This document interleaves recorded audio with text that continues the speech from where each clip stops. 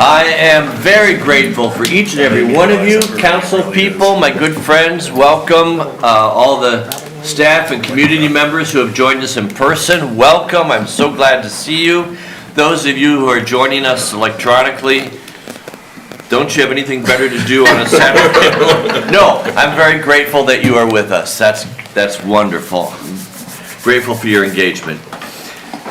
We will begin. This is a regular meeting of the City Council. We are in the city of Waverly. This is January 25th. It's 8:30-ish in the morning, and this meeting is called to order. Friends, the city clerk has prepared for you an agenda. If I could have a motion to approve. Move to approve the agenda as presented. Thank you. Second. Thank you. This will be a voice vote. All those in favor of the agenda as presented, please say aye. Aye. That passed unanimously. Yeah, well, I should ask. Anyone say against? Say aye. That passed unanimously. Thank you very much, council. I just want to point out in the friendliest, most kind way possible that if we conclude the budget today, we don't need to come back in 2 weeks on another Saturday. Just saying. Alrighty. James? Yes, sir. Let's have a budget. See what we can do for you. Okay, so this process started back in October. We talked through some infrastructure at that point, kind of kicked it off, and then it went to staff, blah, blah, blah. Now we're here today. Okay. So it's all done, it's ready to go.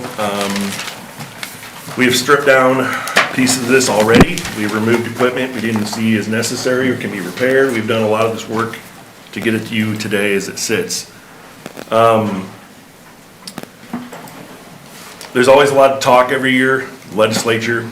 I'm not gonna get into it because it just doesn't matter right now. We don't know anything about it. There'll be some tax reform, tax change, tax, I don't know what. But there's nothing we can do about that today, so we're not gonna just sit here and lament. It just doesn't matter right now. We have to get through this. We will deal with whatever comes as it comes. 2 years ago, you went through House File 718. Last year, we made some hard choices because of that. We're fine. If it happens again, we'll make choices, and we'll be fine. That's what we do here. So, it's a much better budget. I feel good with it. It's, got a lot of things accomplished that we didn't know if we were gonna be able to, and so we're gonna jump right into it. I think first, we're gonna kind of walk through the basics of how we get here and what this looks like. So, there are some charts and graphs, at least one per table. I didn't wanna burn up that much ink and print off 30 of them, so we'll kind of walk through them a little bit. Carla will have them up on the screen if you don't have one of your own to play with. So we will jump into taxable valuation to start with. It's basically growth. Are we growing as a city? Are we not? What's our community look like? We had a very large growth year, and we're still kind of determining how that happened. I think some of it's paper, obviously. We do have some construction that took some of this, but our TIF lessened as we've paid off some TIF debt. We don't need to utilize it anymore. So I think that happened to help us. But if you look at that last column, that's a nice little jump. It's about a little over 15% of growth that we experienced. But the state took away a chunk of that, so we only get to keep about 12 maybe. So we'll still take it. It was good.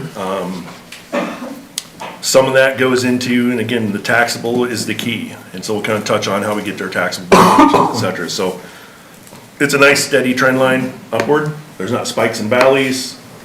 Every community is different, and we'll kind of dig into ours here in a second as well. But the total value of the city of Waverly is now just over 1.1 billion with taxable valuation, the 100% valuation, TIF, everything added together. Of that 1.1 billion, and I'll have a slide that'll show that even better, we only get about half that to actually use against our taxes. So that's the unfortunate side of the way Iowa does their system compared to other states, is that rollback is devastating. So we don't get too excited until we see the taxable, because the 100% valuation is always much, much higher. So if there's any questions, anybody, audience up here, just jump in, ask, interrupt. I don't want to just pound through this and then somebody wonders later what happened. So by all means, if you go to the next slide, it's one of my more favorite slides. it kind of explains the whole taxable, non-taxable, 100% valuation for the budgets. So the top line is our 100% valuation. You can see how that's risen, and it really has grown in the last 2 years. If you recall, last year we grew 21%. The taxable valuation is the bottom line, the purple. And so as we grew 21%, the net after it was removed from the rollback was only about 3. That's the devastation there. We did not have that kind of a situation this year. So the gap between those two, that is the rollback. So that is the amount of taxable valuation that you have versus what you could have had if we were taxing 100% of the price of properties. We just aren't allowed to do that. So this is what that looks like. So we are growing at a large pace. Again, some of that was inflation driven, some of that was on paper. Your houses are assessed higher.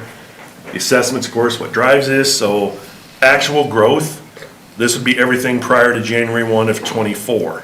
That's what this number represents. So anything that's happened since January '24 will be in next year's charts and graphs for those of you that decide to attend. I'm questionable, so we will continue on. The purpose of the next slide is to kind of demonstrate that, not all cities are the same. If you look at the bottom first, I should have flipped that. 100% valuation for the city of Waverly.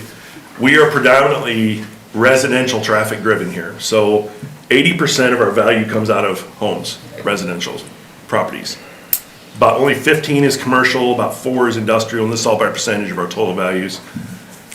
When we go to taxable, you lose a bit of that residential value, because again, the rollback takes a bit of that out. You see a little more then as it shifts to commercial and industrial, because they have a much, much higher valuation for that. They don't see the hit that the rollback does on them. They stay at 90%. I think the current rollback for residential is 47 now, went up from 46. And then the others don't really have a rollback. So when you hear about the rollback coming through, it hits us a little harder than maybe some cities that have a lot bigger industry because they stay at 90%. This is what fluctuates and makes it difficult for us to budget year to year to year, not knowing what we're really gonna have, growth or not growth, because again, we are heavily dependent on residential properties here. James, are the multi-residential properties in residential? They are now. They are now. Yeah, at some point when that finished, what used to be residential, and I'll show you that in the next chart as well, those used to be taxed at 100%, now they're at 47. And so that's all been lost over the years as well, and we do have a bit of that in this community. Any college town's gonna have that. Any upper story apartments are gonna qualify in that. So we lose all that revenue that would have been there also. So it just continues year after year to be less and less. And so if we don't continue to grow, then you get in that cycle of things being much more difficult than they would have been. Yes, ma'am. I was going to ask, for the public, could you just really briefly explain that rollback when you said the current residential is 46%? What you're saying is the actual assessed value, we can tax on 46% of that. You bet. Let's jump to the next slide and we'll be all over that. So this is a 20-year history of what the rollback's done. And as I said, rollback, your property is not completely taxed by the city, the county, college, community college, schools, anything. It's only allowed to be taxed at what the rollback lets it be taxed at. So your $100,000 property, 'cause math is nice when it's easy, only 47% of that is actually taxed. The other 53 is not. So you're not paying taxes on the entire value of your house when you see your assessments, only the amount the rollback permits, which now is at 47% and change. Commercial industrial is at 90%. If you look at the chart, especially the yellow top, that is industrial. Commercial is the exact same, so you really don't see the color difference. In 2013, 2014, the legislature decided to gradually reduce the property valuations for commercial and residential or commercial industrial property from 100% to 90% over a 2-year period. That was a substantial loss in revenue to the cities, us, it was probably $200 and some thousand. There was proposed a payment back to us to continue that process, and there's a lot of argument, was it guaranteed, was it not? In the end, it doesn't matter because they took it away, so we don't receive backfill money anymore for what was lost during that time period. It's being phased out. I don't know, we might have a year or two left and then that's gone. So that's part of what we see happening. The blue one is kind of all over the place. That's agriculture. That's a interesting one. So it's not based on the property value.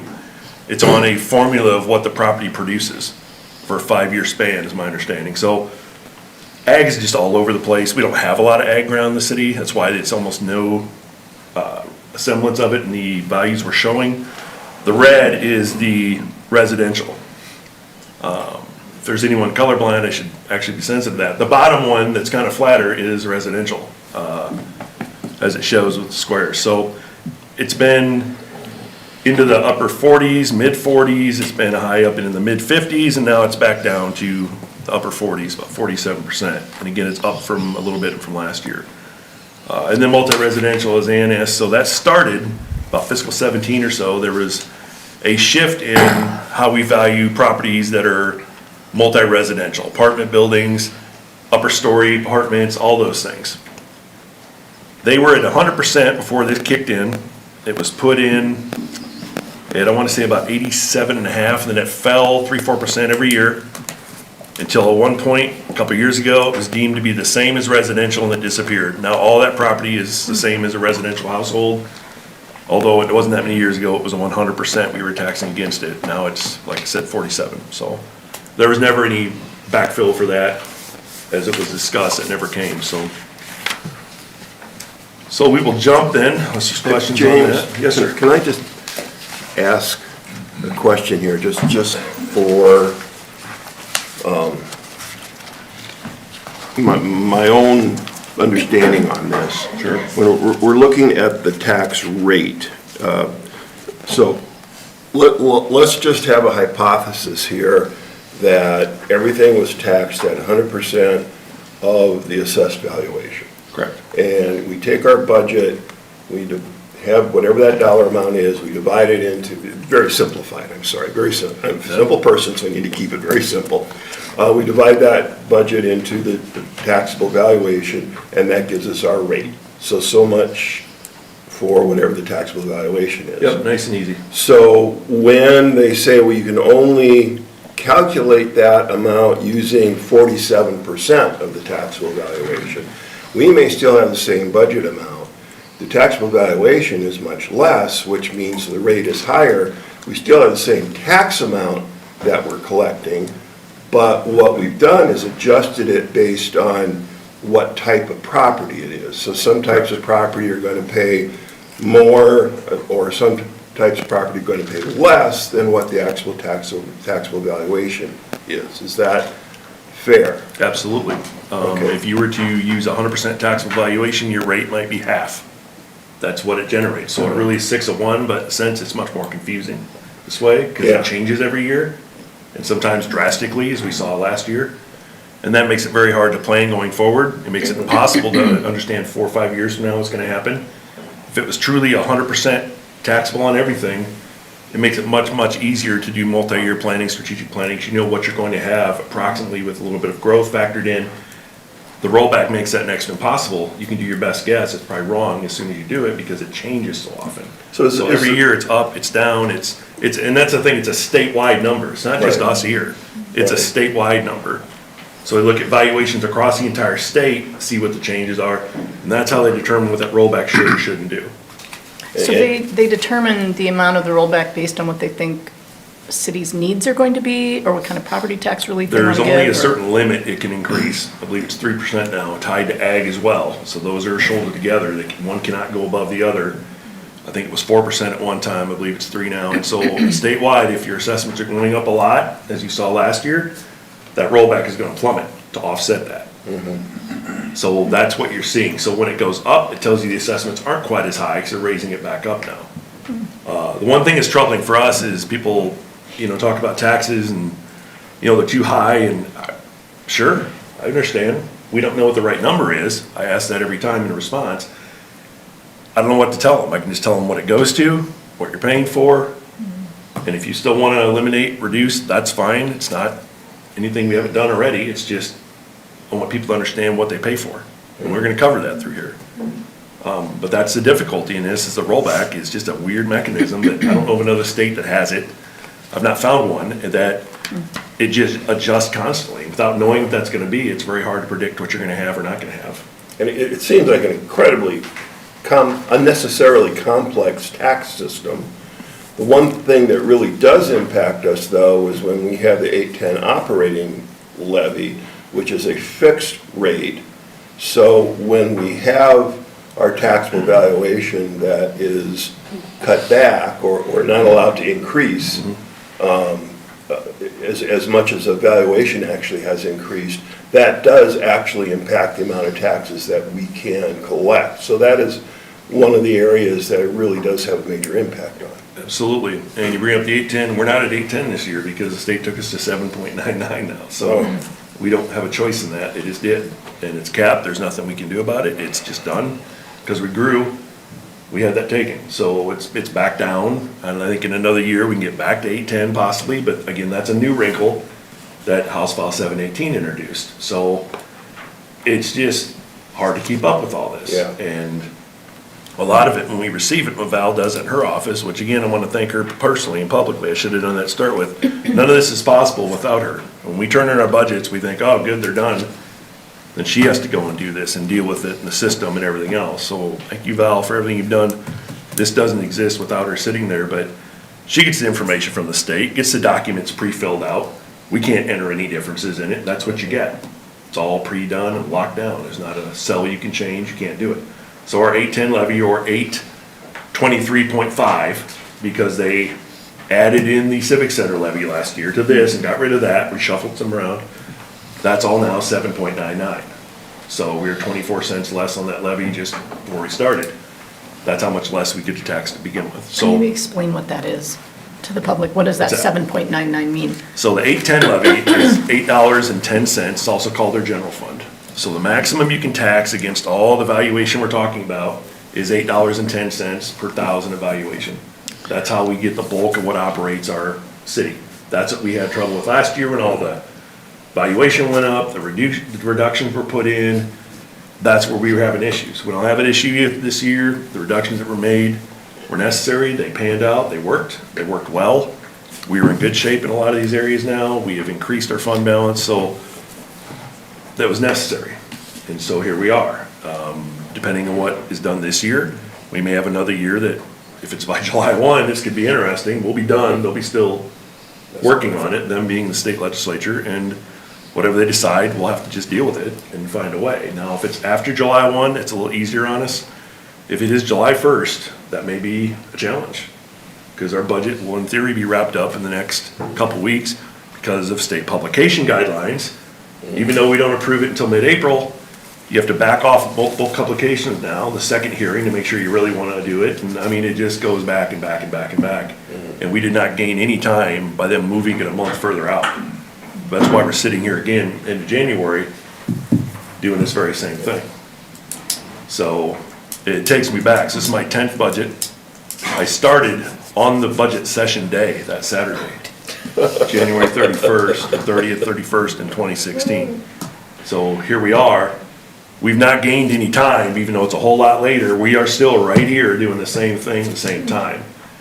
And so that did not help us. Publication requirements, newspaper requirements, all of it. So it's complicated, and that's the thing. So when people are out there talking or writing online or whatever they're doing, they want to simplify it so much. I really wish it was that simple. But this is not that easy. There's a lot of things we don't control that we have to just deal with. So, James, I got a question, but I don't know if it's premature to ask at this point. So with the House File 718, there was the 3% growth, where if you were above 3%, you got knocked down 1%, and if you were above 6%, you got knocked down 2%. And all that. What was our growth? this year we were at 15 and change, so we're down to 12. And actually, they've redone that now, 275, you lose 1%. They've re-bracketed a fourth tier in there. That change was made this year. So again, it continues to evolve. So year instead of after 3, year. now it's 275? Yes.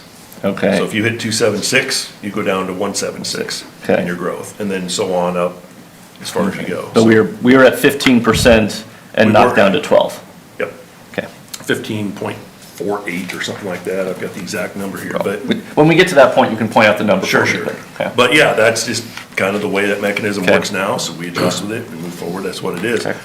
I will say, that kind of growth is nice. It won't happen next year. You just had you build elementaries, you have your TIF going half, all these kind of things that go help jump that 100% valuation. The taxable is still up quite a bit as well. So I assume you're seeing residential increases, assessments, things like that. Again, we don't control that. What we control is what we spend, and that's the other thing that I think is interesting. There's the comments that, spending's out of control, et cetera. We don't go into this budget thinking, boy, we grew a bunch, we better spend a whole lot more. We determine what it is regardless of what the rates are. We don't even know the valuation rates by the time this budget's turned back in and done, because that happens in December. We don't get the rates until January 1st. So there's no way to sit here and plan that we did grow, we didn't grow. We have to react depending on what comes in on the 1st of January. And that's why it is such a scramble from January 1 to get you to today, to try and get this all hammered out depending on what you're seeing. That's why last year was so hard, this year was easier. We grew beyond some of that, but that will not happen every year, as you see in the charts. That's just not what we do. Be nice if it did, but I just don't see that happening. So, Is there a fairly simple way for us to understand the state's rationale for the rollbacks, period? Asking the Is wrong it- people. Is it so they can say that they have decreased property taxes? I really would not know. It's been on, it was going on about the time I was born, probably. It's been way back, not way back, but way back. It's been around for a very long time, and I want to say it's the 70s, but again, it's been a late night last night. I'm a little fuzzy, so I'll find that for you if you want to know. Rollback goes way back, though, to where I don't know what the process was or what the thought was at the time. I think it had a lot to do with ag crisis, farm crisis, spiking in bills. It was tied to ag. And it was to keep those from fluctuating so much. I think it's where some of the production part of it came in versus the land pricing. I think that's a lot of what was happening at the time. But things have changed greatly since this first kicked in. Okay, ready to jump ahead? So then, as we jump into this next section, it's from Mr. Kangas, I know he enjoys this one. We want to break down kind of what you're seeing here, kind of the expenditures. Some departments produce revenue, some do not. And so this is kind of a representation of the size of each department based on their expenditures. We'll get to the other just a little bit after this. So these are more consolidated, more service area driven things. You have your public safety, police, fire, ambulance, you have sewer, public works, which includes streets, leisure services, library, et cetera. We just try to categorize so you can get a sense of where overall expenses go in the city budget itself. Okay? Some people see bar charts better, so the next one shows the same thing in more of a bar chart. So you can kind of see it's the exact same information broken out separately. Again, this is categorical, lumped together. Here you sit. Okay, so we'll keep progressing. If you go a little further, the next one goes department by department. And again, these are expenditures. This is not factoring any revenue. You kind of see it's a little bit all over the board. Some barely register compared to others. It's just kind of where you sit, so. But the one everybody wants to talk about is the taxable side. So let's jump to the next one. That's the taxable side. Where do your taxes go? So again, categorically, this is your summed up pie graph. Public safety, ambulance, public works and streets, that's basically our mechanics, a little admin. Thank God for the mechanics. That's probably saves us half what it would be if we had to take these out somewhere else. The facilities we provided, it saves a tremendous amount of taxes just for having that. Library, leisure services, of course, is a litany of different things, parks, rec, et cetera. We'll show that next. Economic development, all of you are that little green sliver here. And then finance, HR, et cetera. The airport's there, just you can't really see it very well. It's not a big part of our taxes, so to speak. So similarly, next page is bar graph, showing the same kind of thing, a little bit extra by percentage. And then it jumps into, the last one is by department. So you can kind of see, once you break out, pool, pro shop, golf course, cemetery, parks, library, police, ambulance, fire, everybody, kind of representation of where it goes. I feel bad for showing Rich over there skewing the table quite a bit.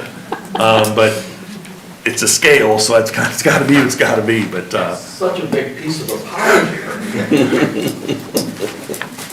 so that's kind of the kicker. And honestly, citywide, statewide, this is what it's gonna look like. A lot of it is, public safety in general is a much larger portion of budgets than anything else. It just seems to be, so. So in a nutshell, a very drawn out nutshell, that is what we have to kind of kick off how we got here, what it is. The final one that we will have up is the portion broken out. This is last year, of course, we don't have this year's rates. It kind of shows you who has what on your tax bill. We have about 45% right now, that'll shift. It shifts every year.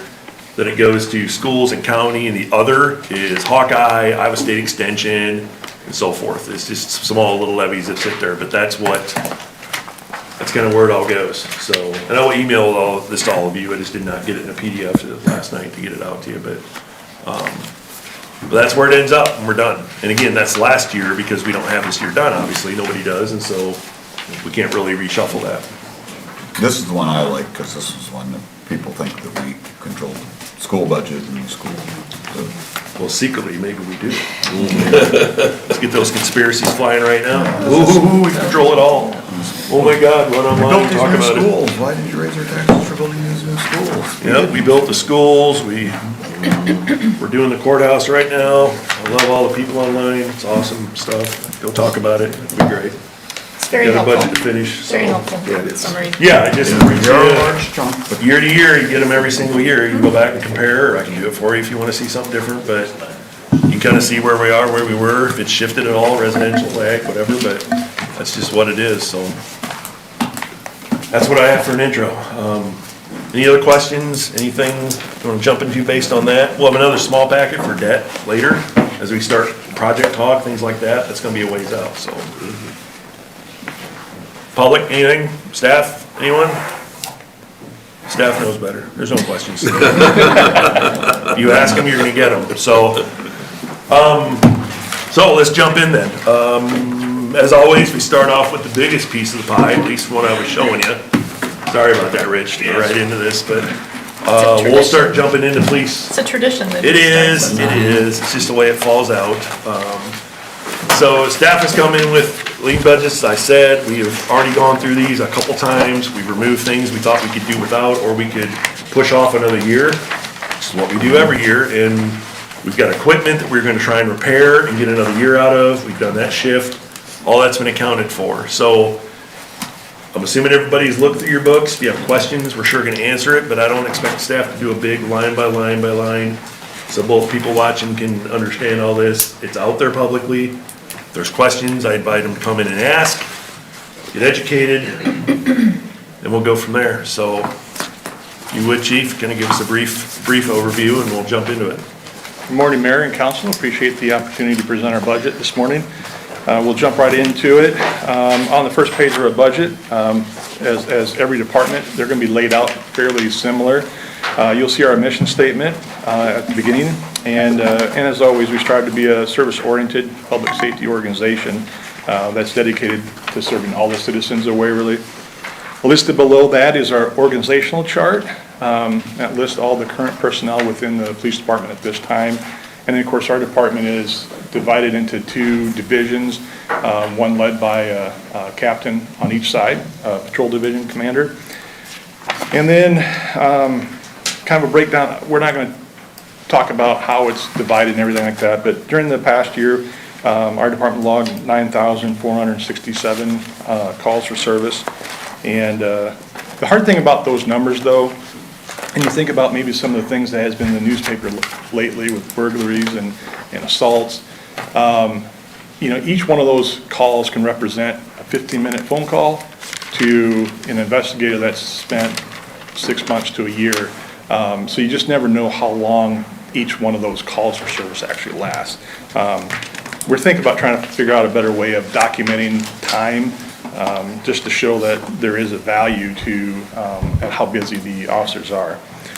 On the next page, you'll see the activity cover sheet and breaking down into a few different goals, and the ultimate goal is to provide a safe community and to respond to the needs of the citizens.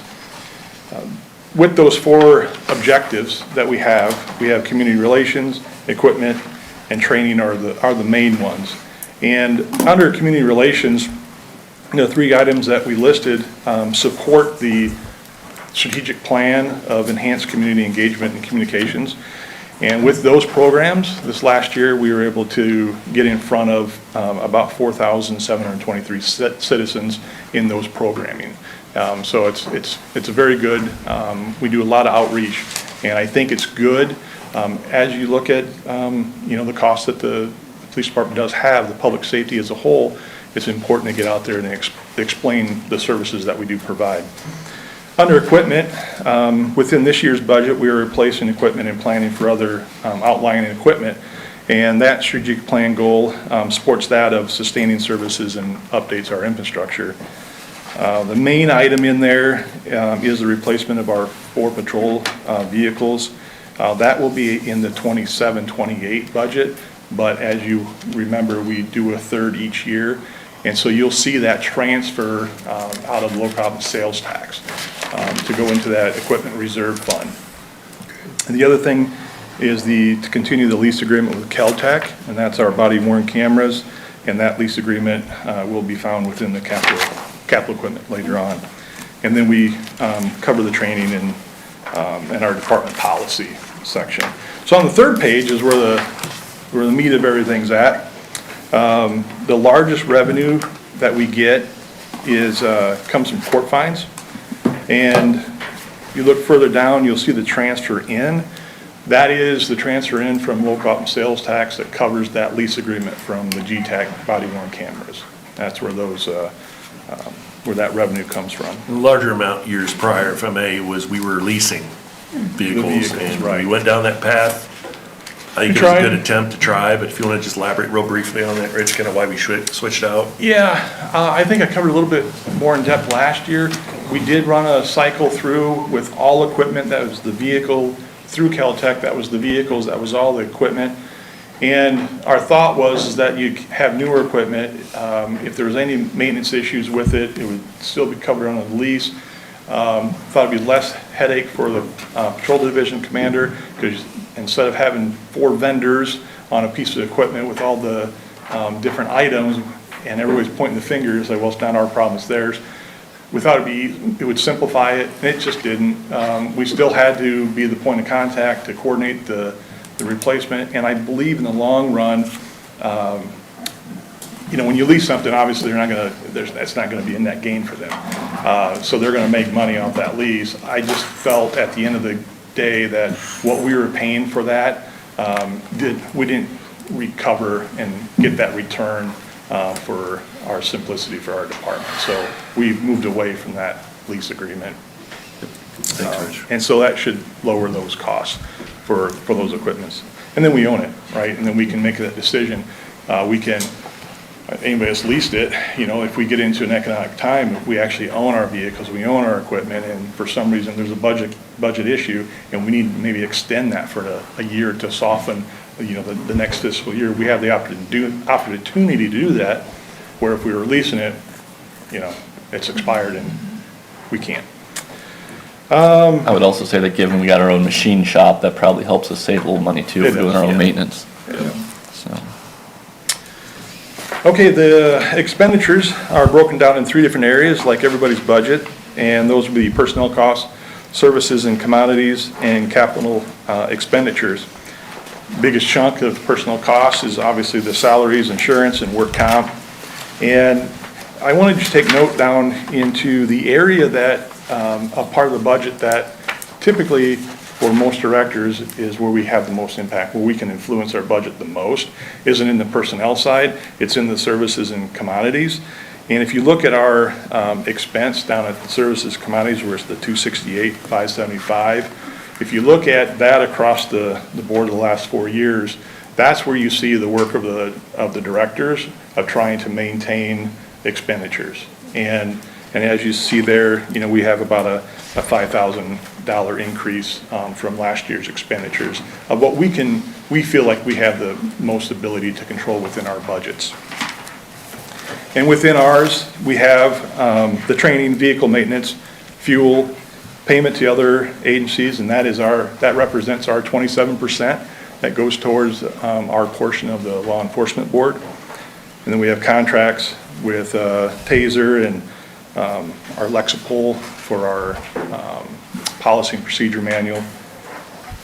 And then under capital expenses, on the next page, the only line item there is that's where you'll see the expense side of us expending that $15,800 for the GTAC camera system.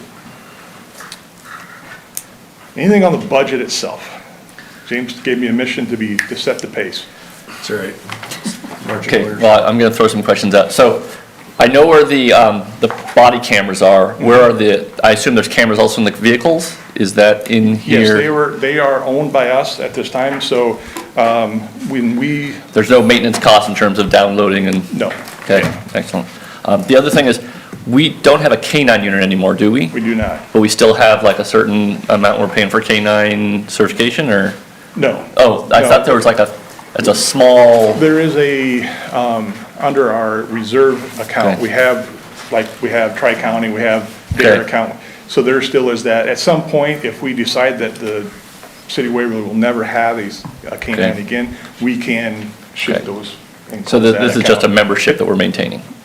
No, it's just the balance that's there. Oh, okay. Yeah, are you looking under? I'm looking at dues memberships, United States Police K-9 Association. On that other page. Yeah, it's carryover.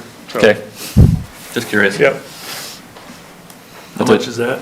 It's like $50, it's not. Oh, $50, okay. Under dues membership. Yeah, that might not get cleaned up from previous activity sheets, yeah. Okay. Chief, under personnel, looks like you're adding an investigator? No, Shifted. Because you got, over the last few years, 1, 1, 1, 1, 1, and then proposed 25, 26, 2 investigators. we have, I think, the previous budget that was presented to you by, I don't know who makes these, but that was an error.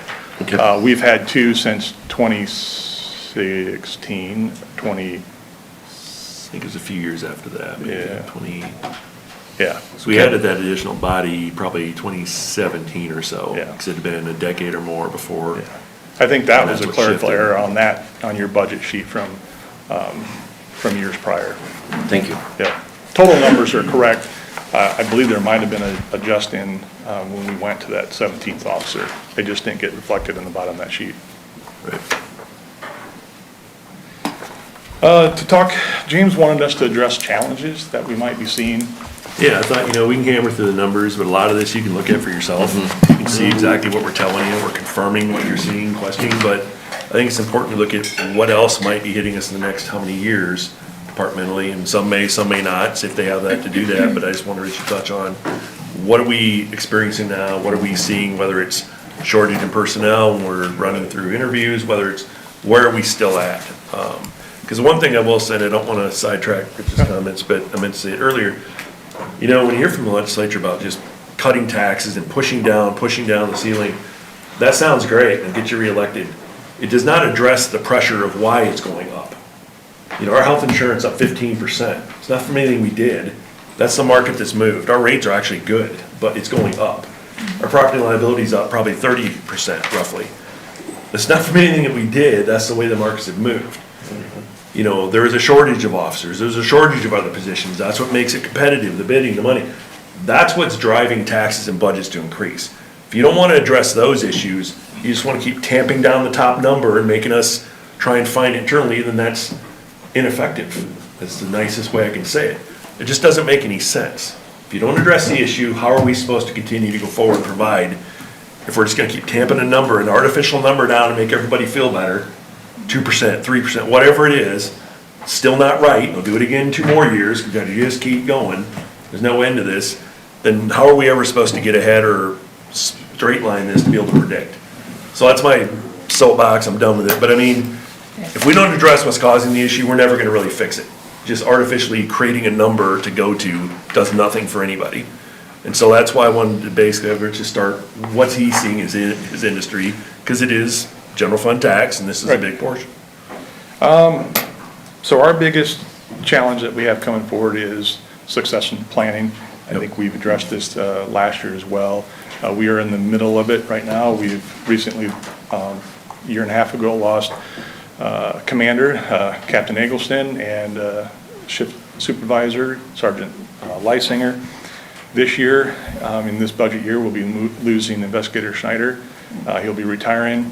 Next year, Captain Leonard, who is our Investigative Division Commander, and myself are up for retirement, and that is a possibility. So with those losses, it's the loss of the experience that you have in those upper positions, like most departments will see. When you lose and you have retirements, there's the ones that will walk away with the most experience and that has the most knowledge.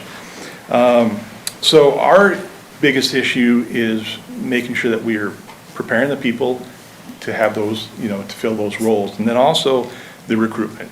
Recruitment of those, of that staff is difficult. And that has been a trend statewide, probably nationwide, for the last couple of years. That is why you'll see definitely in the Des Moines metro areas, you have officers starting at $100,000. And so we can't pull people to come up to Waverly away from if you're in those regions, because we gotta find a way to keep the folks here instead of wanting to go work down there for that kind of money. So we've looked at different ways to try to attract personnel, and I think it's Waverly. We can, if we get them here, we truly believe that we can retain them with the way Waverly is, the way our department is, but it is attracting those people to begin with. And I know every industry in Waverly and around this area has that same issue. It is just something I have never seen before, is the competitiveness within the departments where they're doing, never seen this in government for police officers, where they're re-enlistment bonuses, they're providing moving expenses. That's CEO type stuff. You live in town, they're throwing out, $5,000, $6,000. They're sign-on bonuses of $10,000 is just unheard of for police officers, when you think back in time. So that is our biggest challenge, I believe, is moving forward. Between Jason and I, that'll be about 60 years worth of experience that'll walk out next year, and so we gotta plan for those things. And the biggest thing, because we can control the knowledge within our department and to prep those guys, but it's bringing on the folks, the new staff. So Rich, do you have any things you do locally to try to get kids interested in law enforcement careers, or do you reach out to Hawkeye to try to get local people to? We allow interns to come through Hawkeye. When Warburg has someone that they would like to intern with us, we accept that. We do the job fairs. I reach out to every criminal justice instructor in the area, the ones that respond back. We continue to work with them and to let them know of any of their police science students, their criminal justice students. This last time, our last hire, one of the trainings I went through was to look beyond, what the normal pools of people, and where we were able to pull in a school teacher, and but there are folks that still want to help people, and so you got to look outside of the traditional areas. Okay. I guess I'll bring up the elephant, red light cameras. Sure. Where does that fit? How does that fit? Where's the planning as far as budgeting or not budgeting? We've not budgeted anything for that. It's a completely unknown scenario. I don't want to speculate that we're going to draw this in, reduce the tax down, this and that, then it doesn't happen. All of a sudden, we have a huge deficit. Right. So we're going to try run this, see how it goes.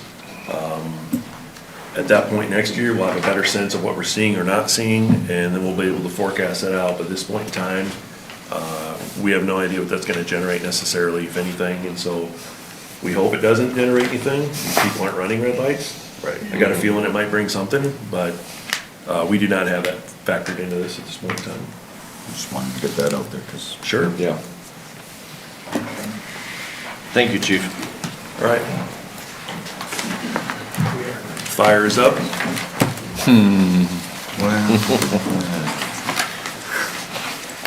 Oh, he brought props. He That's brought what I'm props talking tonight, about. yes, That's what I'm talking about. he's show and tell.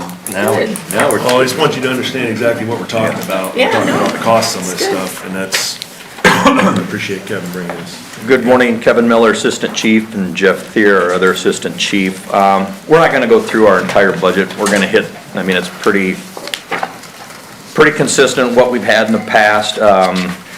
I'll start out with the department number, that's 6310 at the top. We'll just highlight some of the things that are kind of jumping out at us here. First one's our water softeners on the Blink. So you can see we got $2,000 in there to try to upgrade or to replace that, get that taken care of. 6504, we're gonna try to update our boat trailer. I don't know how many of you are familiar with our water rescue system, but we own a John boat and we own an inflatable. Right now, we keep the motor for the inflatable and our ropes in the bottom of the John boat. Throw the inflatable on top of it. When we get on scene, if we need the John boat, all that gets unloaded. We deploy the John boat, and when we get back, everything gets back loaded into it. Last summer, we had a jumper, and we went down to the bend, didn't know what we were gonna deploy. You gotta unload everything. It's really kind of a nightmare. This is not a picture of the trailer, but this is an idea of what we want to do. That way, when we get on scene, if we need to use the inflatable, it comes right off. We don't have to unload the John boat if we need the John boat. The inflatable stays where it's at, and we're good to go. We've got a used double-decker trailer already, and so we just need to rework that and make it just so much more convenient. Right now, we've got markers that we use when we get on scene. If we have somebody that's gone down, can deploy a marker, the last spot that they were seen, and can start our procedure from there. Those stay at the station. We just don't have room to haul them. So we want to try to revamp this trailer, so when we get on scene, everything that we might need is with us. You'll also see an SCBA RIT bag.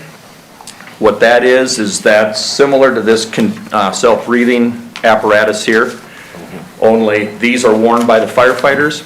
This RIT bag will be if somebody is down in a building, trapped or whatever, we take this RIT bag with us. It has a mask for them, it has a tank for them, it has everything we need for them so that they're not hooked onto our air tank. We don't have one of those right now, and so that would be a nice, very nice addition. Next page, 6727, you'll see the big item there are the 14 additional SCBA tanks that we're asking for. Each edition of these air packs last about 15 years. We have some now that are from a latter edition, and they just don't mesh. Parts are hard to come by. We've tried to keep some of the old packs like this one, just in case we needed to try to salvage some parts off of it. But they're to the point now where they're very obsolete. The biggest advantage of going to having everything in the same edition is it's a buddy system. And so if I'm a down firefighter, Jeff comes in, this breathing system here we can hook in, and I can breathe off of his tank. It don't work. This is an old enough pack that we no longer have the capabilities of doing the buddy breathing. And so that's a huge thing right there. Does it happen very often? Not really. But at the same time, it only takes once, and when you're in, you really like to have air.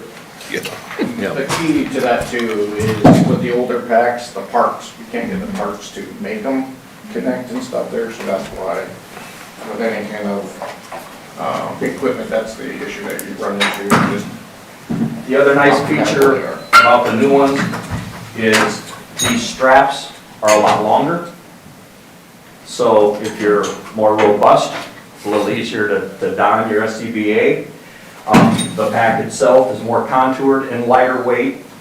The new ones, the battery system is a whole lot better.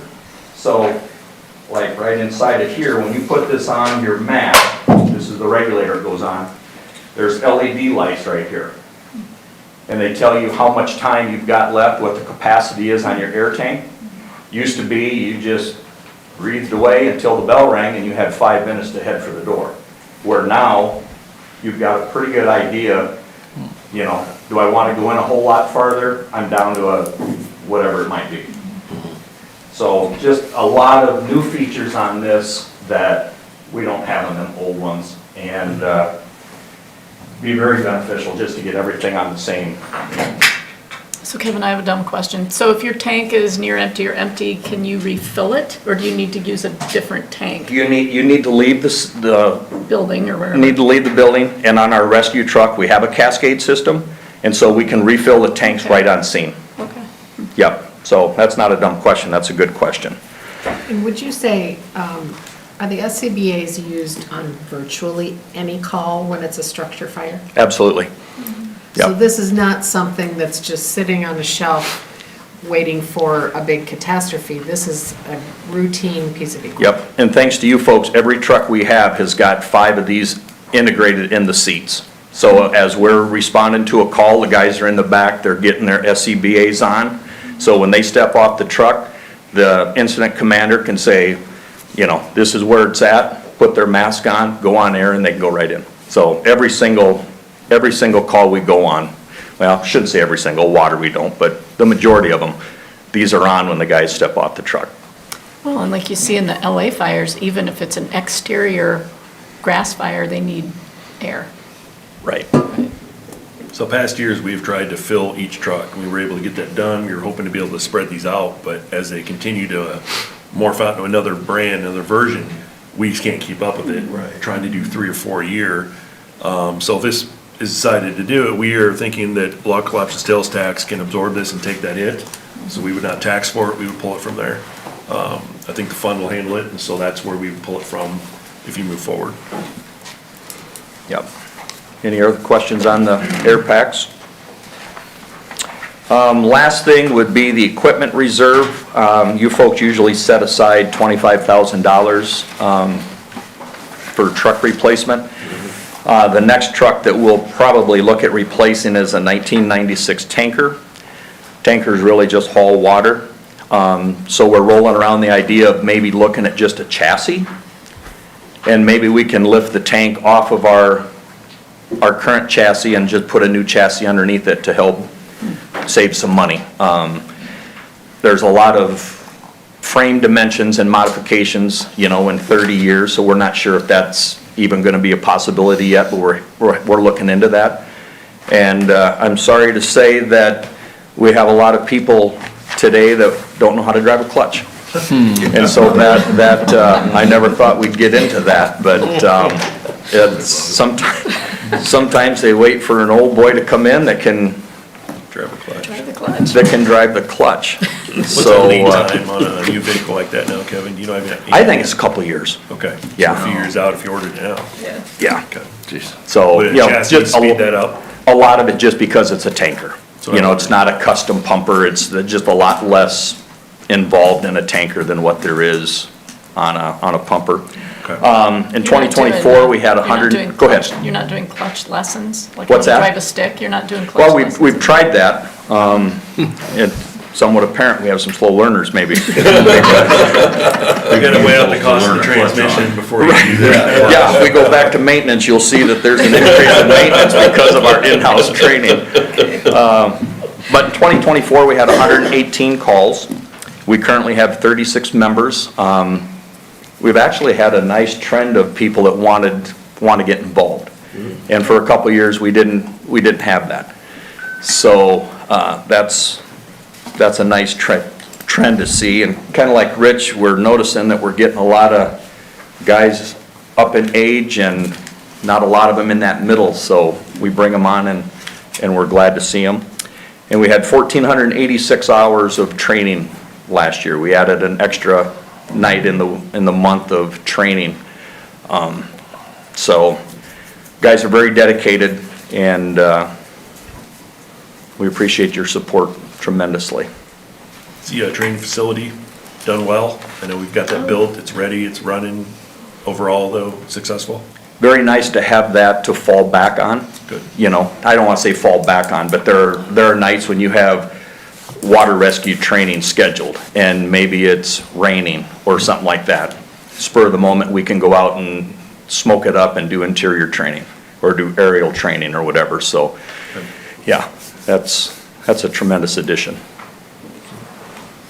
Those are gonna be a couple of my questions was on the, how you're doing with personnel and people volunteers and making sure you're still getting enough people to Yep. be involved.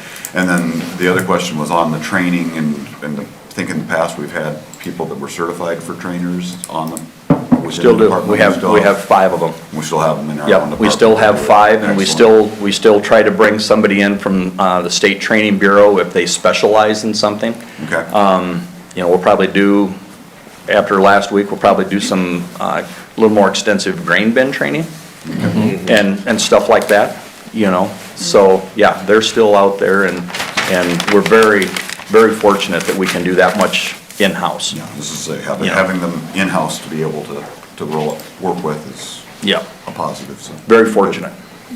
Do you have any women in the department now? Yeah, Katie Herv. Actually, Katie resigned. Oh, Yep, Okay. she resigned, and I think family pulled her more towards home. yeah. yeah. You know, and so we don't have any more right now. But we've never had a bad one. They're not afraid to jump in and get their hands dirty, and so, yeah, we're very fortunate there too. Something new that tied to, Tim, your question about recruitment and stuff. One of the things that we're going to start hopefully this coming year is our junior firefighter program. So what this will entail is us kind of recruiting into high schools, looking at between 16 and 18-year-olds.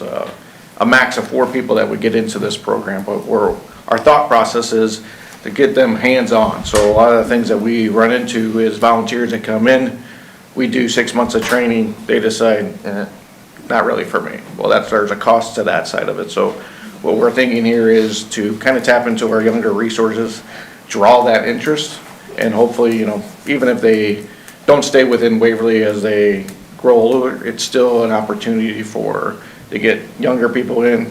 We would keep them out of the life safety things, but get them enough hands-on to determine if this is a fit or something that they're interested in doing. So that's we've reached out to other departments of how we knew that they had it, how it was going for them, and just again, another opportunity that we're trying to do to get more recruitments and a recruiting base of younger people that would be interested in the service.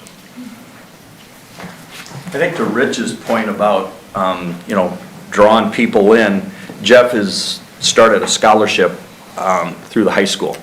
And if you're going into college, into the fire service, why we would, you know, give you a scholarship. And sometimes we don't get anybody that's going into fire. So then we broadened it out, and we're like, well, maybe into law enforcement. A couple of years ago, we had one that was going into forestry. Wanted to be a forest ranger. That was about the closest. So I don't know if that trend is more away from EMS or towards EMS or what, but I think it's a lot of correlations with what they deal with also. I want to put in a shameless plug for Claire Bullrichter, one of our previous citizens. Her parents still live here, and she is writing a book about her experience as a forest firefighter, a female forest firefighter, and about public policy in that. She signed a contract, and the book is forthcoming. Yeah, that's a special breed right there. You know, to jump out of a plane into a forest fire with a spade strapped to your back. Yeah. Not sure that'd be my gig, but Yeah, yeah, yeah. it's, you know, and you watch those forest fires, it's just, it's unbelievable. So, we all have our purpose. So, thank you again for your support. Thank you. You have questions? Okay, thank you. Yeah, thank you. Al, do you have a question? Yeah,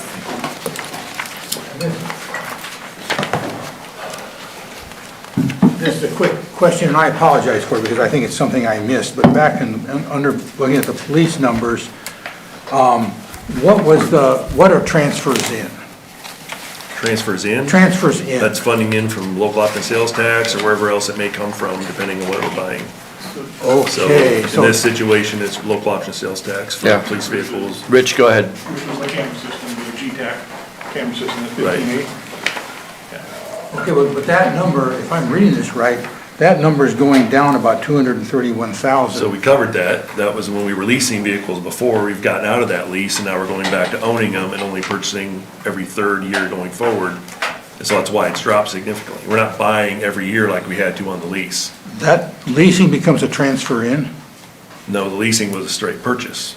And then we did Right. transfer it in from local option sales If I tax. can, It was coming from- sorry. If you would, Rich. So last year is when we purchased the vehicle, so we have brand new vehicles. Correct. So we set aside a third each year, and so we put it into local option sales tax, into a capital equipment reserve, or equipment reserve fund, and so it sits there until the purchased year. So last year was our purchase year of vehicles and equipment, so that's where you see the big dump in. And then at the bottom of last year's budget, you'll see the expense of where the capital purchases went out. There were pretty good transfers in year to year, every year prior to that. It drops clear down to very small. Right, those are purchases that were set aside. On the local option Yeah, sales tax. yeah. Okay, Yep. so out of the, that drops by 231,000, and the overall police tax needs go up by 248. That drop in the local, and the transfers in is most of it, really, right there. Right, it was in and out. If you look later on in the capital reserve, that's where that money came from, sat through, and so it's a zero wash entry. Mr. Nedza, with the ambulance up here now, would sir? Good morning. Good morning. Good morning, Mr. Mayor, Administrator, Council. Hello, good morning. I'm Nick Nedza, Ambulance Department Manager, Waverly Health Center. First of all, thank you all for your continued support with the ambulances, the fuel, maintenance, which really is the entirety of the budget here for the ambulance department is wrapped up into the vehicle and, like I said, the maintenance provided here at the city, which is, of course, beneficial to be so close. The marks there in the city do a great job keeping the ambulances running. We did place an order for a new ambulance in May through Lifeline and Sumner. It does take 2 years to get an ambulance. I did see a company in a different state boast that they could get an ambulance to you in 21 months. So it's not, this 2 years is not a tremendously abnormal thing for ambulances. So we are looking to get that ambulance then next in, be about May of '26. So you'll see in that budget, the money set aside with the hope of replacement every 3 years. This new ambulance is going to replace a 2015 ambulance. Currently, well, at the end of '24, that ambulance had 291,000 miles on it and 7,500 hours on it, engine hours. So it is due for for replacement. Now, moving forward, there are options to remount, like Kevin was talking about, remount, just buying a chassis and then having Lifeline take the box off the ambulance and put it on the new chassis. That will save roughly $100,000. The same time, it's still about 18 months to 2-year lead time to get those. But I think now with the way that the trucks have been maintained, the boxes themselves don't really fail. Lifeline stands behind those. And so I think that's certainly an option after we get this the next replacement. Then I think remounting is probably the way to go. And we'll stick with Lifeline until another company can prove that they can do it better, faster, whatever. So, any questions at all about the budget before I talk about the ambulance department? as a whole. I think it's great you can get the ambulances from Sumner, Iowa. Yeah, That's that amazing. is certainly something that, it's been suggested, do we look other places? And it is nice being so close. If there is something that we need, whether it be our mechanics or somebody from Lifeline will bring it. And so it is very nice to be so close. How would you get around the downtime of transferring the box? Yeah. When you're gonna be without an ambulance. It's a great question. Versus trading Yep. on the same day and you still have the equipment. Correct, yeah, so, the ambulance that is set for replacement, we are going to retain. The value for trade-in was pretty negligible, frankly, and, so in communication, it was decided, so we will maintain that ambulance to have a fourth ambulance that will be just for, if we are down for a long time. If we total an ambulance, and we have to get a new one, it doesn't speed up that 2 years just because we think we need an ambulance faster. So we're gonna maintain, the fourth ambulance, we're gonna have 4 ambulances in the county. Waverly's designated, Adams 1, 2, 3, and 4. Currently, we only utilize 1, 2, and 3. But when this replacement comes in May of '26, then we'll add a fourth. And it'll be strictly a backup, when we do have these lengthy remount time, because it will be, they come get the ambulance, and then they have it for about 3 or 4 months to do this remount. So that would be time that we would be without, but, which is why, again, we've talked about maintaining a fourth one. As much as we'd like to warn them, the deer do not care that it's an ambulance. That's true. They step out in front of that, same as another vehicle. Yeah, That's yeah, a lot. unfortunately, Tripola ran into I had the opportunity to hit a deer, and so, like, that Took was, it? unfortunate all around, but they, so, like, they were without one ambulance for quite some time, and it's, so, in an effort to avoid that, we also need to look at, we still maintain just staffing 2 ambulances 24/7.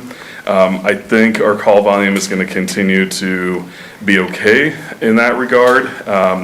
That being said, volunteerism as a whole, just in general, not just EMS, is on the decline.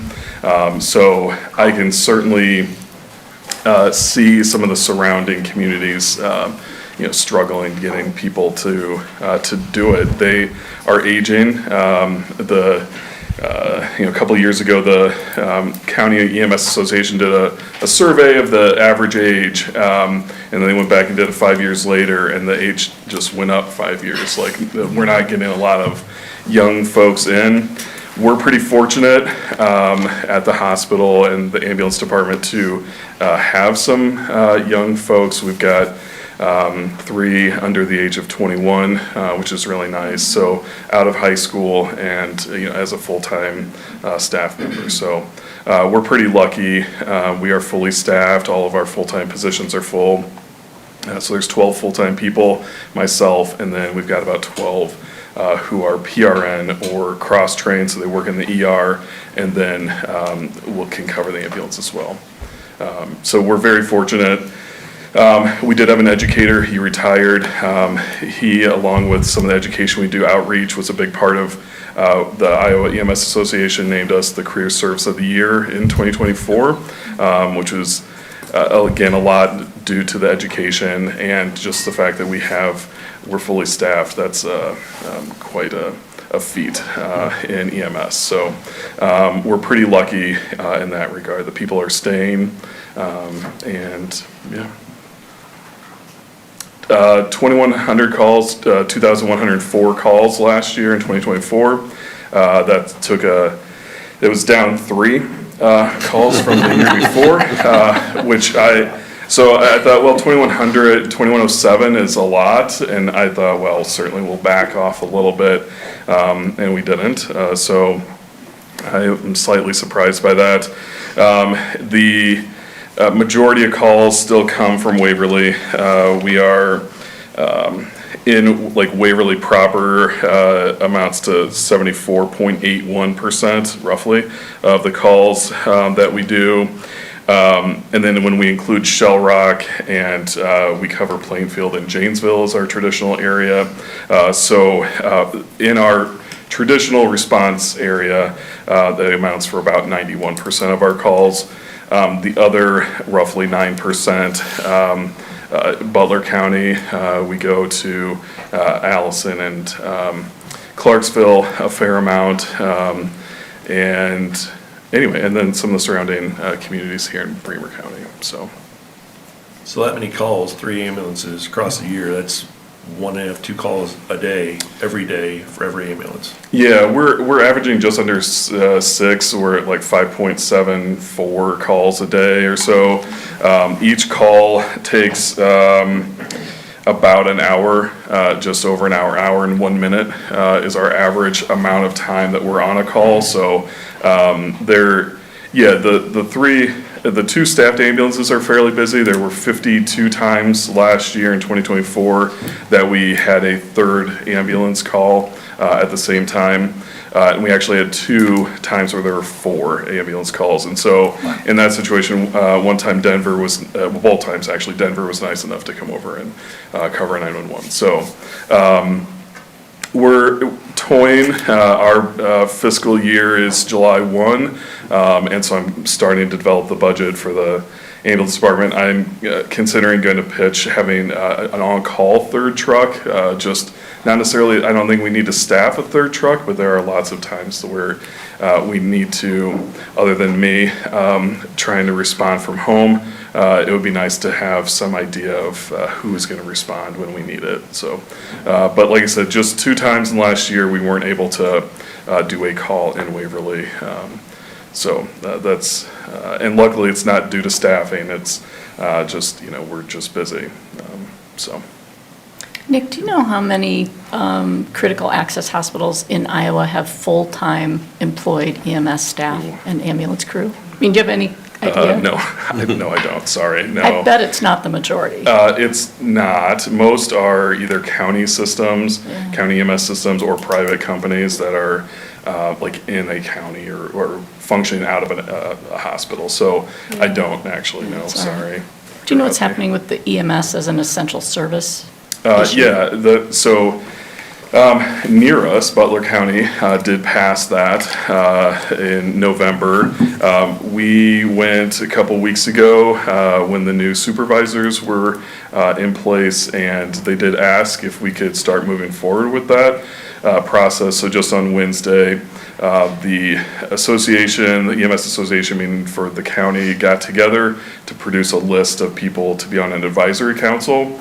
That list then goes to the supervisors, they determine who's on this advisory council, and then that group comes up with how much funding we would seek to raise, what that money's gonna go to. So I don't have any idea of what that might look like. It would be up to that group, so. It sounds like it's in progress. Yes. The supervisors about 2 years ago said, yes, we're gonna do it. So we're now starting to do it. So that's exciting. I don't know what that's gonna mean at all. It's gonna be a lot of moving parts, obviously. I have a question that I realize I probably should have brought up when fire was still here also, but can you speak a little bit to the bridge closure and kind of how you're handling it and how it's being affected? Yeah, good question. I've watched pretty closely our response times. I haven't seen any difference. Our response time is on average 7 minutes and 26 seconds. And that is actually down 5 seconds from the previous year, from 2023.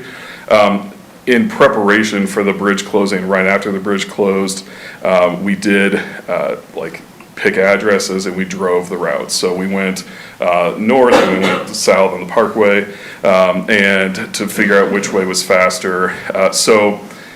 Unless we're coming like here, for example, or right downtown, we haven't seen a lot of difference in the response time for us. We did talk about, that's part of the reason why we did these driving and have been watching this so closely.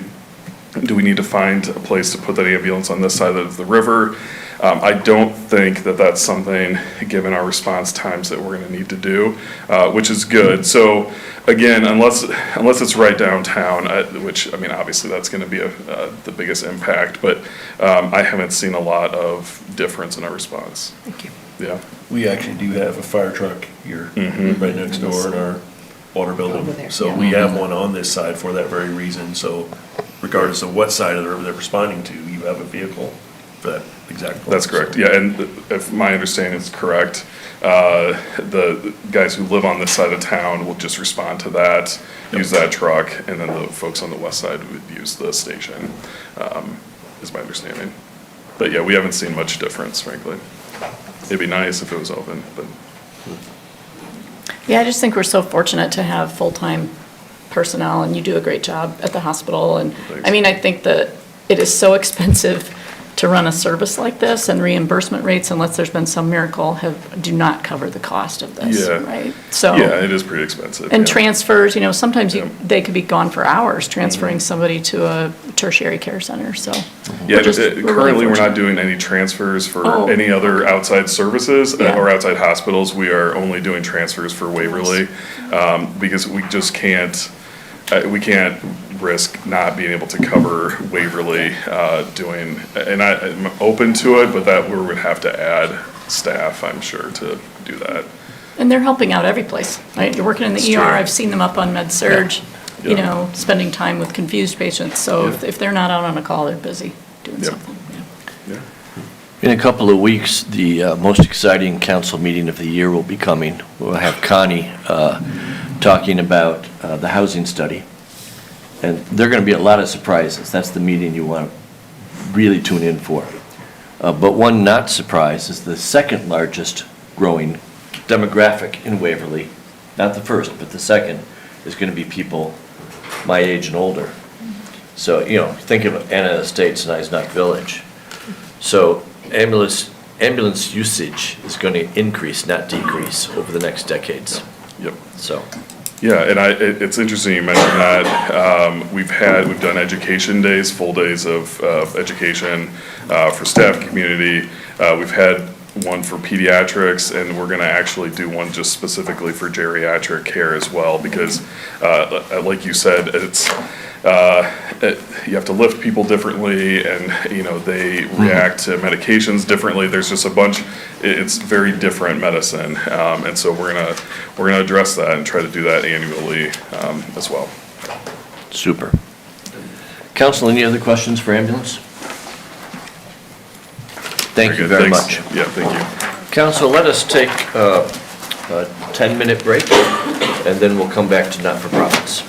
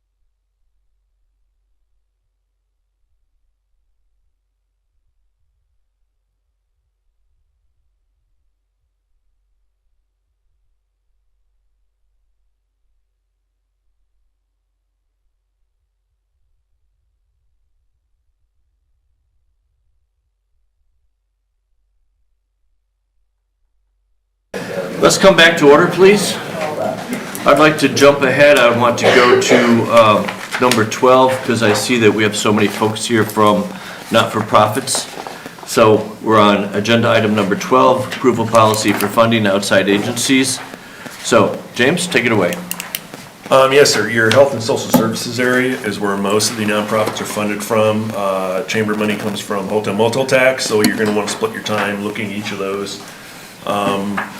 So I don't know if we need to rock, paper, scissors, who wants to come first? It doesn't matter to us, but anyone would like to approach and discuss, we can certainly do that. We probably need to get a list next time. It's kind of a bit Let's of just a- make it up. Community action, come on up. I like it. There you go. That's why you're mayor. That's why you're mayor. Wonderful. Good morning, everyone. I do have some materials here I can pass around. Can you start by introducing yourself and tell us the correct name of your agency? Yes, I'm Carly Schmelzer with Northeast Iowa Community Action Corporation. Thank you. Yes, you're welcome. Should be plenty for everyone. All right. Good morning, and thank you for having me. As I said, I'm Carly Schmelzer with Northeast Iowa Community Action Corporation. I've been with the agency for 10 years, nearly 5 years now as the Operations and Development Director. I am going to point out that joining me today is Nicole Greasy.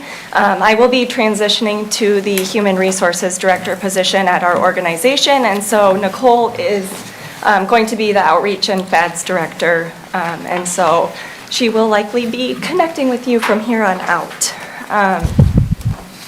This is my third year joining you, not only to help you understand the need for your ongoing support of our programs and services here in Waverly, but more so to recognize the significant impact that this support continues to have on residents of your community.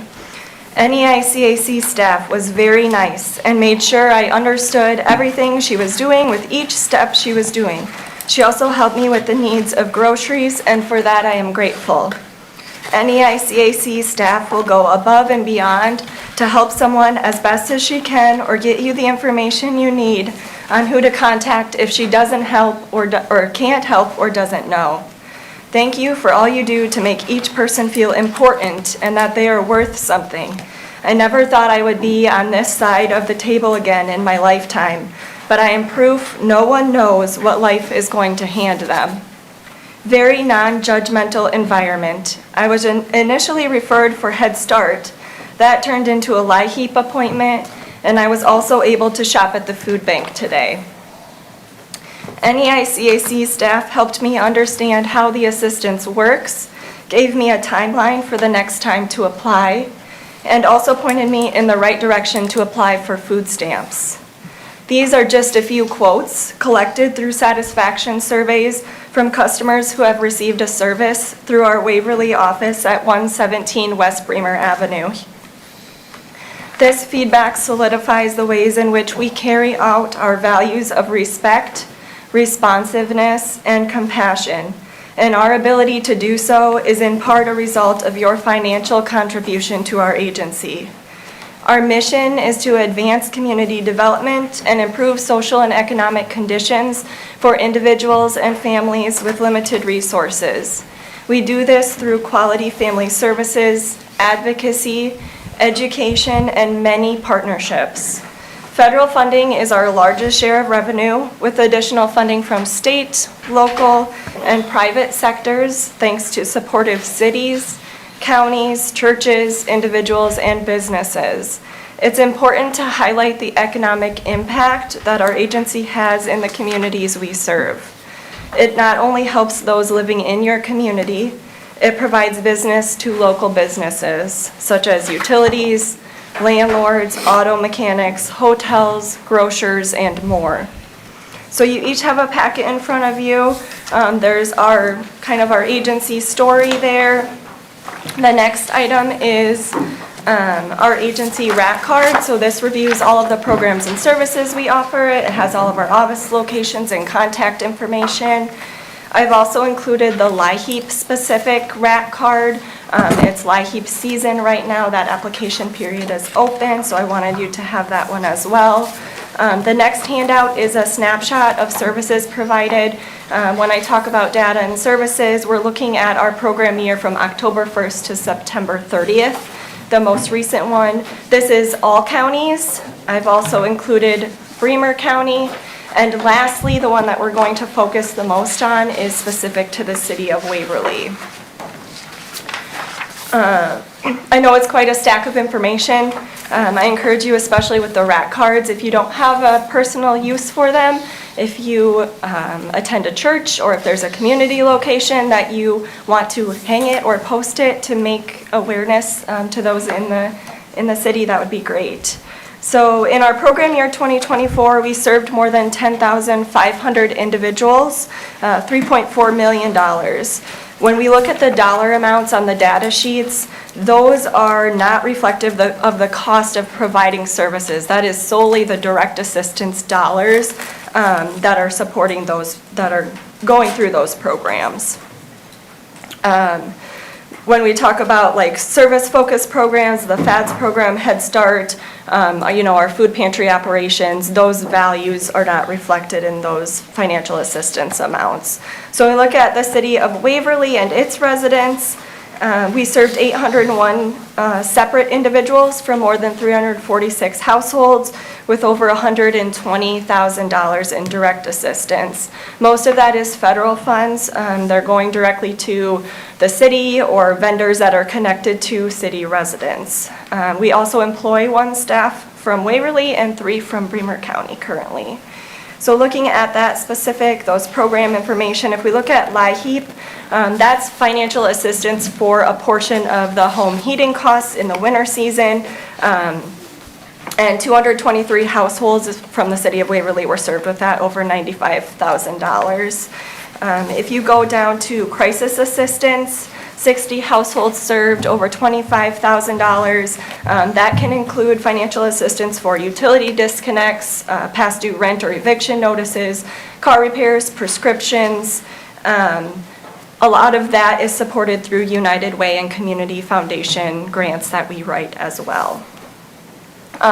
The one challenge there being the funding for staff time to process all of that assistance. Oftentimes, the grants that we write for, they have a cap on the amount of administrative costs that you can use for the funding. Weatherization assistance program, we weatherized 1 home in the city of Waverly. When we're doing that, we're looking at insulation, LED lighting, repair or replacement of furnaces. Really, what is it going to take for homes to become more energy efficient and safe for the members in the home. We operate Head Start and Early Head Start. We have 13 Head Start classrooms across our service area. You can see there our Waverly classroom served 18 preschool students. Family Development and Self-Sufficiency, also known as FADS. It's a home visiting program intended to address a family's basic needs, support them in goal setting, connecting to resources, looking at overall family well-being, and helping families to develop a career path and move towards self-sufficiency. We have a low-income housing program. We've built and owned several homes and multi-unit apartments. In Bremer County, we've built 5 lease purchase homes in Tripola and 2 in Sumner. Lastly, I'll just touch on our food pantry. So Bremer County Food Pantry, we are the only pantry here in the county.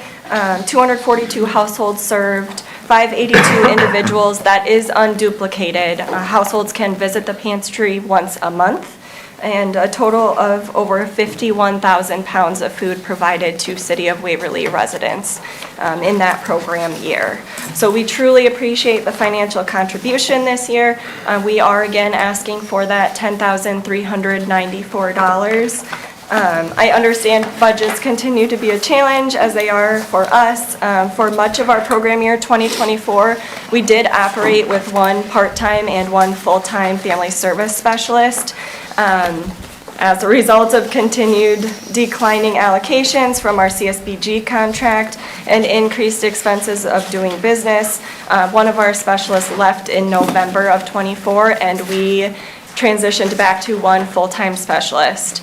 We are utilizing volunteers more. We have a couple of volunteers that regularly come and help with pantry operations, and really just trying to look at, ways to continue to utilize volunteers in that way. Administrative dollars run short for state and federal programs, and there are not available grant funds to sustain food pantry operations.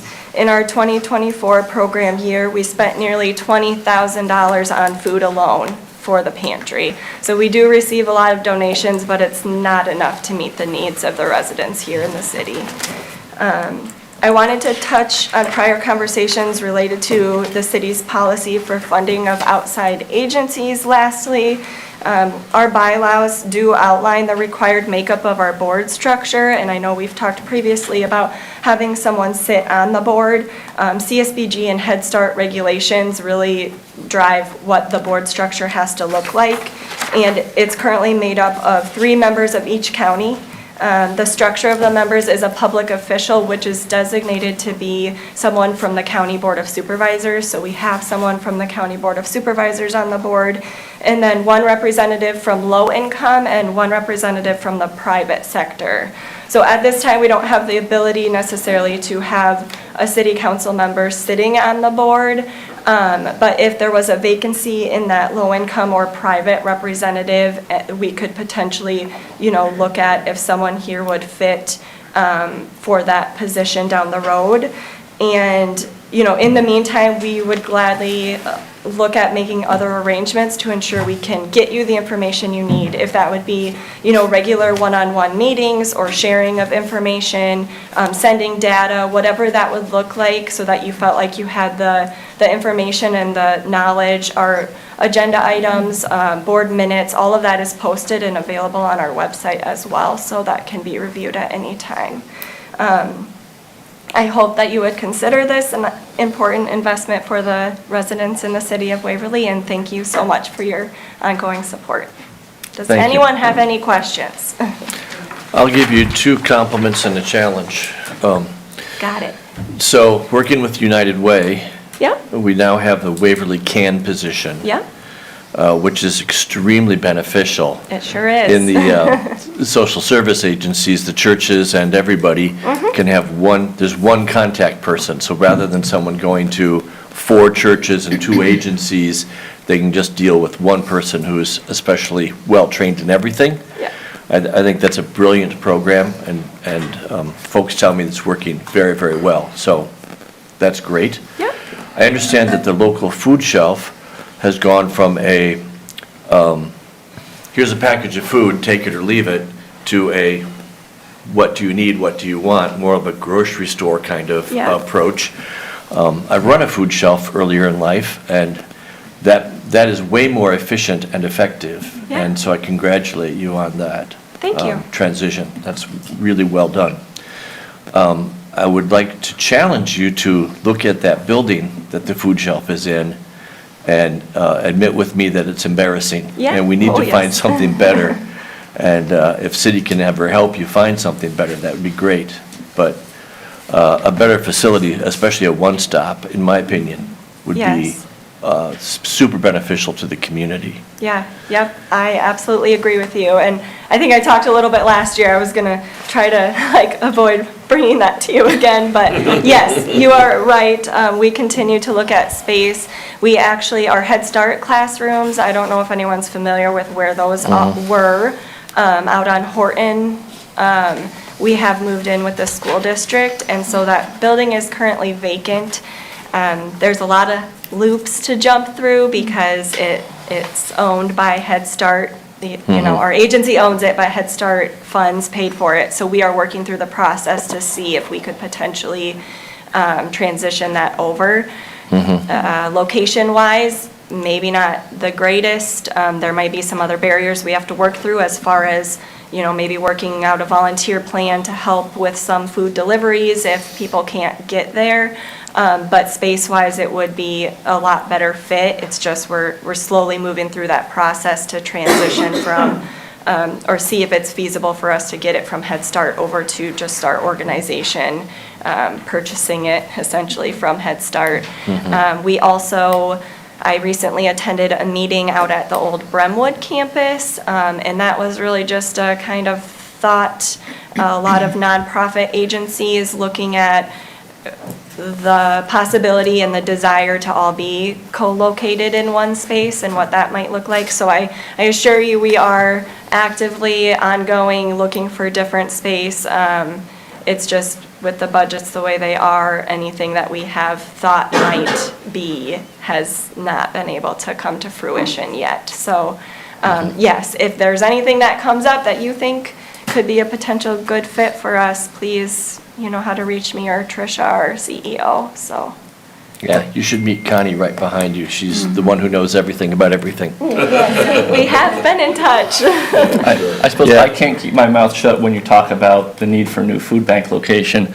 I have to say, I see the old Quick Star West building, and I think about those built-in freezers, and I wish that if we can come to some kind of arrangement with Quick Star, if they can find a way to make that property available for you, because I think that that's a perfect place for a food pantry. Do you It would have- be, wow. Do you have contacts or like, I mean, I just Talk reach to out Connie, to she knows Quickstar everything. Corporate and see, you do? Okay.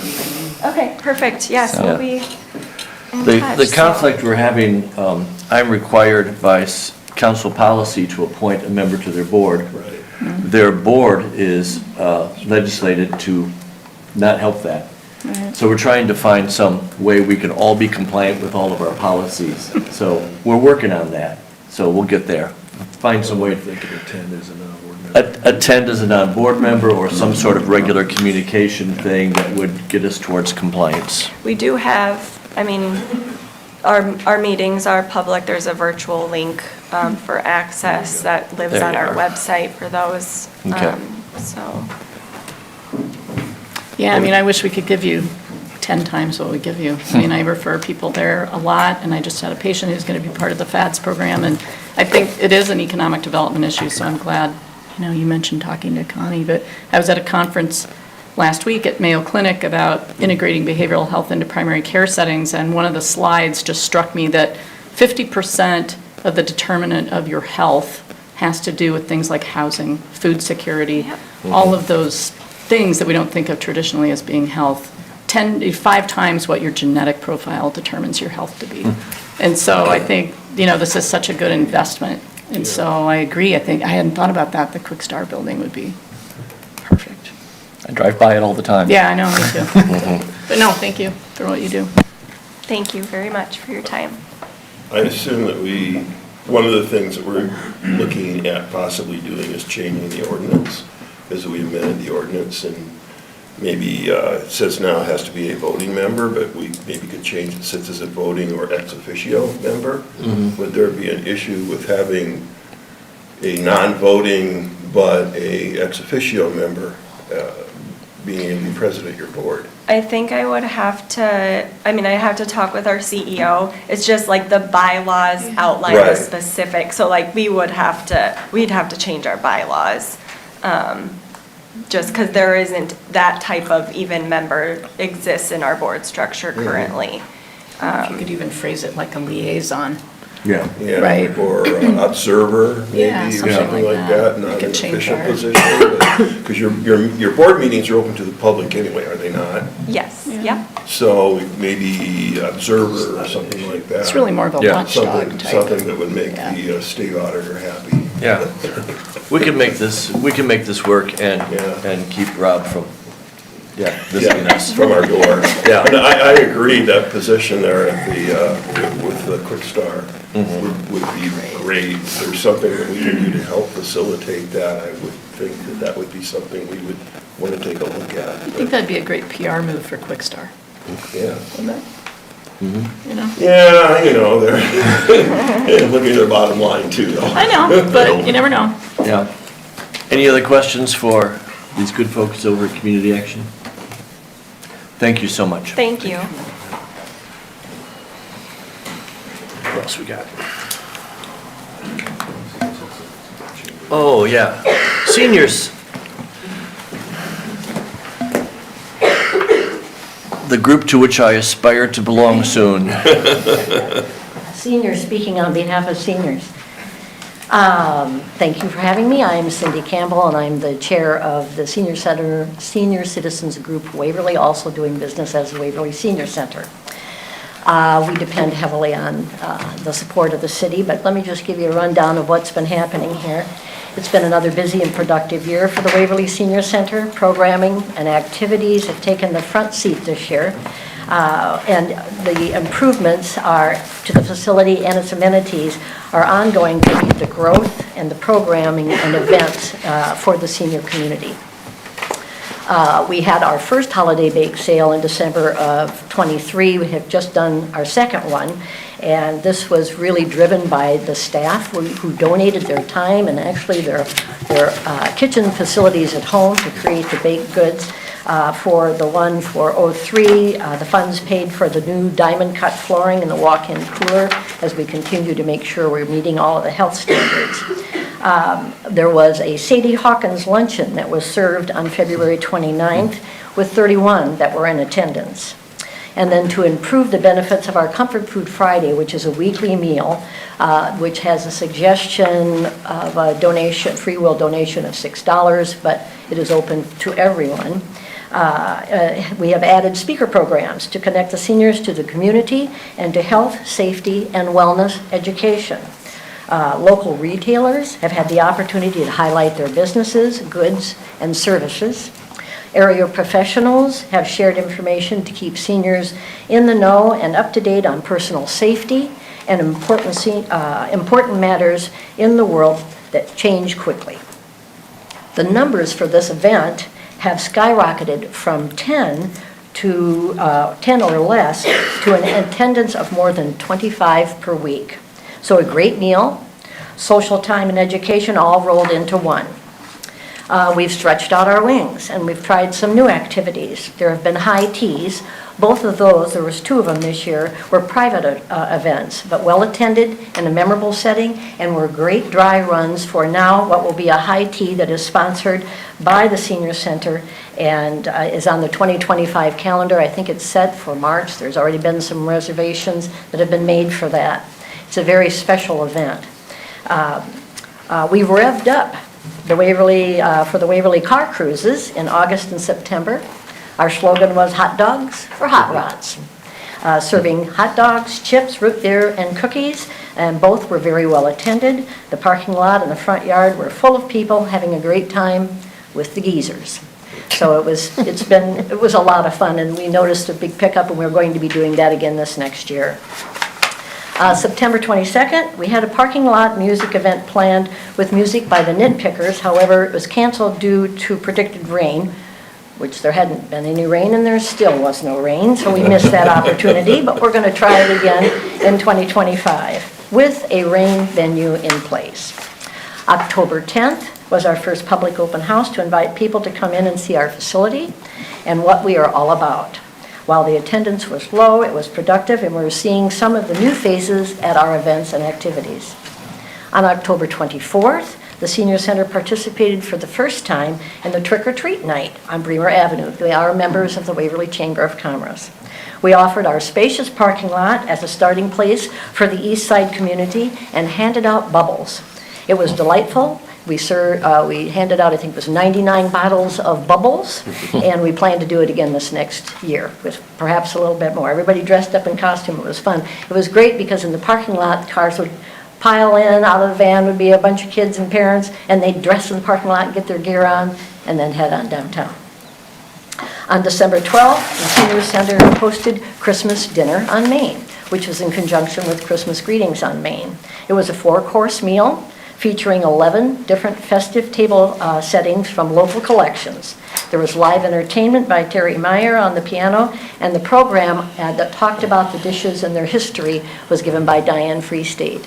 Before that event was over, several of the attendees were offering their china to be table setting for this next year, so we're planning to do it again. And the daily activities are strong. We continue to reach out to the community. We have Seniors in Motion 3 times a week, faculty guides and gals meet, Kiwanis, both men and women's Bible study groups, the CLA retired guys, and there are 5 card groups. We offer craft and crochet K classes, and a book club. High school classmates from 1954, 55, and 1970 gather regularly to catch up. It's a perfect setting for that. The 506 Cafe is our monthly fundraising lunch. It's picking up momentum for dine-in attendees, which is basically what it was prior to the pandemic. And then we went curbside, and now we're trying to transition over so that we can serve both. We find that those are two different groups. Let's see here. So, and the fundraiser, we tried to partner with other area nonprofits. This year we had St. Paul's Capstone, the Waverly Exchange Club, and Friends of the Waverly Public Library. And then we're looking to 2025 to go ahead and get some more partners. We're working on that letter, kind of outlining what the responsibilities are for those who join us in the partnership. We've completed our interior improvements with a final photograph of the Sturdivant House. Placed and unveiled over the Heritage Days weekend, it was a gift from the Sturdivant family. If you haven't had a chance to come up and take a look at the historic pictures that are around the building, the first floor there of Waverly, you would be very, very impressed at how that look is and that little historic homey feeling. So we continue to look to the future and keep an eye on our performance. A survey was taken to get an honest review of our services and facility by our users. The results were positive and offered insights and discussion on how we can expand. Our goals. So on the horizon is the wood shop area downstairs. It has been idle for quite some time, and while the efforts to re-energize have been unsuccessful, the tools have been repurposed to a nonprofit organization of police officers to benefit veterans. So they all went to a good place. Plans are in the making to update that area for a creative arts area, such as art classes and dancing. Yes, dancing. I'm envisioning lights from the ceiling and a mirror ball.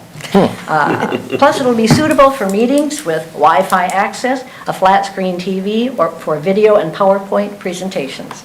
There will be counter space to serve food and refreshments, either brought in or prepared by our staff.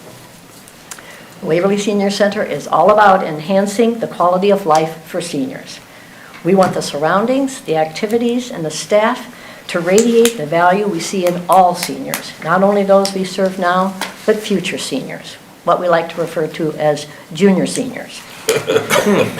Our main goal is to focus on moving forward to provide opportunities for seniors, to promote healthy living and social involvement, to offer programming that includes professionals, to share information and education on nutrition, safety, personal finances, and how to recognize scammers and senior predators, to keep minds sharp and full of vitality and self-worth. Our paid staff is critical to our success. Our kitchen and what they do in that and how they make the people who come in the door feel is very important, and so the funds that we would get from the city are directed specifically to the payroll cost for the senior center. Any questions? Yeah, Ms. Campbell, I'm deeply insulted that you say there are an average of 25 people at the Lunch and Learn events. The day I was there, there were 6. Oh. So apparently I'm not that big of a draw among the senior citizens. Can we invite you back? Content, yeah.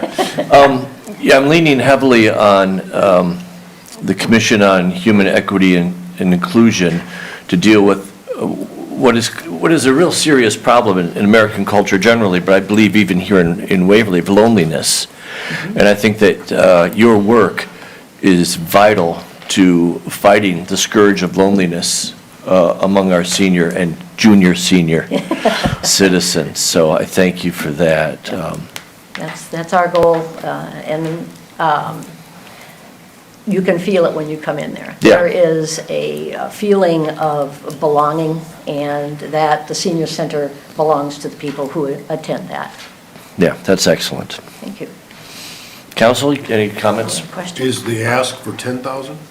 Yes, it was supposed to be 12, but I hit the wrong number. So, in the budget it shows 12, but the request was for 10. Card laid, card played.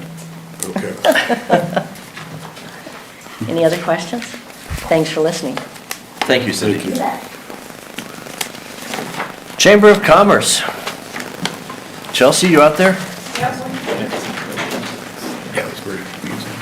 Chelsea Peterson, if you'd introduce yourself. Yes, good morning. I'm Chelsea Peterson, Executive Director at Waverly Chamber, Main Street. I also have Jody Gertz, CEO Waverly Health Center, as our 2025 Board Chair with me this morning.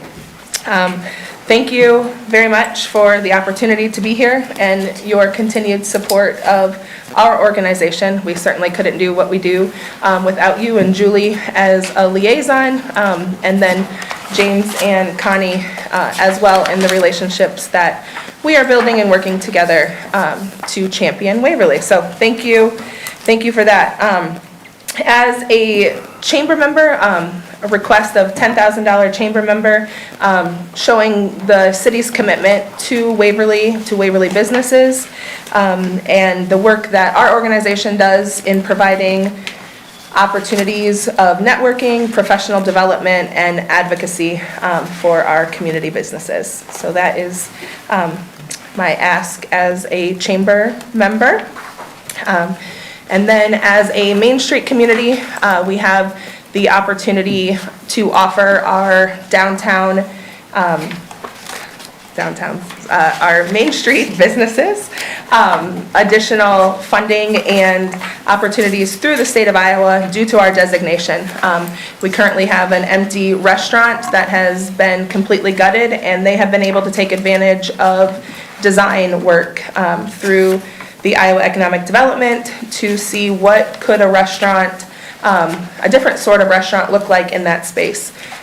We recently lost a retail space, and that has been purchased by another business. And hopefully they can utilize, again, the free resources through Main Street for design, for engineering of combining two side-by-side spaces. So again, as a Main Street community, the majority of our focus is on events, hosting a variety of events for not only the people of Waverly that call Waverly home, but bringing folks in to visit our community as well, and with the hopes that they're going to return or fill with gas, eat at a restaurant, do some shopping while they're here.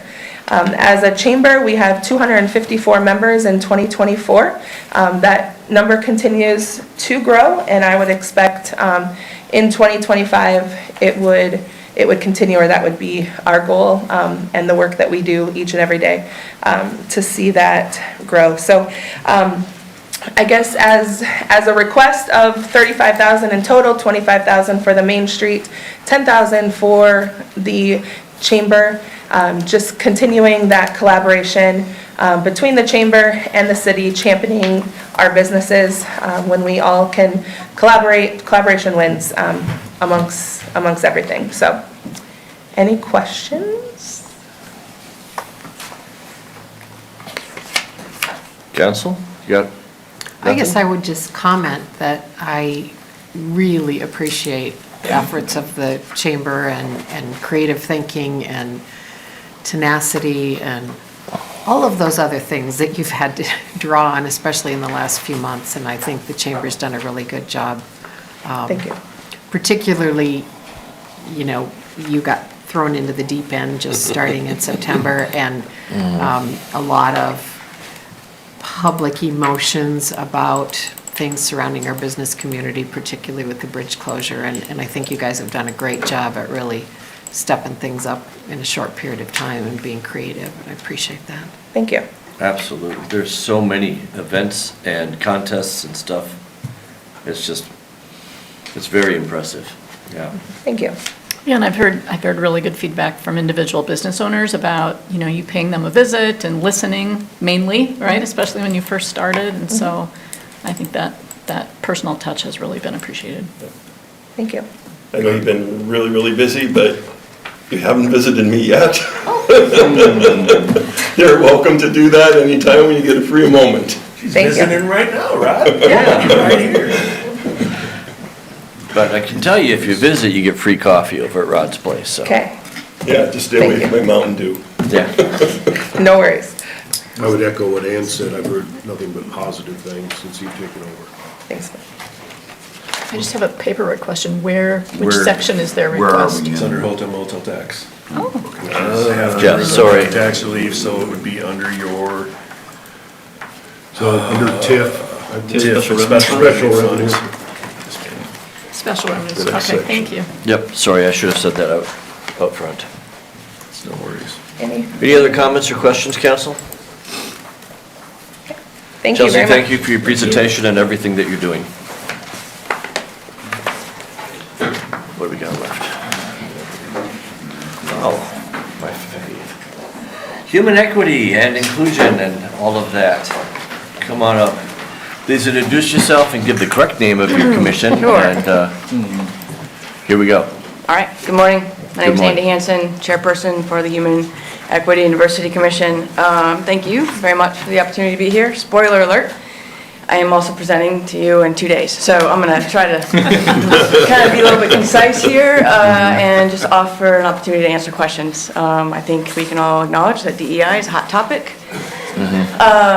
nationally, so I want to kind of briefly go through what our anticipated costs would be for our next year, talk about some successes we've experienced, the momentum we feel that we've got regarding some of our programming, and then, like I said, ask or answer some questions. So the mission for the commission is to foster a feeling of belonging within the Waverly community. So that stays at the heart of all of our work and all of our conversations as a commission. To that end, we focus our work on 4 main pillars: education, collaboration with other partners, connection, and then advocacy. Within each of those pillars, we have goals, and so every time we consider an effort to put our resources into, we think about those 4 goal areas, which are in the packets in front of you. This year, we are requesting about $5,000. We think that that could go into, 1, education. That would be primarily educating ourselves and educating the community about like current events, things that are affecting our community members, keeping ourselves informed about DEI work, and again, it's a hot topic, so being able to navigate that responsibly, I think, is important, so that's where we would like part of our money to go to. Second thing, programming and outreach, that's the bulk of our ask. We, this last year, put it into collaborating with the library for block parties. Mayor just mentioned the epidemic of loneliness, and we recognize that that's affecting our own community, and we want to put as much resources to the preventative ways to address that by creating opportunities for people to come together, have conversation, learn from each other, and build bridges, build connection, because that affects health and well-being, as you also mentioned. And so we are anticipating putting together, well, a couple years ago, we partnered with Heritage Stage to put on a music event in Coleman Park. We brought in Dread I Dread, the band, which we got really good feedback about. Last year, we didn't do anything like that, but this year, we would like to provide the community with a similar event, but instead of bringing talent from outside of our community, we're going to seek within our community for talent that's already here. So it's more of a Waverly's Got Talent kind of feel. So some of the money we would be putting towards that, just given, yeah, I think it's a perfect opportunity to do what we, say we want to do, which is bring people together. Other financial things with that in the area, book studies. We've done a few with the library. Those have been good for fostering or conversation amongst residents. We've also got a Pride event that we have on the horizon. So, yep, programming is a bulk of that money. And then finally, resources. And if we want to be able to serve the community, we need to get our name out there so that people know who we are and how to how to use us, basically. So that would go into some marketing, printing services, getting our website out there, just providing lots of brochures and things out in the community, T-shirts and such. So yeah, that's a bulk of it. Again, I'll be presenting in 2 days, so I'll give you more information about each of those, but I also wanted to offer an opportunity to answer questions, because I think there's probably some lingering, questions out there. so. My first question is, this is an increase of ask compared to last year. So last year, it was like 4,900, and now it's 5,500, is that Yeah. right? What accounts for the increase? I think there was a rounding there. It's hard to pinpoint specifically, where, within each of those, we had a lot of conversation. I think there's a lot of momentum right now. We've been limited in the last couple of years with what we could do, just because there's only 7 of us who have all these ambitions. The idea is that we would be increasing our efforts because more people have communicated that they want to be involved. So, to answer your question, that was basically it. I suppose, so my reaction looking at, I am a big supporter of your education and community outreach efforts.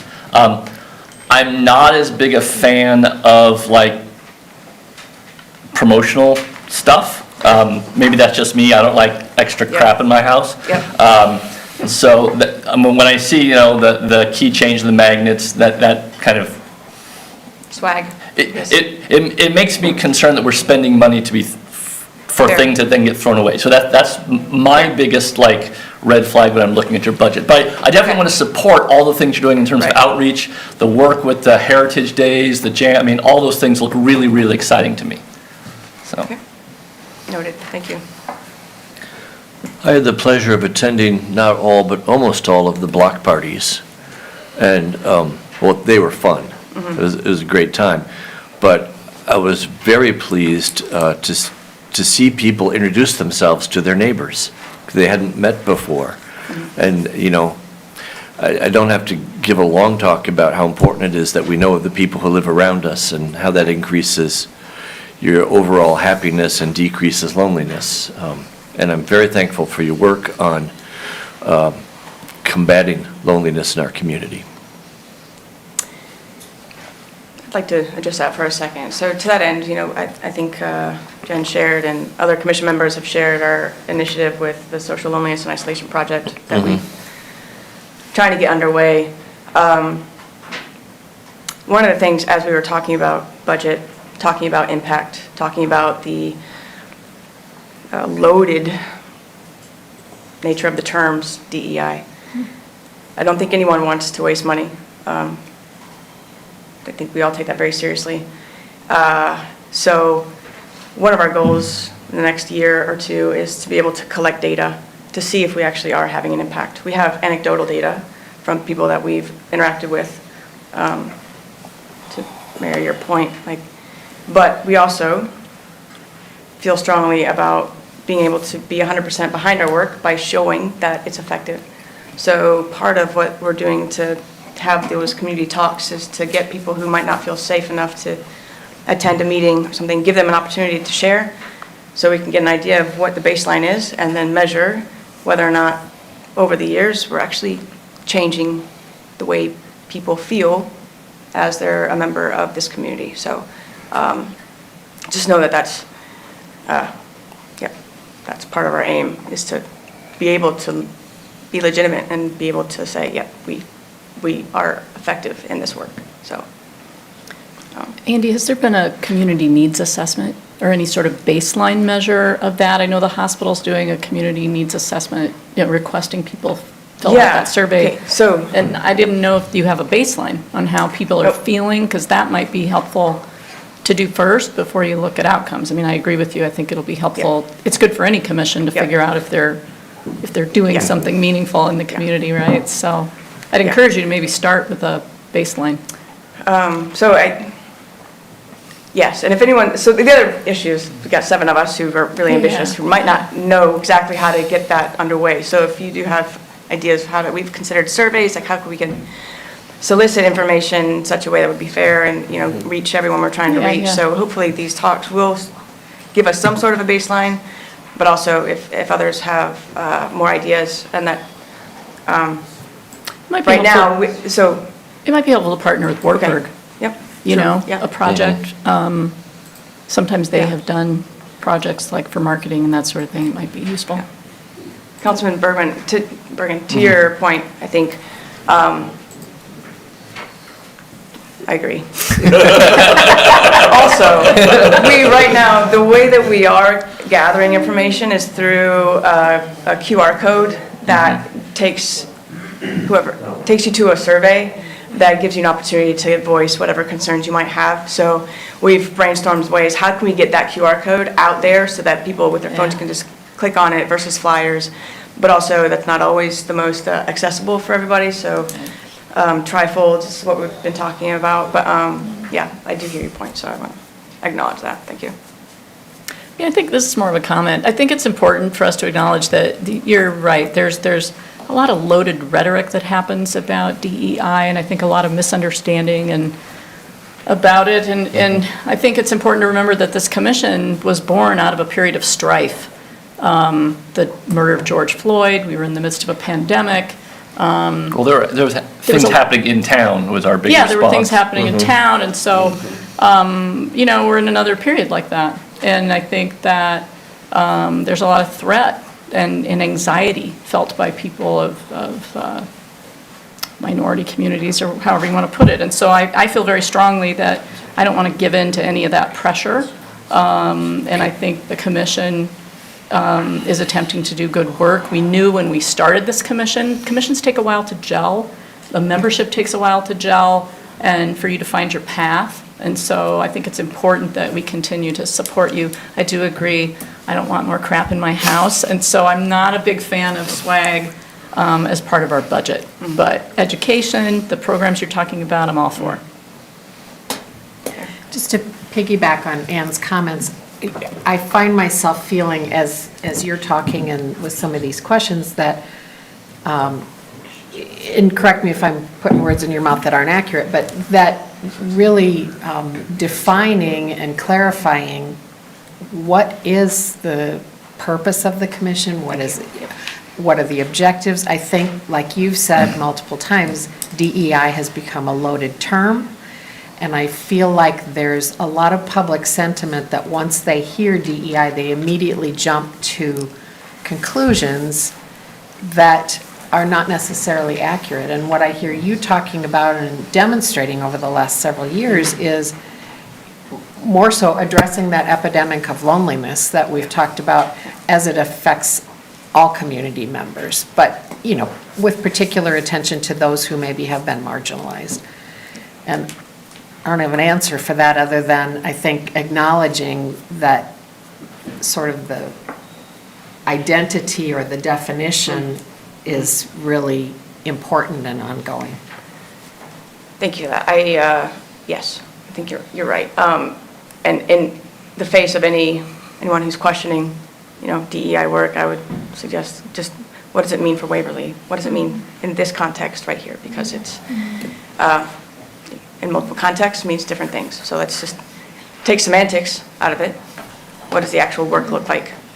Who are we here to serve? It's I just gave a talk at Warburg today about the connection between this work and MLK, and what affects one member affects us all is a very, you know, pervasive theme throughout just improving any community. So recognizing that and hearing and listening to people is our aim. So thank you. Yep. Anything else? Remembering that we'll hear again from her on Monday. I would add, I am a supporter of what you do, but I think going forward as your commission matures, it might be nice to have a little more detailed budget. Okay.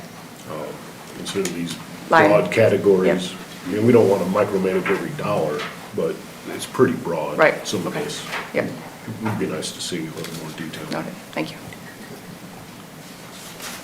Okay? Thank you so much. All right. Thanks for your time. I Thanks for your believe- support. I believe I've called on all the not-for-profits and folks we're funding. Heritage Days. Heritage Days, oh boy. Heritage Days. Heritage Days. Come on up. You saved the best for last. All right. Just kidding. Good morning. I am Teresa Arnholtz. I am representing Heritage Days Committee today. We are obviously the annual celebration that we have the second week of July every year. I think we're going into our 36th, 37th year. We pride ourselves on, making a family, multi-generational activities weekend of fun for the citizens of Waverly as well as the surrounding communities. As you know, we have activities throughout the Friday, Saturday, Sundays. It starts with, we have numerous bands, we have the parade on Saturday, we have kids' activities throughout the weekend. Last year, our activities and stuff cost us approximately $88,000. Those monies are raised from fundraising, can donations, donations of our local community members, private citizens, and as you all know, the budgets go back, or the prices go up every year. We are very vigilant of how we spend those dollars that we receive.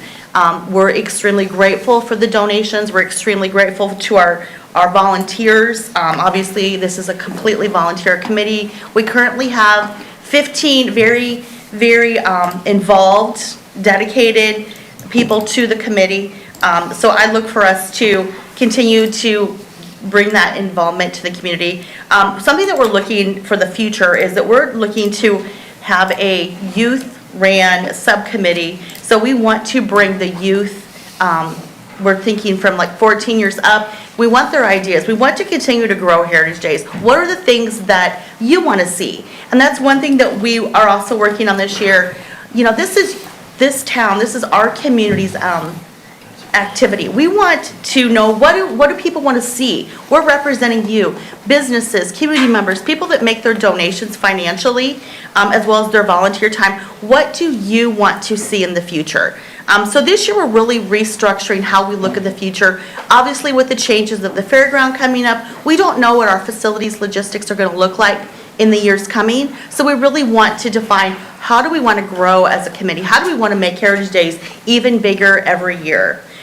So that's kind of where we are. Obviously, our ask this year is $6,000. I know it's a little increase over last year just because we don't have the funding for the cans like we used to. Donations are down, obviously. We are working vigilantly to not ask our small business owners for donations, just for the fact that they're already struggling. With the bridge out, we all have to work together, and that kind of preludes me into, we picked the theme this year is, our theme this year is the bridge that connects us. So we're really playing on the, the bridge is out, but hey, we're gonna work as a community. We're gonna even kind of make a fun, lighthearted poke at it. We're gonna do like construction orange t-shirts so that people can remember that the bridge is out. We're doing some community involvement. We're doing a putt-putt golf next month. To bring awareness and people downtown to the local businesses, to the bars, to the restaurants. We're also going to throw out an incentive to other nonprofits. We're encouraging our members to go downtown, shop locally, take a picture, put that on social media. We're going to challenge other nonprofits to, hey, Waverly Heritage Days is challenge Oktoberfest, or we're challenging other business, or we're challenge the senior center. Said, hey, you go down there, take your picture, support the downtown. So we really want to engage in the community because obviously we wouldn't be here if it wasn't for the community. We want to put on, an activity that everybody enjoys. So, I won't take up much of your time, but again, our ask is $6,000. We do budget. We're very vigilant, we look for those cost savings where we can. So that's kind of what my ask is today. Thank you. Is there any questions? I made it brief and quick. Is this actually an increase? No, it's the same. Okay. This is you my say- first year doing it, so I'm kind of winging it. That's fine. Did you say donations of cans is down? Donations of cans have gone down. We used to have the cans at Fairway. We used to have our volunteers, our team members, pick the cans up, take them, and then we would sort them. We had a distributor pick them up from there. Unfortunately, with the logistics change, we don't have the facilities to house our cans any longer. So we actually have a vendor that picks them up, and they charge us every time they pick those up, they charge us. So we're losing that income we used to have. Obviously, donations are down because people just aren't remembering to go by there, or putting it there. So, I mean, our can donations are down substantially. That was what funds the fireworks. So, you know, we need to make sure that we want to put on that amazing fireworks for families, because that's part of who we are, what we are. So, you know, that we're going to if we're granted the 6,000, that's kind of been allocated for the fireworks as of right now. I'll give you a license if you want to make a T-shirt that says Mayor Mark says, "Get your can to Heritage Days." I love that. Hey, you know what? I would love that. Yeah, You know, and that's when we talked about the theme this year. I said, we have to really recognize that our community is in need because of the bridge out. I mean, so that's why we went with the bridge that connects us. We also have some other ideas to bring people downtown. We thought about doing like a community bingo night downtown, since the street's already closed. Bringing people downtown, obviously that's tricky for us because of our gambling license. We can't charge people, but we can take free will donations. And we can also just the fact that people would come down and just be downtown to frequent our businesses, that's going to increase everything. You know, even if it's a not-for-profit, it is a way to touch everybody and just keep people involved and bring that energy and get them energized to come to Heritage Days. You know, we get, you know, I think we estimated we had about 9,000 people at one of our concerts last year. I mean, and we continue to grow, and we've got some really great acts this year coming. We've got some repeats, we've got some new. We're gonna do, you know, more of a pop night and a country night. We're trying to listen to what people want. We're trying to change those activities up so that we can be as diverse as possible. I want to thank you for that poke at the bridge. I think that's really nice. That's well played, well played. And we're gonna, you know, like I said, we're gonna do the construction orange shirts, and we're gonna invite our community members to purchase those as well, you know, so they can, you know, we want to support each other. That's what we're all about, so. They're a hardworking board. You know, I go to their meetings and the senior center, and both those boards are really active, so. And Teresa's right, they think very long and hard about each expenditure, try to keep things under budget, but costs are going up, bands are very expensive. And we try, so we have talked about it. Do we charge? Do we do a button? And we really don't want that, because it excludes so many people, and everybody should have the opportunity to enjoy. Everybody should have the opportunity to come down and not make it a financial burden. And that's what community is, you know, so. Yeah, and you know, the local businesses are very generous. They are. They're so great. And we Sponsorships hate asking when we already know there's a struggle. Yeah. So that's why we're looking for other creative ways to find those funds. Good for you. I attended a funeral last week, and the first person who spoke to me as I entered church was, "How's the bridge coming?" So, yeah, I'm getting tired of it. I'm sure everyone else is too. So thanks for that little poke. That's fun. Obviously. Yeah. Well, And thank you for your time, and enjoy the rest of your day. And I Thank say you. again, get your can to Heritage Days. I Just love that. Take and donate it, for crying out loud. All right, thank you very much. Are there any other than not-for-profits or otherwise funded groups that are not, okay. Well, I noted on here, and we usually talk about this every year, and we haven't yet, is the Grow Cedar Valley. Is that something that we want to discuss? I know it's a very small amount. I believe we're in like the 5th year of a 5-year commitment, so I think Yeah, it that says We fiscal ended year. that commitment, and we continue. They have a new CEO, which is shifting. It's Katie Susan, was Cardinal Construction, who's done a lot of work in the city as well with Cardinal. We cut it in half, so we're not spending near what we were even a year or so ago. I don't have an issue going forward with it at this point. They are trying to make some change in being more inclusive of the entire Waverly area in the mix, not just Port of Cedar Falls. And so, I kind of have talked about it briefly. Do we continue going forever? I don't know about that. I think, again, new CEO, I kind of want to believe they're going to do better, and I think it's worthwhile for what we're getting out of it, for the few $1,000s it is. Oh, I see we budgeted 2,500, which is not. Yes, sir. A major It was investment. 5,500 before. Right. And we cut that in half last year. So, yeah, it's up to the council. Like I said, we'll come back to all these at some point in time. It was just gathering that information. Right. Yeah. Very good. We had, Historical Preservation Commission had their requests, same budget request from last year, so. It's flat. Flat, just, they use that for purchasing plaques or memorializing when they've done things like the bank across. And there's typically at least one conference that it helps fund, one person going to that. Conferences and then the sign timers for the street signs. It's been replaced with some of those now as they've faded or Yep. damaged, and that's something what's setting into, so, yes, sir. And the other couple ones were the sister cities, it's the same. As far as 900, and then regional transit from Intercog. It's Flat, based, same. flat, Dollar per person. based on population, so. Yeah. You ready to move on to airports? That's fine. Are we deciding on this now? What's presented here? Or- We're kind of gathering, if you get done all of it today, we'll decide on it, or you can think through it, or you can make that decision now. That is completely your purview to do, so I think we're open to whatever the council would like to do. If you want to discuss addition on the side, you sure can. That's your call, council. In my mind, we barrel through this stuff and have one vote at the end, but that's up to you. I mean, I think the only potential change I heard was a couple of us mentioning a little less for swag for the Human Equity and They Diversity put it Commission. at 5,500, I think 5,000 Drop would it be a to good 5. cap for that. That's what I was thinking, is drop them So- to 5,000. That still allows them to fund their ideas for education and community programming.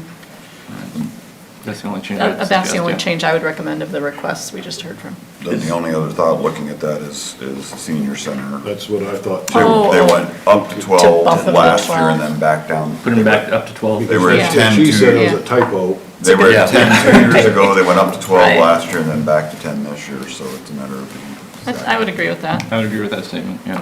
Do you desire, at the end of the day, we make a motion to approve the budget, and then you can amend the motion with these?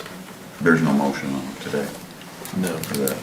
We've listed it as a possibility if there was a need to figure some tie out, if there's a project we weren't sure, just to get a voice vote of some sort, but not a formal action of approving the Okay. budget, especially without a hearing, et cetera. Right. So our look is for consensus, or if need be, a true vote to determine something, but not necessarily to approve the budget as a whole. Sure. So if there's consensus, I think you're okay. We will continue, she'll have the formal vote at some point in time. Are we okay? Airports, Sounds like it, sir. tell us all about it. Not a lot of changes this year's budget. We added a little bit more to the building repair. We've noticed some, stuff's aging out, needs some small repairs here and there. Airport as a whole, the usage numbers are pretty consistent. They're entirely dependent on weather and crops. That's basically what the majority of the usage is for seasonally. There's been a lot of flight training lately. We found out last meeting, last month, there was a lot of flight training. So it's good, a lot more use for that. Hangar rent, that's a major source of income, obviously. That was adjusted recently. Other than that, it's farm ground rent leases. We just received bid last week and actually came in favorable for the mowing contract this year, so. We've submitted for the projects on the 5-year CIP. That has been, you guys approved of that a couple months ago. That's a large federal source funding projects, 95.5%, so 5% local share. As James and I discussed, the hard thing is swinging the reimbursement cycles. Because the last project, we just got the state approved. It's been finalized for a while, but the funding actually is going to come in the next couple of weeks. And, you're talking anywhere from 8 months to a year and a half after the project's completed. Fronting that funding is the difficulty we're finding, is how do we sit with the reimbursement coming that late? Right. So this next project is very ideal for the city because it's a small local share. It's some ramp replacement and other items, the North T hangar that we talked about. But with that being said, there's that upfront cost that somewhere along the line is going to have to be fronted. I think it's a less than 50,000 total local share for that project, but it's just, getting there. Usually through those projects, the funding comes, the reimbursements are fairly simple. It's the tail ends, the finishing, the finalizing of the projects. And, McClure helps us through that. It's a long, tedious process. Anything state, anything federal, same old, it just happens, so. Some of the challenges going forward, we got some concrete repairs we're gonna try to do in-house. I'm a big proponent of trying to keep some of this from project work that we're capable of doing a lot of this stuff. It's good fill-in work for some of the guys, street guys, they like that work. So some of the ramp repairs are gonna be done in-house. Maintenance of existing structures, they're not getting any younger. Last year we had some windows leaking, caused some damage inside, so we had to do some flashing and some repair work around the windows. You get that with any building. It's just a matter, what's going to happen in the next year. And then I think the other challenge I mentioned was the funding until the reimbursements arrive. That's the big issue. And the federal and, like I mentioned, federal project is completed and finalized. It's waiting, jumping through all the hoops at the federal level. Any questions on the airport? I think one concern that we should all have is what's going to happen with the ag business and if they're going to be using the airport, if they're going to be switching to drones. Yep. So I think that a lot of the income that we're getting from the airport, from the ag side of it, may be going down in the future. Yeah, there's a lot of usage. This year was a good first sign of it, but I think a lot of it was crop prices. Also, they don't put as much input costs for spraying some of these things if the yield does not represent what their input would be. So this year we had a lot less crop spraying because of that. We sell water to them as well, so that we noticed the revenue loss on that because they fill up from our system. I couldn't hear you. You sell what? Water. As well. Yeah. Yeah. Okay. Any other questions? Airport? Okay, let's move on to general infrastructure maintenance. Virtually no changes in this one. These are pretty much inspect, perform routine maintenance on the dam. Last year we had the bolts tightened that hold the backside of the dam down. Virtually no loosening, if you want to call that, if that's even a term, from the previous time. They hardly got any turns on them. So I think the annual or the 3-year maintenance on that has been paying off.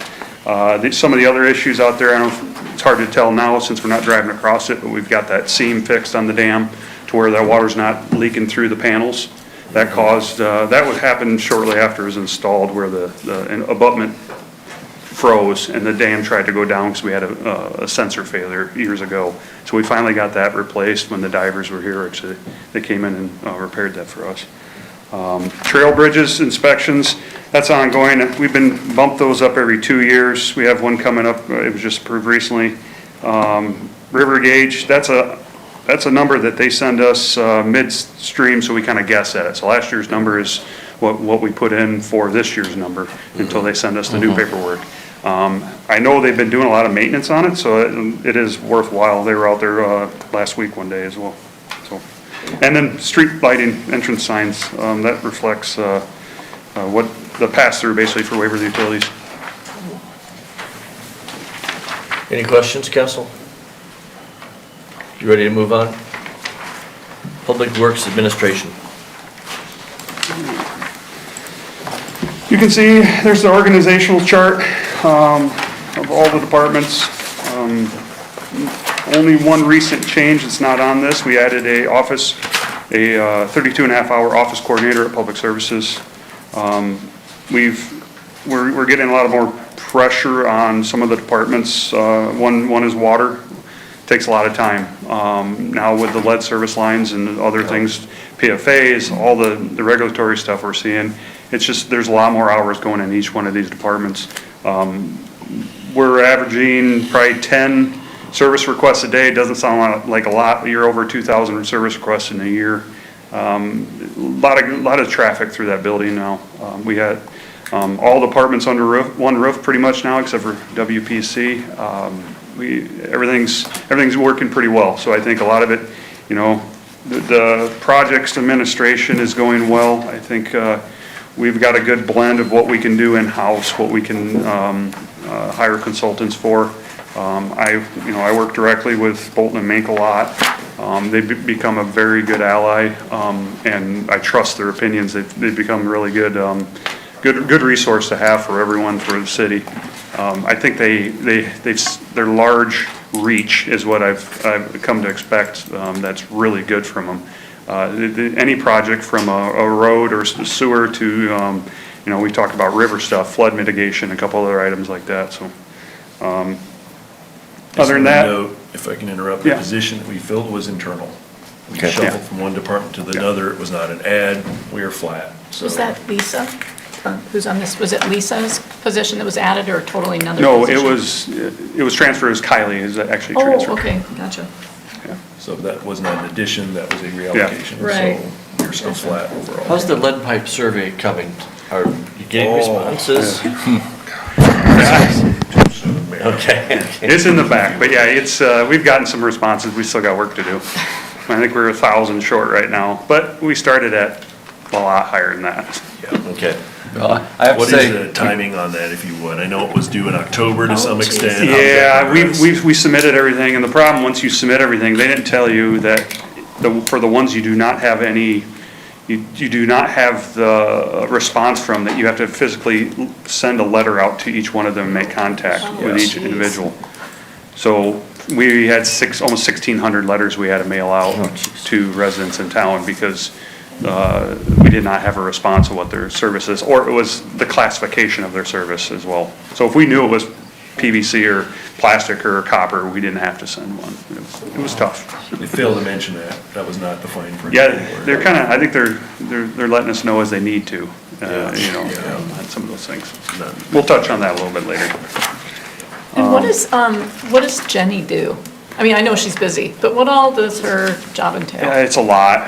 That was one of the biggest pushes to take some burden off her. She supports me in anything council related, all project administration, management, she helps me with that. RTA, she does all the internal transfers from all the accounts for all those items, balances a lot of those accounts.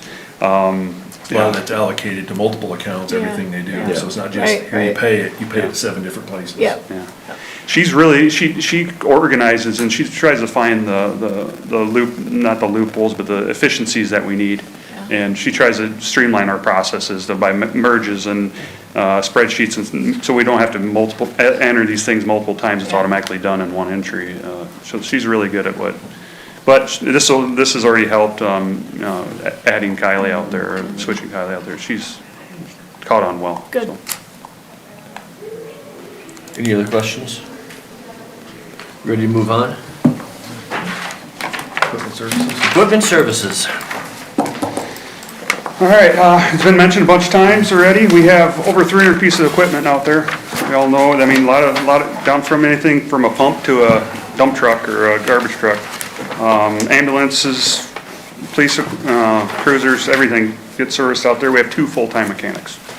I always put in here, third mechanic for future retirements. It's just always gonna stay in there until the retirement happens, because we got one guy that could go in the next few years. I don't know when. He's probably one of those that'll just give us notice and he's gonna go, so.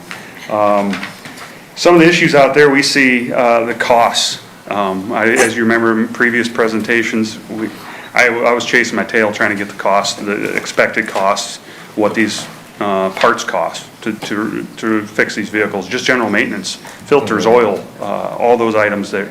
They finally leveled out a little bit. We've also looked, other resources. We've used, where we were supplied DEF, now we have a DEF tank out there instead of doing, we were doing smaller tanks, the individual 2.5 gallons, or 55-gallon barrels. So now we have a bulk, I think it's 300-gallon tank, and we source that different ways. The fuel island, just ordered fuel yesterday. First fire marshal came Wednesday, everything's good to go. We should be pumping fuel next week, and that's proven to be a significant savings. So What did you get the that pricing is bought- What did you staggering. get that bought for? You're gonna have shock here. It's it's blended, it's 261. And then gas, with the, it's 243, we get the 30 cents state back, so 213. Where's the market right now in the pump? over $3 last I saw. Yeah, so we're about $1 a gallon almost. or something Diesel like that. will have more savings in the summer when we don't have to blend the fuel. So right now, we're doing a 60/40 blend. You could run straight number 2 and treat it down, but it's not recommended to do that, so it costs a little bit more. I think it was $2.61 is what the quote was. It'll be about $1 a gallon otherwise. It kind of plays on the market. I get an email every day now, with the predictions on the futures on those items, and they're dropping now, but the pump doesn't coincide with what you're buying. So it just depends on your timing. This one, I really didn't have much timing because we need to get the pump, get everything primed, leak tested, calibrated, all that stuff, so, but yeah. What do you estimate in terms of gallons of fuel per week or month or whatever that will be used? On a relatively dry winter, let's put it that, we use 40,000 gallons of diesel. Per Citywide. the winter? Yeah, no, just the citywide for a year, so that includes, so if we have a really heavy snow plowing year, we could add, probably 10,000 gallons, or pretty easy. And you said it was like a $300,000 tank? Two- Or 300? Two something. 260 something, I think is what total was. or 260 something. yeah. So about 5 weeks before, like, Yeah, turnover, I'm figuring on diesel, it's gonna be 8 to 9 times a year, we're gonna have to get a tank. Okay. Whatever that works out to be, and just rough figuring. We have estimates from the previous years, it's just, it's varies so much, on street department. And if you have a really tough winter, they burn a lot of fuel. Last 2 winters have been fairly easy, so we haven't used a whole lot of fuel. Gas is pretty consistent, we're 20 to 30,000 gallons, depends on some of the blends, and I think some of the different departments use different blends, but that's a good average. So if you're talking $1 a gallon, it's gonna add up in a hurry. Yeah. well, but also if you've got, say, 5 weeks that you can kind of try to time the market a little bit, that when things are down, you can we don't have to go all the way dry, we can refill it up when we're halfway or things like that, so. Yeah, the tanker loads are 7,500 gallons, our tanks are 12,000 gallons. So it gives you, I got some leeway until we have to order. It's just figuring out at that point where we hit when we can order to take a full truck. Because their delivery is, if you called it in the morning, they might have it in the afternoon, or the next day for sure. So it's very, very quick. So you need to make sure there's enough room for a full tank in there before you Yes, order. exactly. Even if the price is low, Yeah. you want a full tank. And some of it's gonna be in winter time, so I mentioned the cost of the winter blend being higher. Obviously, I'm gonna try to push it off until, as far as I can, until the spring to order again, because, so we don't have to get those blends. Yeah, you don't want to be running a blend in the spring. No. Right. It's not nearly as efficient. No, it's not as efficient, it costs more too, so. Other issues we've seen out there is just keeping up with the technology. All these pieces of equipment have different computers, they've all gotten proprietary on their software. They need a different reader for this piece of equipment, and it's constantly adjusting. This one we're not gonna do this year, we're gonna do this one this year, and all those costs have gone up. But, we're trying to balance on what ones we actually need. Mark's really good out there on keeping up to date on what he needs to do. He does some little bit of training here and there, and he's very good about keeping an eye on those items. I think we're seeing it citywide, software to get it, well, that's really reasonable. Now it's the annual forever, after the fact, and that's on everything we're seeing. Yeah. So, Any questions with equipment services? You ready to move on, council? Streets Division, that is road use tax, sometimes called rut season. This is another department, we're trying to find some inefficiencies or efficiencies, whatever way you want to look at it, trying to reduce some costs. You'll see going through here, a couple of these items are, it's kind of like fuel tanks. It's going to be a couple year process to get our costs back, but in the end, we're better off with it. Some of the projects we got going, you'll see going through here, I got some street approach replacements in the alleys and traffic signal upgrades, and I'll be bringing that to a study session here sometime, or to discuss some, do we look to get rid of some of these traffic signals that we have out there? They no longer warrant it. DOT basically, they can start a study on it. So these are items we can look, at getting rid of to save some costs. The upkeep costs on these the traffic signals are really expensive. yeah. The controllers, the cabinets, 20,000. A controller is 6,000. And that's not including the camera, which is up there, we have to have a backup on. And it is there a benefit for having them? In some areas, yes, but some maybe not, so. If we have to replace a traffic alarm, what does that cost us? I think the whole thing is estimated at 250. $250,000. Yeah. Yep. So if you have 4 directions, Yeah. you have $1 million intersection to replace those arms. It's very expensive. And the great thing about it is some of those items, if we do take them out of commission, we do have some spare parts then. And we don't have to purchase if we do need them, and they'll be sitting there for us to use. We've gotten pretty much everything upgraded on those. We still got a few items in here for LED light replacement. You know how light bulbs go. One goes, they all start going. So you go through and you get a plan on what streets and keep track of where you're gonna replace, so they all go out at the same time again, basically. But they're LED this time. Salaries and wages, one change in there. We're looking, every year we budget for 2 seasonals. If we get 1 seasonal for a couple months, we're doing pretty good. Or it's a tough sell anymore. So we're looking to do a part-time person for the streets and solid waste, kind of a split. There's a need at the yard waste recycling center, so the full-time guys do not have to sit in there. Sometimes things come up, people can't make it, schedules don't align, so we have some coverage over there. And just operation down there at the yard waste site too, to assist with that, and can run the street painting crew, assist on that, other items. Adams Parkway Bridge this year, up for inspection. That always was separate than the other state mandated bridges inspections, because we partner up with another town that used the snooper truck that reaches over the edge of the bridge. That since has left, so now we're renting them ourselves. So that cost us a little bit more. The great thing about it is we do it on our timeline. We don't have to be relying on DOT when they're gonna come around, or it kind of varies year to year on that cost, or time to time. Last year, I think it was right around $9,000 for that, just for the rental. Contract services, street repairs, patching. We're removing contract street painting from there. Down the way, I'll talk about a little bit more, but we're budgeting for a slide-in paint unit. We've ran into issues with that in the past of getting contractors to bid. Once they get bid, the timeliness of getting the work done, you can put in a contract, it's still getting them here. So putting paint down in April or August, September, October doesn't make a lot of sense to me when you're gonna plow it off in December and January. And the prices of those have gone up. We've continually, we do the bare minimum every year for street painting, so I'm talking like Bremer Road, what we have to paint on Bremer Avenue, all the non-DOT painted areas. We cut back every year just to get the budget number down, and that contract's, I think last year was almost 26,000 just to have them come in and paint. This paint unit is just under 90, right around 90,000, I think is what it was. And yes, we do have some labor costs on there and some paint costs, but majority was labor for the contract that we brought in. So be a good savings there.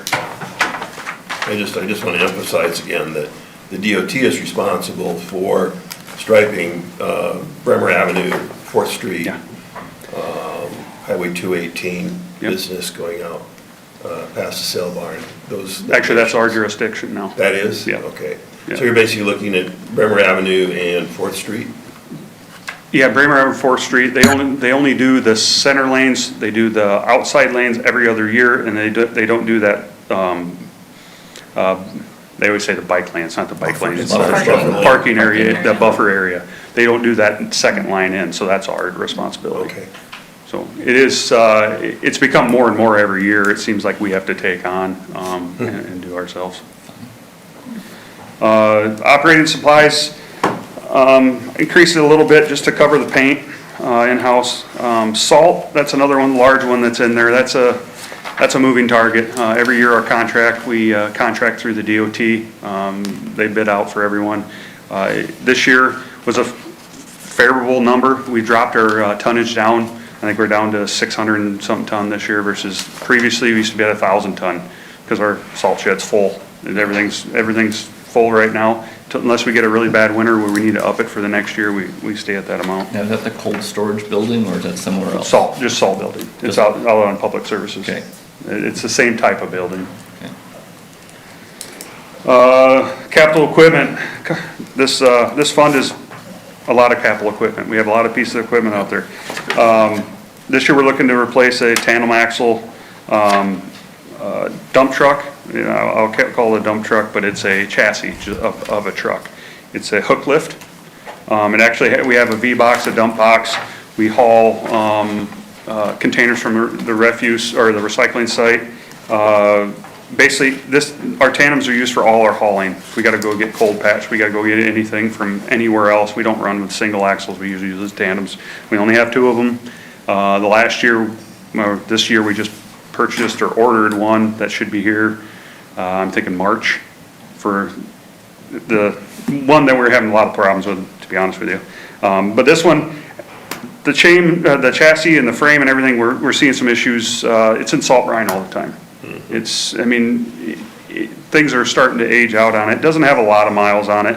67,000 miles of plowing in town, with a little bit outside travel, and that's a lot of tough miles on these trucks. Excuse me. That one we'll be keeping all the snowplow equipment with it, so the cost is a lot less. So we're gonna keep plow, the sander, all that items are coming with this from the previous one. And this will also be split with solid waste, since they are also utilizing that they haul mulch, they haul compost, they haul logs, they haul all sorts of items, and then they haul their stuff from the recycling center with it. So we can split the cost a little bit there. I already touched base on the slide-in paint unit. By the way, there's pictures of both of these in the back. I know you guys Ann likes pictures especially. I like pictures. What's our paint contract costing us before? What's that a year? Paint contract? It's like 26,000 a year. So we won't be paying that, we'll be doing it ourselves, other materials. So Yeah, it's a so- 4-year payback, basically. It's 5 year if you figure paint, probably. Exactly. Figure 7,000 I paint think here. this is a much better way to go, as you said. What's our time worth? Yeah, we can do it. We can do when we want to. We can do it in May or June when it starts warming up instead of waiting until tail end. That one year, I think we got it done in October. And doesn't make a lot of sense to me. Right. We have everything else done in town and we just don't have the lines done. Okay. But yeah, that picture there, actually, this is the same unit, almost identical to what City of Waterloo just got rid of. They've had units like this for years, same exact thing. They went to a truck mounted unit, which is obviously more expensive, but they used these for years and they said they worked great. Other pictures back there is, we have a 1993 enclosed trailer looking to replace. This was actually a hand-me-down of a hand-me-down of, I think, a couple more hand-me-downs. It's not that it doesn't work. A lot of the issues we have is it is showing its wear, but the safety aspect, it has the doors that open on the back versus the ramp that folds down. Well, if you're in the streets, you got to open the doors, and then to load anything and getting equipment out, it's difficult. And a lot of trailers are like that. This just doesn't have the ramp on the back. My ideal, I put it in for a new price, but if we can find a used one, I'd be good with that. It doesn't have to be anything great, but it's very vital to these guys when they're out there working on, say, intake replacements or repairs. They don't have to come back and forth to the shop all the time. So they have everything they need in there to do this work, so they just grab it and go. So something less than 32 years old would be okay. Yeah, I was surprised when I saw that age, actually. It was a warming trailer for the water department for a while, and then it stored shoring, and then I don't even know where it came before that. This is the job trailer replacement? Yeah. Okay. So it's kind of a mobile workshop type of? Yeah, just, most contractors have something similar where they just keep a lot of their tools. We keep forms, we keep lumber, we keep all those items in there for a lot of concrete replacement. One other item on there is, there's a picture of a vac trailer, Waverly Utilities. I know in the past, we've always worked with them on equipment they get rid of, or they trade off, and there's still a lot of life left in this. We've actually housed a smaller unit, one of their other vac trailers, but they're trading it off. We've had that for multiple years now. They have it as a backup, so now they're getting rid of both their backups and buying a new one because the cost of new ones are so expensive. But yeah, this is great. We use this a lot of potholing anymore.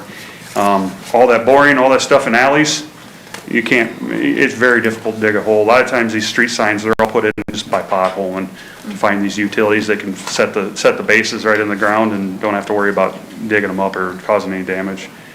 We use this as backup on, say, we have another back trailer, the jet machine actually has excavating capabilities. If that's down, we can use this as well for if we need any of that for locating utilities. And that's the time to buy it, is when someone's selling it used, and we've maintained it for every year, or a lot of the years they've had it, so. That will be split with water and sewer line maintenance as well, so the cost is very minimal. Last item I want to touch base, street improvements, is we're working through what we're gonna do with 10th Avenue. We don't know the timing exactly. They like to say the bridge is gonna be done in Labor Day by then, but I don't know when the DOT will actually release that detour route. So timing of that's something to keep in mind. That road was, 10th Avenue was done in the early 2000s. So it's showing some wear. There's some areas of cracking, some swelling on joints. Previous engineer, John Meyer, had drawn up plans, so we got a cost estimate on what it's gonna be, but it's something on timing and when we wanna do it, and James will touch on some of that. Yep, we'll cover that when we get to deck. Yeah. That's all I have for streets. I think ongoing, we just extending equipment life. We try to push them out as far as we can. We got a lot of pieces of equipment, they're all well maintained. We just, try to keep the cost down where we can, try to save money where we can. And then traffic signals, that's a large cost that I did not realize was so expensive until I got involved with them. They're ongoing, and there's always problems with them.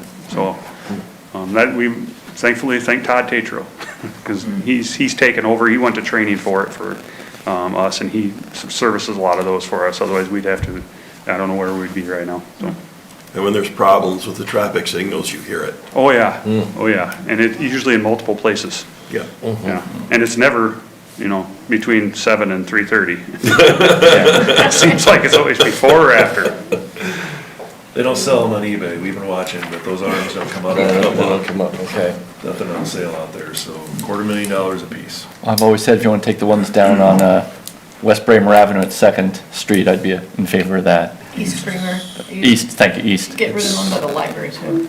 Right. Which makes you sit there forever and ever. You guys are right there looking. You can run the meeting. Yeah. I think that's a lot of what you're gonna see is those Yeah. kind of ideas throughout, because they are not needed as things have changed, et cetera, and the warrants are out there. So that'll be coming to you at some point. I had a conversation with the DOT this last week, actually, Craig Wood, and he's on board running them up the ladder and getting approval there. And I'm trying to get one of them was identified during his traffic study, actually. And the other one's trying to get around not having the traffic study. The state actually does a study on the counts and then does that for you. So I have one question about, a couple of years we invested in a GIS system, keeping track of how's that working? Oh, awesome. Robust, that thing can do anything. Yeah, we've got multiple departments using it now. Zoning, code enforcement, zoning and code enforcement's using a lot. What's the other? D and Adam, and right now they're scanning all old plans. We rented a large scanner to get all the flat files digital, and we're putting those on all the properties for the plans and projects. Right now, we can go on, we can find like deed of dedications, the plats, all these for these subdivisions. We're starting to get all of them in there. It's really handy to have them in one spot. Water and sewer's always been great. We've had that since the beginning, but the documents that I need, guys in the field can look up where a sewer tap was and the footage according to the plans where it's supposed to be, right out in the field. So it's working well. We're utilizing it more than we ever have. So that was money well spent. The money well spent. I'd hate to do it now with the cost. Yeah, paper maps and Yeah. a lot of this, I think it's right there. Yeah. Consultants are always impressed whenever I send them the link. I can create a link for a consultant to just view it if they're doing a project or something. And they're always impressed every time I send it. They're like, whoa, okay, yeah. We get around this. Nice. Okay. Anything else for Rutt? All right, thank you so much. Yep. I see Elaine Main is here, and she's been so patient. Let's see if we can squeak in library, and then we will have lunch. break for lunch, and then we'll come I'm back not to it. really me either. I was wondering, If it's okay, I'll take it. My name's James Perry. I am here for Sarah Meyer, who unfortunately is sick. So you get the B team today. I'm going to try to answer as many questions as I can, but don't be offended if I have to defer them to Sarah. So,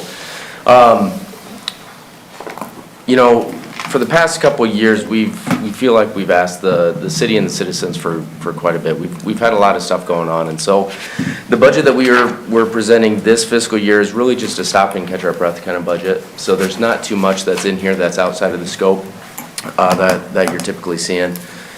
There's a little bit of a difference in salary and wages, and that's something that I kind of want to discuss with you today. So in this fiscal year, we revamped our online catalog system, and we saw a pretty significant savings within that transfer for that contract. And so one thing that we did last fiscal year when we were looking at the budget reductions is we reduced the amount of part-time hours for our part-time staff just to help fit within the budget. And in this current fiscal year, with that savings of the contract, we actually shifted those dollars back into our part-time hours, just to help with coverage, just to make sure that we're not, pushing our full-time staff too hard. And so one thing that we're doing next fiscal year, and that's in the budget, is keeping those hours within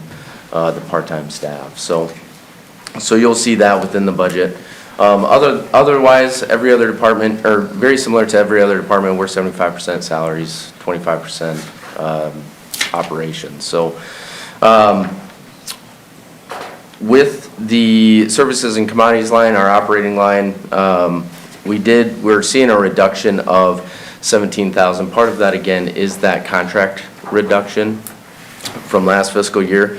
That is offset with a few other increases in different line items such as property liability insurance, utilities, and then we actually did shift travel back in there because, again, going back to last fiscal year, we did reduce our travel line items just for conferences and other continuing education items such as that. So overall, like I said, I can try to answer any questions. It is pretty straightforward. Most of our budget increases is coming from the salary and benefits. But again, just putting in just a small increase for travel to go back into our budget, equipment services for our van and the bookmobile, and then utilities and other line items. A couple statistics that Sarah had asked me to share with you is information for our programs. So in January, we saw 73 programs and a little over 1,700 attendance, or folks that attended those programs. For December, we saw 68 programs with 1,500 attendees. And back in November, we had 87 programs for just shy of 1,900 attendees. So our programs are very well attended, and we are carrying through those pretty well. Our meeting room bookings for January, we saw 67 meeting room bookings for 303 people. December, we saw 60 bookings, meeting room bookings for 388 people. And then again, back in November, we saw 77 bookings for 429 people. Our circulation, which is our checkouts, for 2023 and through 2024, which is our construction period, we saw over 100,000 physical circulation checkouts. So 100,788 checkouts. That averages out to be a little over 2,000 per week. So again, through the construction, we did see still quite a bit of circulation. So that was a pretty staggering number that we saw, and we were pretty happy with. And then overall, for our walk-in traffic in November through the front door, we saw 8,482 people. So it's 8,482? Yes, sir. So that's like some duplicates. Would have to be. Yeah. Yeah, but that's great. Yeah, I mean, we're talking of 10,300, that's a lot. Right. So, yeah, so it is just counting the walk-ins from the Yeah. front door, so, I mean, I suppose if you're kind of circulating the entryway, I guess, you know. Somebody pad numbers in yeah, there, is that I what you're mean, trying to get at? I've done it a couple times. I've had kids before, they like, yeah. But overall, like I said, it is a pretty, I'll say, quiet budget. Again, we're not asking for any large pieces of equipment or anything like that, but happy to answer any questions. So a couple Keep of it years short and ago, I sweet. think you guys went no library fines, but library fines is still in the budget. Is that like replacement fees or? Yep, that's okay. exactly right. So we don't have late fees, but we do have book replacement fees. So Okay. obviously lost, damaged, anything like that. I see under library books, you budgeted 63,000. Just double checking my math, because Councilperson Bergen's here. If that's an average of $25 a book, that could be a little low, but thinking of children's books too, that's 2,500 books a year. Do you have space for that? I mean, are you culling out that many? So keep in mind, I mean, we're also taking some books out of circulation as Yeah. well, right? And so, you know, this isn't a representation of all the additional books. I mean, you have to obviously keep in mind, and folks much smarter than me are taking books out of circulation, putting them in, just based off of, obviously, those circulation counts, so. Plus, we had a brand new addition to it, so Yeah. we got. Lots of room. We got, you know, shelf reconfiguration, all of it. Any lingering issues with construction, like the lighting issue and who was going to pay for some of that? I don't feel qualified enough to say anything about that, but I do know that there were some punch line items that we needed to get taken care of. That list is very small as of right now, so. How's the bookmobile going? Fantastic. It drives. It drives? Yeah. Trying to mount a blade on it later, see if that thing can push some snow. We can do that. A little bit, 4 Yeah. foot, just nothing. You know, double up as an ambulance, I don't know. Bolt the cot in there, flip it down. I like where your head's at. I know one day it was at the farmer's market and 63 kids came to a program there. I mean, Yeah. that's really good. Yeah, I'm looking forward to seeing it this summer. Yeah. So. It's a lot of kids in a van. Well, they're selling ice One cream at a out there time. too. Oh, fair enough. And I think there was a very popular program out at the Public Works Building, as I recall, too, story time out there. too. I would imagine story time and big trucks goes Yeah. well together. Yeah. But yeah, overall, that's all I have for you. Anything else, council, on the library? Council, we're gonna stop for lunch unless you object. We'll come back to Leisure Services Administration. For council and staff, there's lunch provided in the hallway. Elaine Main, you're on your own. So go shop at a local business. Thank you, James, for coming.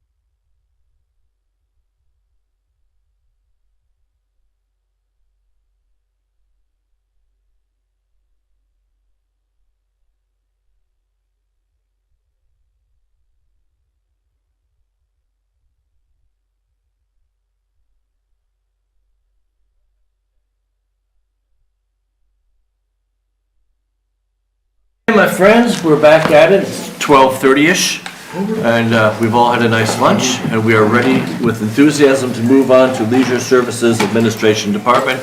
Garrett, good afternoon. Good afternoon. I wanted to start it off with a good morning, but sorry. It's the way it is today. So we're going to start off with Leisure Services Administration. Not a lot of changes there per se. The main thing that we're looking at is we're going to add Canva Pro for my one remaining office coordinator. As Justin mentioned, Kylie moved out to public services, so we're going to move forward with just the one office coordinator for now. But we're looking to add Canvas Pro for her. Then we move into parks. Any questions? Nope, I apologize, sorry. Just want to double check. Okay, Parks Division. All right, in the Parks Division, some different things that we've been seeing, over the past few years, probably even longer, is, again, finding enough good seasonal staff, staff that takes pride in how things look, the job that they do, those types of things. We have a ton of stuff that we try to keep up with our seasonal staff. We have, Well, I see you got 21 city parks, 12 of them, or 11 right now, with play equipment. That's correct, yes. Yep, and that's just, kind of the tip of the iceberg, obviously. We've got over 100 trash cans that we empty daily. We don't hit each one of them every day, but we've got 100 trash cans that we check on.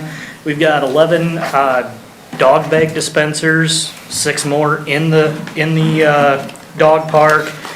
We've got 20 toilets, 5 urinals that we clean, along with the bathrooms and the sinks, and the porta pots as well.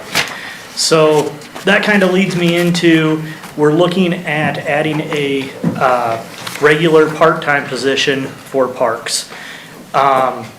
We're really strapped, especially in early spring and into all of fall. Basically, April through,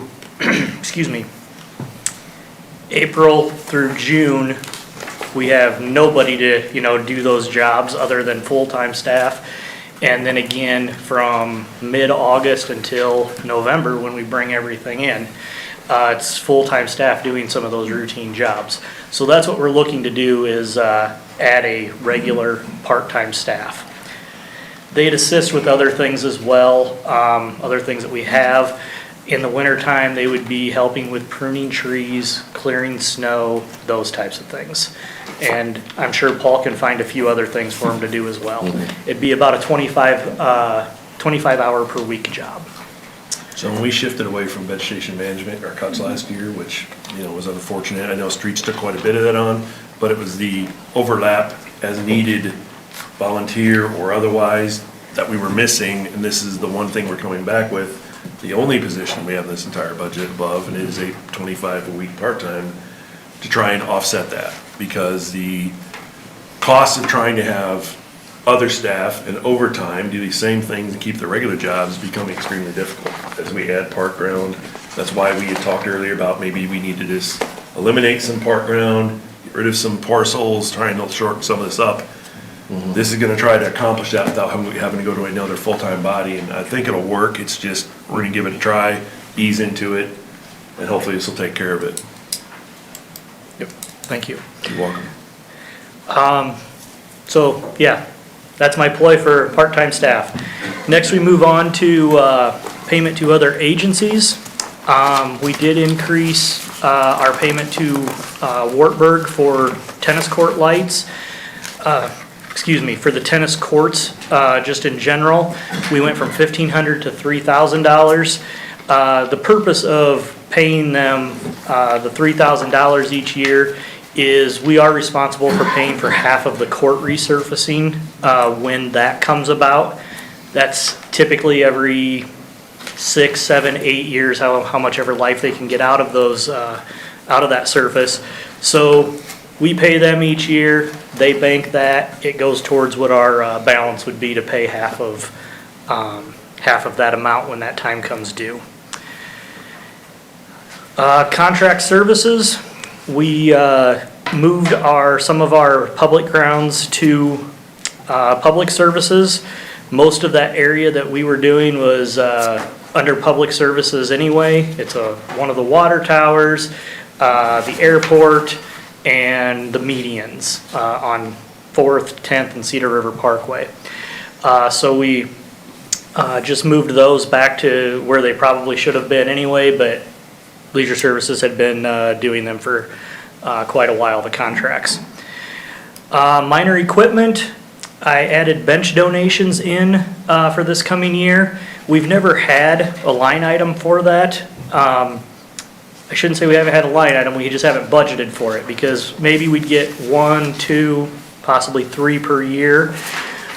With the addition of Cedar River Park and that opening, we've been getting a lot more requests, and those are going to continue to come.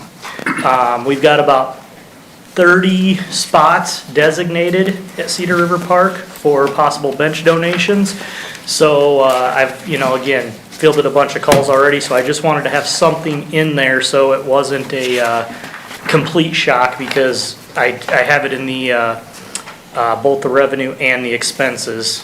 So yeah, that's for bench donations. And then that also includes a new string trimmer as well. Under equipment, Yes. I'm on your cover sheet number 4. I thought, as you know, you had gone crazy because you're trying to replace a 6-foot snow blower with an 11-foot mower, knowing that snow blowers and mowers do very different things. But this is a mower you can put a blade on? Okay, so Or you can put a blower onto the mower? This would actually be a blower that goes on a tractor. And we'll get to that in just a Okay. minute. It's in capital equipment. But yes, and we can talk about it right now. So right now we have a blower that goes on a tractor, but it goes on the back of the tractor. And so anywhere that you want to blow snow, you have to drive backwards. So with the addition of, hear me out, hear me out, and this is why we're asking for it, is because with the addition of Cedar River Parkway, we do that whole sidewalk, from 4th Street all the way out to Highway 3. And I mean, obviously, we do other areas with it as well.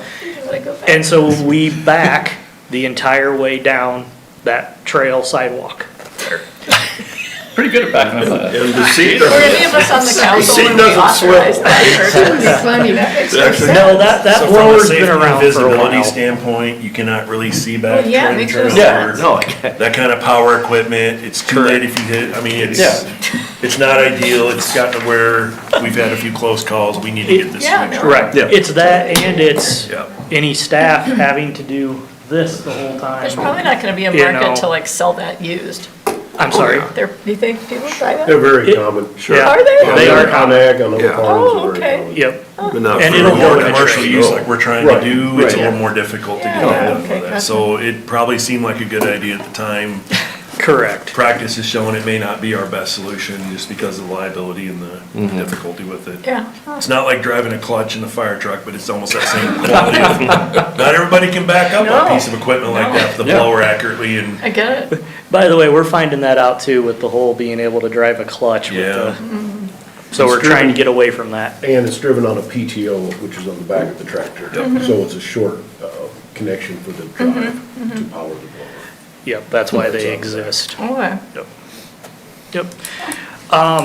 We're just gonna go ahead and finish up capital equipment, and then we'll jump back for a minute. The other things in capital equipment is a new batwing mower. The one that we currently have is from 2017. Batwing mower is used in a lot of the Tier 2 areas that we have. Tier 2 being along Cedar River Parkway, 10th Avenue, the south part of the cemetery, sometimes the front part of the cemetery, areas like that that still need to look nice, but maybe not as nice as what a zero turn would do, or, something like that. It's a lot of wear and tear on these. They're using a lot of rough area. It's a lot of banging around wear and tear. Yep. Next thing is utility vehicle for the parks. The current one is a 2013. I'm going to jump ahead a little bit because what we're proposing is that this 2013 would then go over to the cemetery to replace a Jacobson utility vehicle that is being used in the cemetery. Originally, we were looking at possibly replacing them both.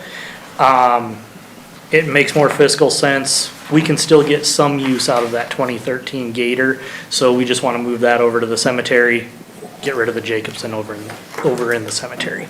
So we've had Mark and Mark look through them, walk through them. We can do something with the one that we have, the Jacobson, not so much. That one's in rough shape. It's, yeah. Under capital vehicle, Public Services is looking to get a new truck. They'll be trading off a truck. So we are looking at picking that truck up because it's a 2012. The one that we currently use right now for routine is a 2009. And it's really starting to rust out pretty bad. Excuse me. It's been a hand-me-down. That's what our routine trucks always are. So we're just looking to add that one from Public Services.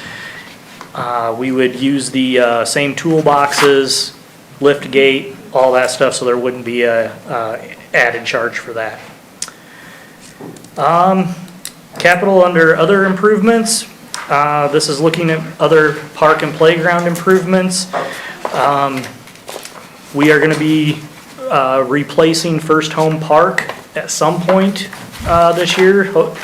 With any luck, we might even be able to get started at the beginning of summer, but it will definitely go over into next year as well. We do have insurance money for the playground equipment itself and kind of the whatever we decide to use for surface and so on. But this would go, we're going to be required to put a sidewalk in. We are already planning on putting up a new basketball hoop, those types of things. So it'll go towards that, and then whatever we have left, we'll find other places. We've got some other ideas in other playgrounds of things that need to be updated and replaced.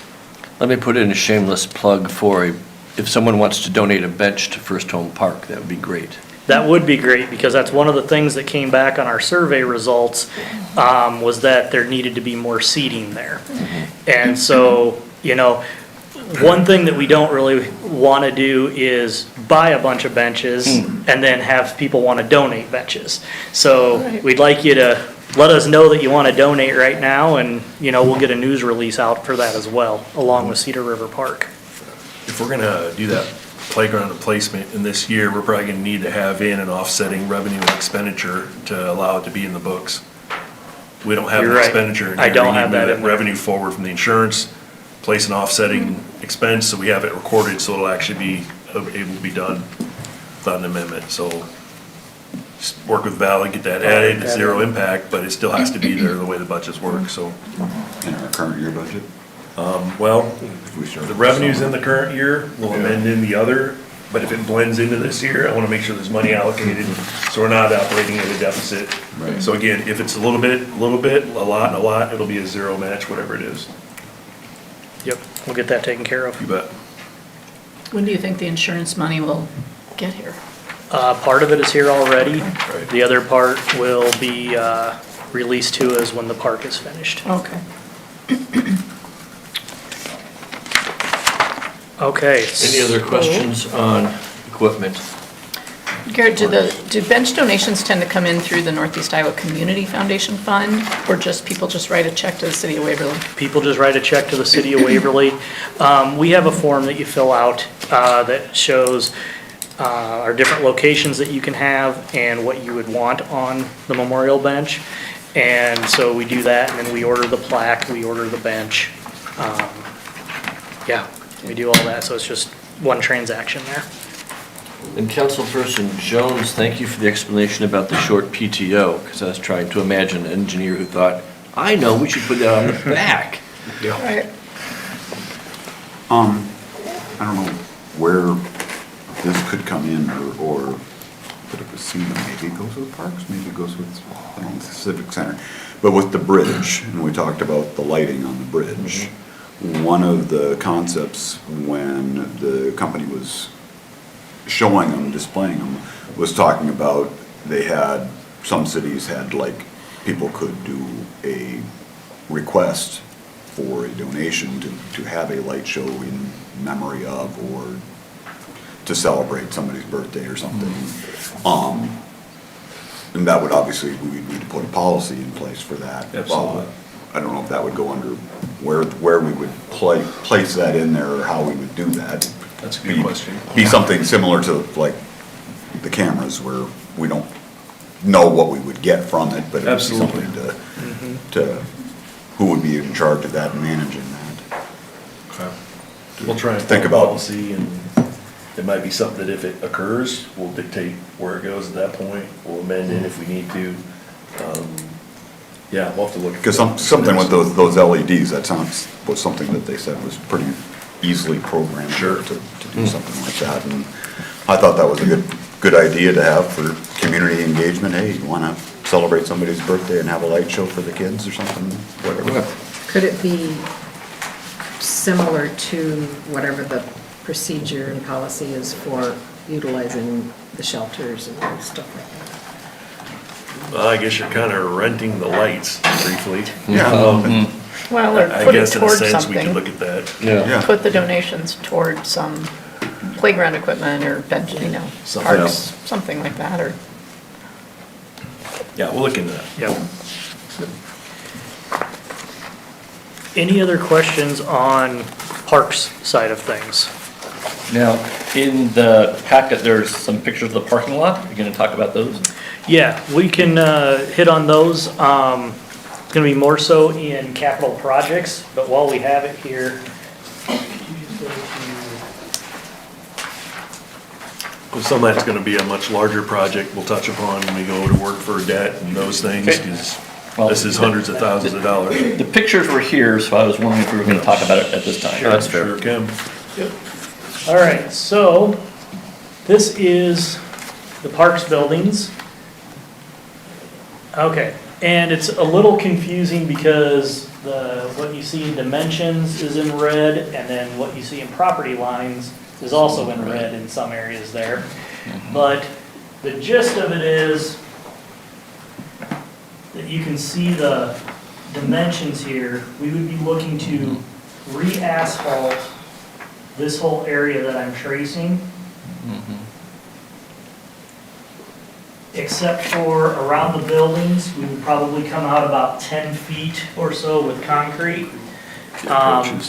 Just because of all the wear and tear that it takes in that area, it's gonna hold up a lot better than what it will if that's just asphalt there.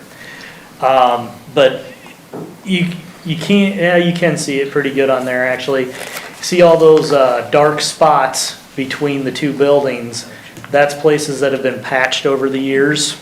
And then as you go further there to the south, that's a huge patch there as well.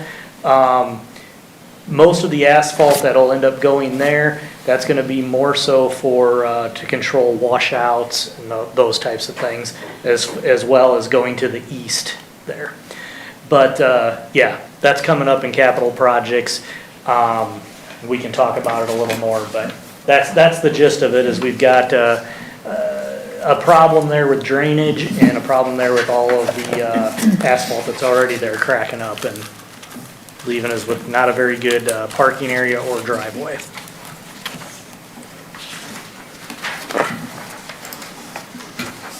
Any other questions on parks?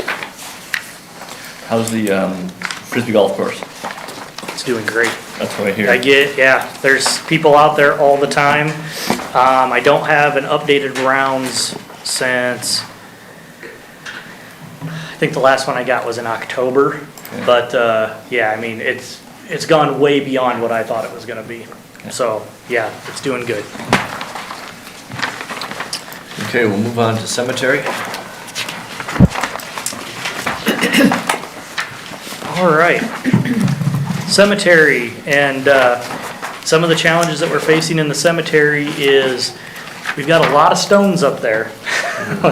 And it takes a while to mow, to trim, all that good stuff. And we do what we can to, not catch a stone, not hit a stone. It does happen from time to time. But in the grand scheme of things, for as much as we're around them, as many as there are, the staff's doing a really good job, not hurting any of the stones. One thing is though, is we are filling up, and we've talked about that, and you guys are all aware that we're moving forward to plat some new areas. We're in that process right now.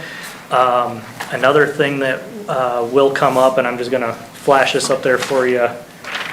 Carla, let me show that. We are looking at, in capital projects, adding some new cemetery roads. So, would you rotate that? Yep, that'll work. So, right down here would be 8th. This is 4th over here. So this would be like the front of the cemetery is what we're looking at. So that's what is going to come up in capital projects. We would not do all of those roads the first year that we're looking at, because we really just need a couple of them that we can add about 3 more sections. But we're going to go ahead and plat the roads and plat all of the sections right now so that, we know where the roads are going to go. Yeah, any questions about the cemetery roads? Otherwise, we'll get into the stuff that I kind of have broke down. But there's no connectors to city streets, that's just all interior roads. Correct, we do not want any more. Well, I didn't want it either. Entrances, yeah. I was asking. Entrances or exits, we want one way in, one way out. All right, as we go down my list here, repairs of maintenance and structures, we're looking to replace a window air conditioner. I can't tell you how old that thing is, I just know it needs to be repaired. Looking at adding occupancy sensors to the lights for the office as well. More so just a, cost savings there electricity wise. Contract services, we will still be doing our stone repairs and straightening with Mayman Monument. We have a 3-year contract with them to continue that, and then we'll kind of see where we're at that point. I do think that another 3 rounds of this, we should catch pretty much everything up there. So, but we will see at that point. Then that line also includes spraying twice a year for weeds and grasses that we don't want up there.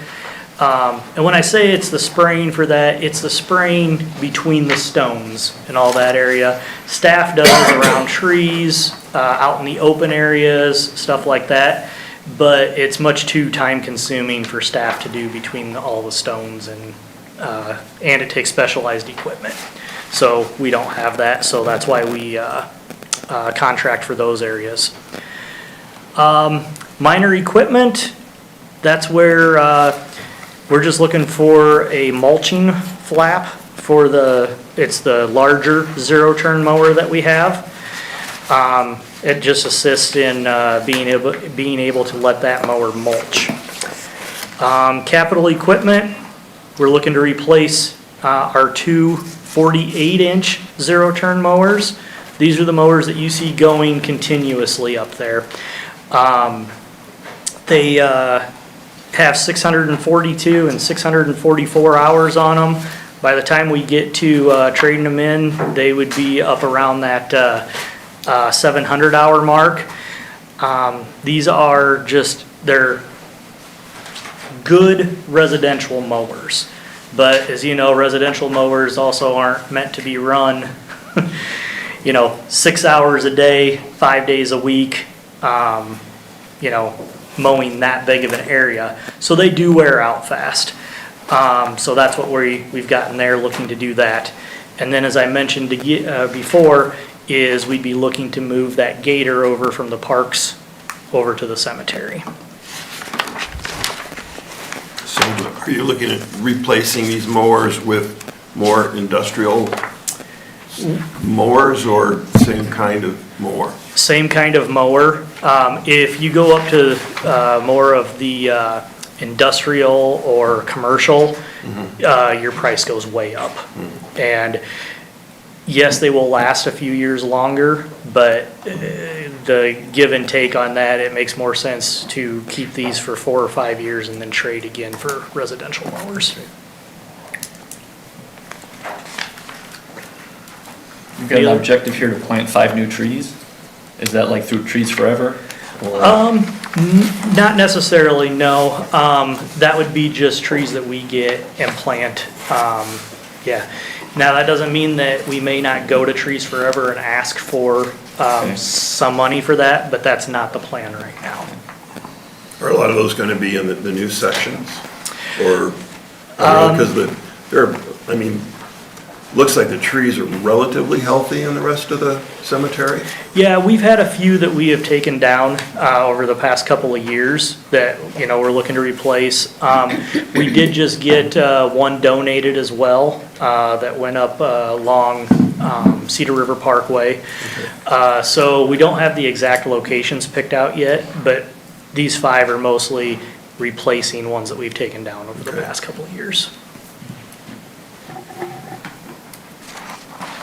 You'll probably have to, as you develop the new cemetery lots, you'll probably have to be thinking about trees also, because people normally like to see trees there. Exactly. Well, it's funny that you say that, because some people do, and then some people come in and be like, I don't want to be by any tree. I don't. It'd be cold in the shade. And I'm not kidding. Those are the comments that I get. I understand. So.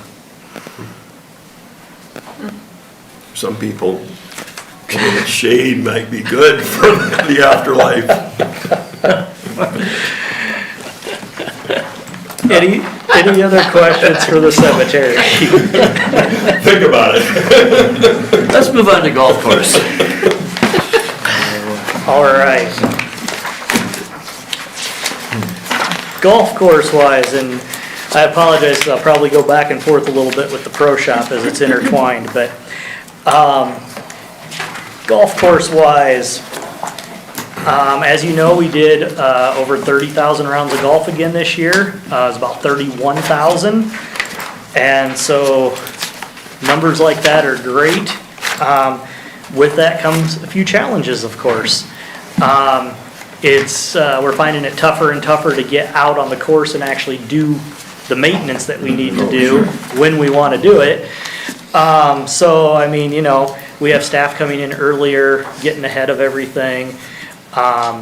We're looking at replacing some of our equipment, some of our older equipment, so that we can do some things faster. Those types of things. Also, there's so much more traffic, cart traffic, foot traffic, all of that just wears the ground down. So anyway, some of our equipment shows that, but we'll get to that in just a minute. Can you tell me a little bit about these irrigation satellite receivers? Yep, we'll talk about that right now. So the whole course is irrigated.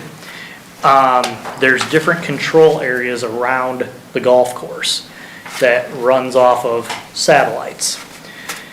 So what we have right now is a system that's becoming obsolete. It will be obsolete in the next couple of years. We've been repairing them up until this point, but we don't have that option anymore. So we ended up replacing 5 of them this current year. We did that with our irrigation money. And then we're looking to replace the other 5 this coming fiscal year. And so what that does is everything bounces off these satellites so that you can run sections of the golf course. You don't want to have everything, all the irrigation on the golf course going at once. So there's all these different points where the satellites will be that runs the irrigation system. Everything runs through these satellites. And we irrigate with water from the wastewater treatment plant. Correct. Treated water from. That's why it's so green. Yes, it's amazing how much water we use. Yeah. And yes, it comes from, it's water runoff, and then it's water from the wastewater treatment plant. I'm just curious, is that take all the water from the wastewater treatment plant? Or, I mean, this is probably more a sewage question, but. And it's not. It does not take it all. It's already treated, could go to the river, we're just utilizing it as water source. Right, instead so of- do we utilize it 100% of that wastewater to the golf course, or is some of it discharged back into the river or something else? Some of it, a large portion of it is actually still discharged into the river. Okay, all right. Yeah, we're just taking a small percentage of all the treated water. And then there's a pipeline that runs from the water treatment plant to the golf course? That's correct. Cool. Yep. Let's see, minor equipment. This is for a new cup cutter. That's the main part of it anyway. And so we're talking the cups for the greens. What we have right now is a completely manual cutter. So I guess I compare it to like using an old school post hole digger. You know, you sit here, jam it in the ground, you gotta twist back and forth and get it down far enough, pull out part of a plug, do it again, pull that out. What this new one will do is it's gonna be just hammer action, set it down, one push down, one plug comes out. So it's gonna speed up the process of the cups, it's gonna be a lot easier on folks' backs, and then you can take that one plug that you pulled out, put it in the old hole, and be gone. So that's what this does. Capital equipment. This will be equipment that we are looking at replacing. Right now we have a rough mower that needs to be replaced. Instead of getting a new rough mower, which is much more expensive than what we're proposing, we're looking at getting a tractor with a pull-behind mower to replace that. So that'll be the replacement for the rough mower. The thing about having a tractor too is down the road, if we want to, we could purchase attachments for it. You know, if we wanted to get a bucket later, if we wanted to get forks later, if we wanted to get a plow that went on the back later, whatever it might be. But regardless, you know, we can utilize that a lot more than what we could a rough mower anyway, and this would be our preference.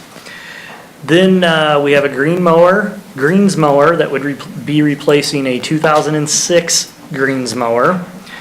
That'd be basically a one-for-one there.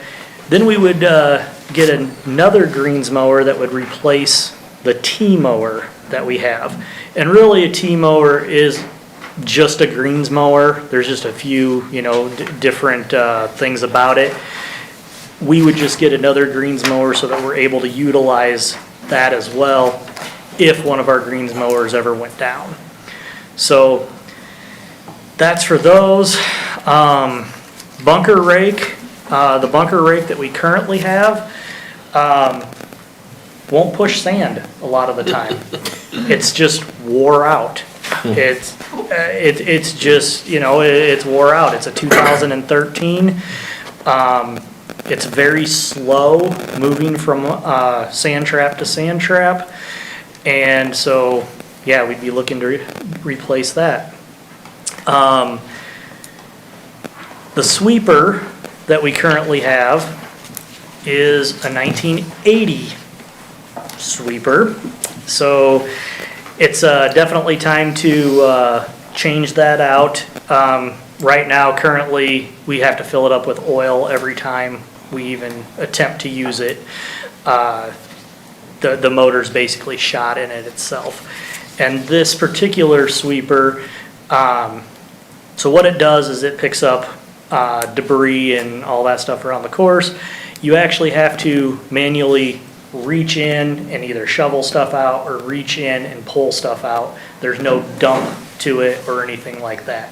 So this would help out a lot with that for, again, for staff. Just a lot easier and safer to utilize.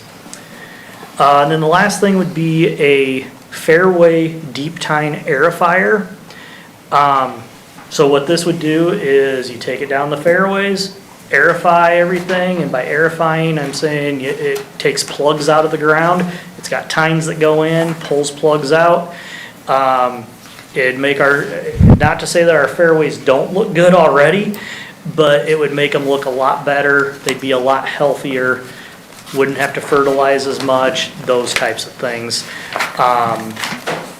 Because what it does is by getting those plugs out, it lets more moisture get in and it lets air get down inside underneath that first plate of soil. So that's what we'd be looking at for equipment. Any questions on equipment before I move on? I'm going to explain how the equipment gets here. One of the key things that has been going on for long before I even got here is every so many years, there was a small note done to a bank to acquire this equipment. You have the same payment every year, there's no spikes and valleys, it's how you want your debt to go if you can. And that's what this becomes. So it is a purchase, bulk, pay your 3-year note off for whatever it is. Then additional equipment that's been cycled through now comes up and we continue down that path. We just can't use bank notes anymore because of rules for bonding, et cetera. It has to go through actual debt now. You can't just go get a note. It's not competitive then, it's not bid, it's not. So no longer can we just do that simply, we have to add it into actual debt. Just like anything else, all the requirements, all the fees, everything. So if we're gonna do that small note separately, you might as well do it with the full bond because otherwise you're doubling up on your fees and everything else. So if you go forward with this, it would blend into the other debt if there is. And that's how this would be accomplished. So it keeps you from having a spike 1 year, drop. The only other way we could do it is similar to what police and fire and ambulance would do, is where you set a third aside, you make the purchase, and then you go forward. So either way it works out in a similar manner. This is just the way they've chosen to do that going forward, but 601, it works the same. It's just a matter of how you want to accomplish it. And I think it is harder to know 3 years from now, what's that gonna cost, what's that look like, what's that, because it is volatile. Some of the equipment you're seeing, some of the, lead time, we've had 2 years to wait for some of this piece of equipment before. We were almost having to do another bond before we got the piece of equipment in. I think it was what was that mower? It was a Fairway mower? Yeah, we had a Fairway mower and we had a Gator that took forever to 2 get here. years it took to get the Fairway mower in. Because that's how far things are backed up. It's how ridiculous some of this has gotten. So the bright side is that Gator will give us a few more years since It we will. didn't. So on here where it says principal payments, the first payment for the maintenance equipment, is that? Yep, that's the first of the 3 payments it'll take, or 4, to get this done. So if you look up top revenue, you'll see the $250 in bond proceeds. You see down in capital, the $250 to purchase it, and then the payment is actually coming out of this first year also, so we're paying it off quicker. Same as you do your bonds, you pay it off in the same year you're budgeting. So our 10-year bonds are really 9-year bonds in a sense, 9.5 versus 11 if we didn't do that. So their 3-year note is a 2.5, 3-year note versus a 4, or 4.5 depending on how it's split the fiscal years. So that's, I just want to qualify, it's not just, we're not going out and buying all this, we're keeping the same amount every year so it's consistent and rotating equipment through much like we do any other piece of equipment. These are just a little more specialized and they vary in ages and abilities, and it's just, it's been interesting education for myself even too, that what some of this stuff even does. Appreciate that explanation. Yes, sir. Real quick question here for you, Garrett. Yeah. I'm just looking at the line items here, the line 6415 with rents and lease expenses, or lease equipment.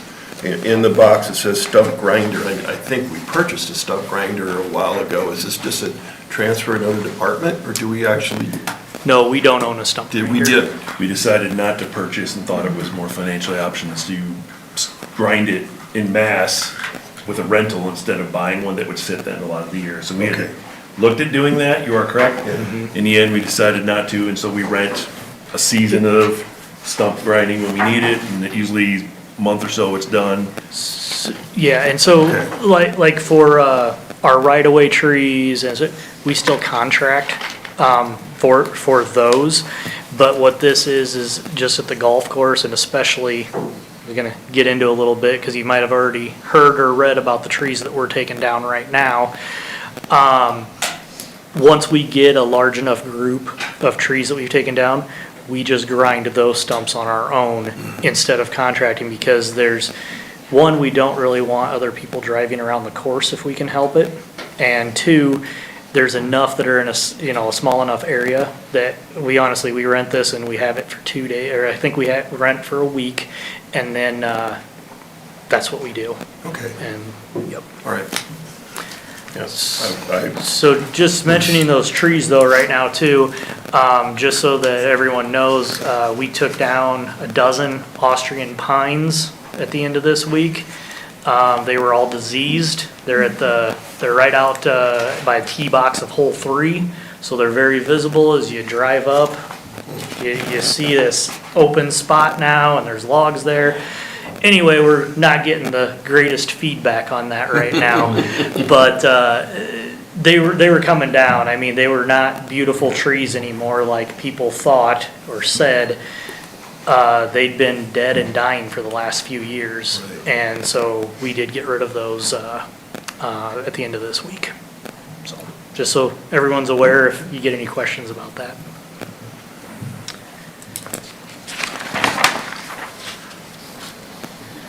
Okay, let's see.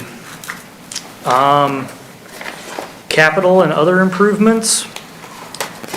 This is for repairs to the irrigation building. So what this would include is a new door, new siding, and then new fascia as well. So it's pretty long overdue. You can see from the pictures there, just doesn't look too good anymore. So we're looking at doing the improvements there. And then the last thing that I have on there are principal payments and the loan payment, which we already hit on. Yep. Where is that building? That is just to the south of 10th Avenue. So as you cross the bridge, it's Right. right there. Yep. Any questions on golf? Okay. Pro shop? We'll go on to the pro shop here. So,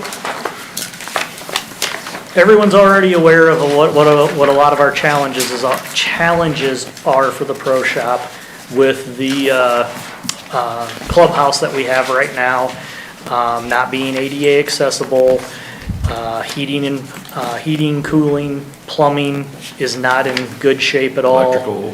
Electrical, basically if you name it, I can say it's probably not in good shape. But we are looking at some other options and trying to figure out what exactly we can do with the clubhouse. So that'll be a topic for another time. But anyway, that's just some of the challenges that we have there. And again, it's awesome having 31,000 rounds of golf, but it's also tough to get a tee time. And so we've had complaints from people that, hey, I can't just walk in anymore and get a tee time. So anyway, that's a good problem to have though. So let's take a look here at our line items. We have tips. Tips they were in last year, but the number changed quite a bit because we didn't really know what to budget for them. So tips are offset in revenues as well. It's the same number.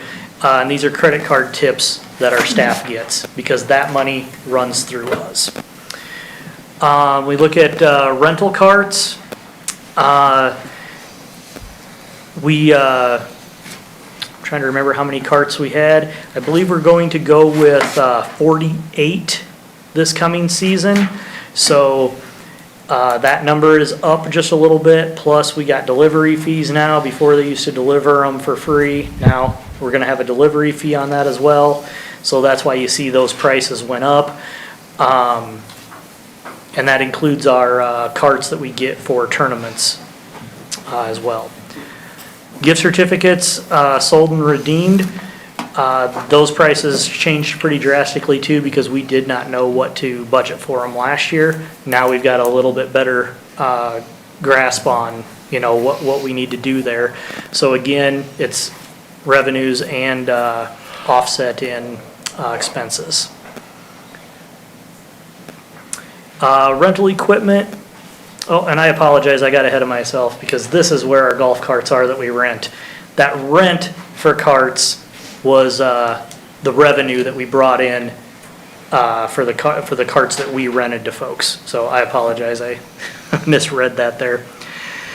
Licenses and permits. This is for our Class C liquor license, DROM insurance, selling of concessions and food, and then ASCAP for playing music. And I apologize, I don't know if it's pronounced DRAM. I don't know if anyone knows how it's pronounced, but that went up considerably from what we had budgeted the previous year, so that's why you see that change there on that line item. And then minor equipment, we added a new vacuum, hot dog machine, and then new pole carts. We're looking at replacing 2 of our pole carts that we have.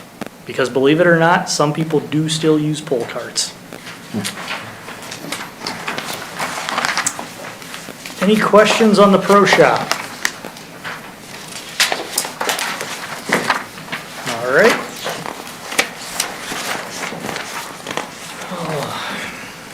All right, making its triumphant return to the budget is our aquatics. Cool. So, might think we're getting a little bit ahead of ourselves, but with any luck, we are hoping to be able to open May of '26. And so with that, we have to have some of this in the budget. What I tried to do here, because the pool will be bigger, but it's probably gonna have less of a volume. So it's gonna be a give and take. We also know with the splash pad, we're going to use more chlorine. There's a lot of moving parts here. So what I did is I basically just went with about half for right now. And we're just gonna have to kinda, see what it is, and, we might have to revisit that once we get the pool open and know exactly what we'll be dealing with. But, uniforms and safety, we've done this for years, is we pay for one half of the suit, the guards pay for the other half of their suits.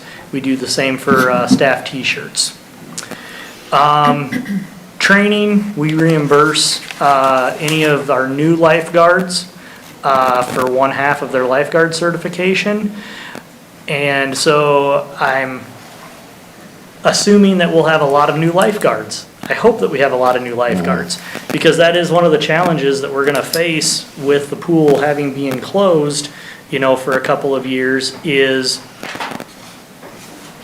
what staff is going to come to us. And we're gonna have a young staff. And so, that's just one of the things, that we'll get through. But that is gonna be a big challenge. Minor equipment, this is for a new vacuum, pool vacuum. And then other minor equipment that we'll need to purchase that's not necessarily in the bids that we send out. Again, there's going to be a lot of unknowns, and some of the stuff is not going to fit into the bid. Some of the stuff doesn't make sense to put in the bid.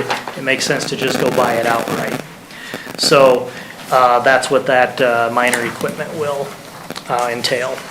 So the hardest part about this is most of this has to be front-loaded to open the pool. You're not gonna use all this in 1 month, which is what will be open, but you have to have it in order to open it, continue forward. So you're seeing a little bit higher numbers in this 1 month, basically, because it's gonna be June and a few days in May. So we had a discussion, you know, we have to pull this in, you have to have your chemical ready, you have to have it treated and open, whether it's day 1 or day 20, it's gonna have to look the same. So this will all normalize eventually, but we legitimately will have pool costs in this budget. If things go as they should, and we're hoping to get, it's getting finalized soon. Trying to get some engineering figured out and everything. We've met the swim team. I mean, it's progressing. It just, hopefully get this bid in the next month or so, and get this rolling. But we will hopefully have pool open and going in this budget. Yep. Any questions on the pool? We'll talk about debt and all that, financing later with it, but yeah, this is the operational piece of it. All right, we will move on to the Civic Center then. So with the Civic Center, we've had a lot of challenges here with the heating and cooling system. We think we've got it figured out now, we hope. It's been going steady for a while now, so I don't want to jinx that, but we hope we have that figured out. Some other challenges that we've had are the Civic Center interior walls. We actually got a bid back. You guys will actually be seeing that at the February 3rd meeting for the chance to approve those bids for the walls to be worked on here in the Civic Center. And then the pillars are still coming outside. And in this budget as well, we have to continue working on the parking lot because we've done 3 different sections of that over the past few years. So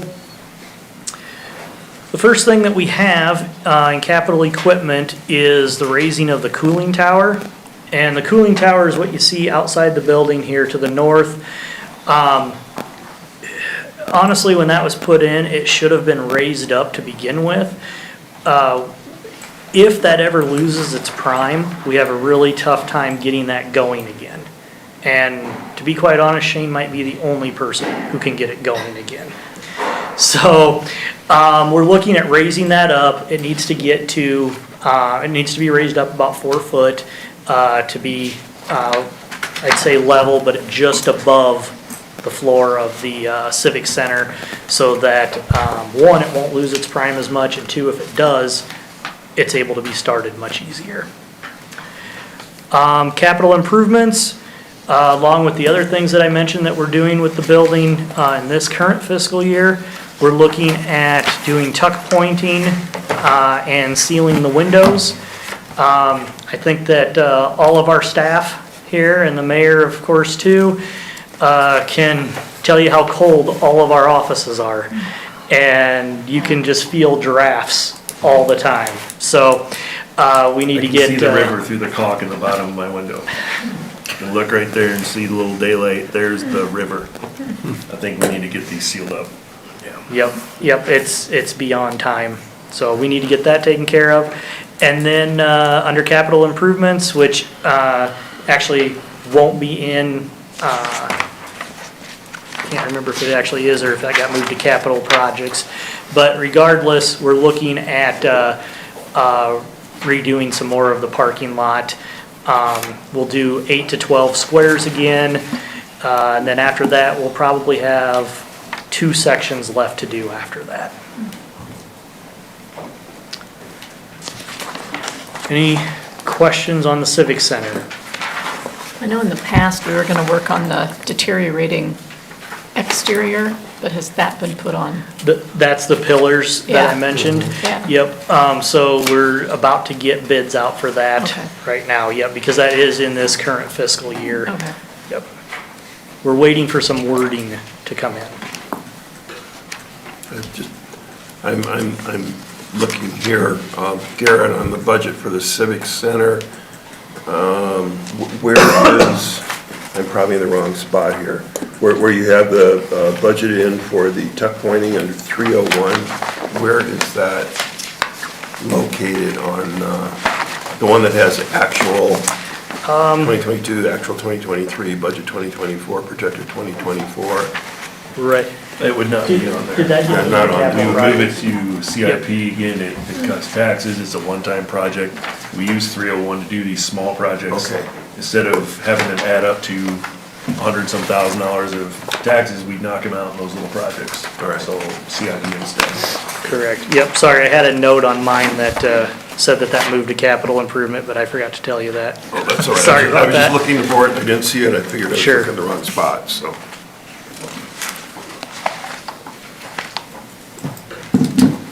All right, any other questions on Civic Center or anything else? Thank you, Gary. All right. You ready to move on to economic development? Welcome, Connie. Thank you. Thanks. Connie Tolan, Planning and Development Specialist, and I'd like to talk you through the economic development portion of the budget. We'll start with the spreadsheet, and you will notice that the budget has not changed much from last year. Staffing remains the same with one full-time equivalent planning and development specialist and a .3 FTE office coordinator, and this is a shared position with community development and zoning. The one notable change in the budget between last year and this year is last year's budget included $19,500 for the housing needs assessment, and so that is not included in this year's budget. Otherwise, I think you'll notice that line items are pretty compatible to what they were last year. So I'd like to spend my time here focusing a little bit on the advertising and the marketing budget. As you probably recall, that portion of the budget is funded by hotel motel tax. This budget, I proposed $60,000 for the advertising and marketing, which is $1,000 less than last year. The majority of the advertising and marketing budget is for community marketing using the Waverly Welcome Home platform. So I've created some slides in your books, and I would just like to talk through those a little bit. So a little bit of background. Waverly Welcome Home is a community branding and marketing initiative for the community of Waverly. It's created primarily as a workforce recruitment tool, and it's also designed to attract new residents and serves also as a tourism tool to attract visitors. We began the program in 2020. And I have a history there of the paid advertising that we've done.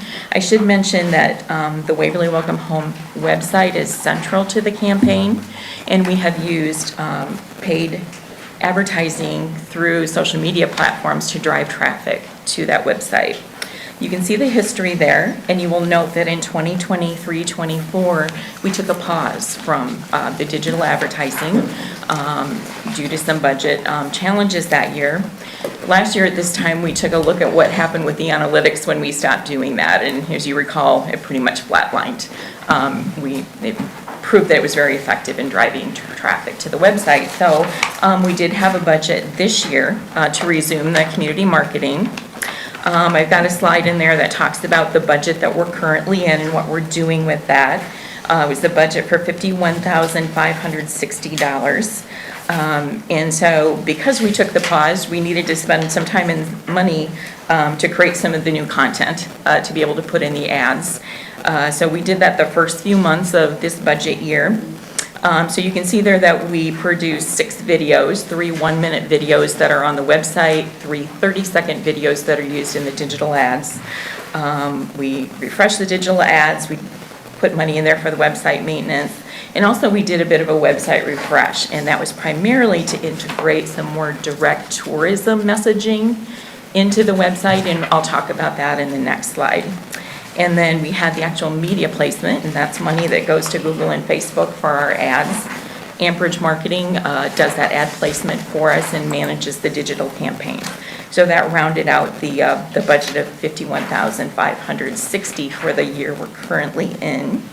If you look at the next page, we talk a little bit about that tourism messaging. So that was one of our challenges last year with some other changes that happened in other organizations, that we took a look at how can we integrate more direct tourism messaging into the Waverly Welcome Home website to pick up some of that marketing. And we did that without any additional budget. So we worked with Amperage Marketing, and what we did is primarily is we added a fillable form on the Waverly Welcome Home website on the 3 major landing pages: live here, work here, play here. And I have a screenshot of what that form looks like. So what it does is when a visitor is on the website, it gives them the opportunity, if they would like more information, they can fill out that form. They can choose what category of information they want, whether they'd like to learn more about work here, live here, or play here, any combination thereof. When users fill out that form, we scripted, customized responses, so they get an automatic email response, customized to which of those boxes they checked. That response includes links to information in other areas of the website. In some cases, there's some PDFs that are attached. So again, it's just a way to disseminate more information about our community in a customized way. But it's automated, so it's not taking additional staff time. And so far, in the 3 months that has been active through the campaign, we had a total of 108 forms completed. So we're seeing some engagement there. Yeah. The other thing I mentioned on that slide, and this is unrelated to Waverly Welcome Home, but Kate McGlon in our office became acquainted with the Travel Iowa website, and so she created an account for Waverly where she goes out every month on that website and she lists community events that are happening to get some visibility there. And she's actually done some individual outreach to some of our businesses in town who do their own events and making them aware of that opportunity and assisting them in getting some accounts set up. So appreciate her initiative in doing that as well. Sorry to interrupt you. Does Kate answer these inquiries then? Is that part of her job? The inquiries, actually, they're automated responses. Oh, okay. Yeah, Nice. yeah. We do have the opportunity, if they put something in the box, the text box where they want something specific, we could respond to them. We haven't had any of those so far. Okay, so moving on, I just wanted to share the analytics that we have so far. We began the campaign, the digital campaign, and it was with the Live Here focus. So that began late September, once we had all the videos put together. And so it ran for 3 months, September through December 24. And you can see there what our key metrics are. So during that time, there were over 3 million impressions. And an impression is counted each time an ad is shown to someone. There were 19,761 clicks, so that indicates interaction. They saw the ad in their feed, they decided to click and find more. Of those 19,000, 14,450 were first-time visitors. There were 30,000 plus page views, which indicates that some of those users are going beyond the first page they land on. We talked about the form submissions, 108 of those. And then Amperage is also able to track, once they get on the website, what additional pages do they look at. And you can see that the top 2 that people chose to click on were housing and education page. So that's helpful for Kate and I to know, is that we need to focus our time in making sure that those pages are updated and looking attractive. So if you turn the page, those key metrics are just shown in a different way, shown in terms of a marketing funnel. So if you look at the impressions of 3 million, that's where they create awareness.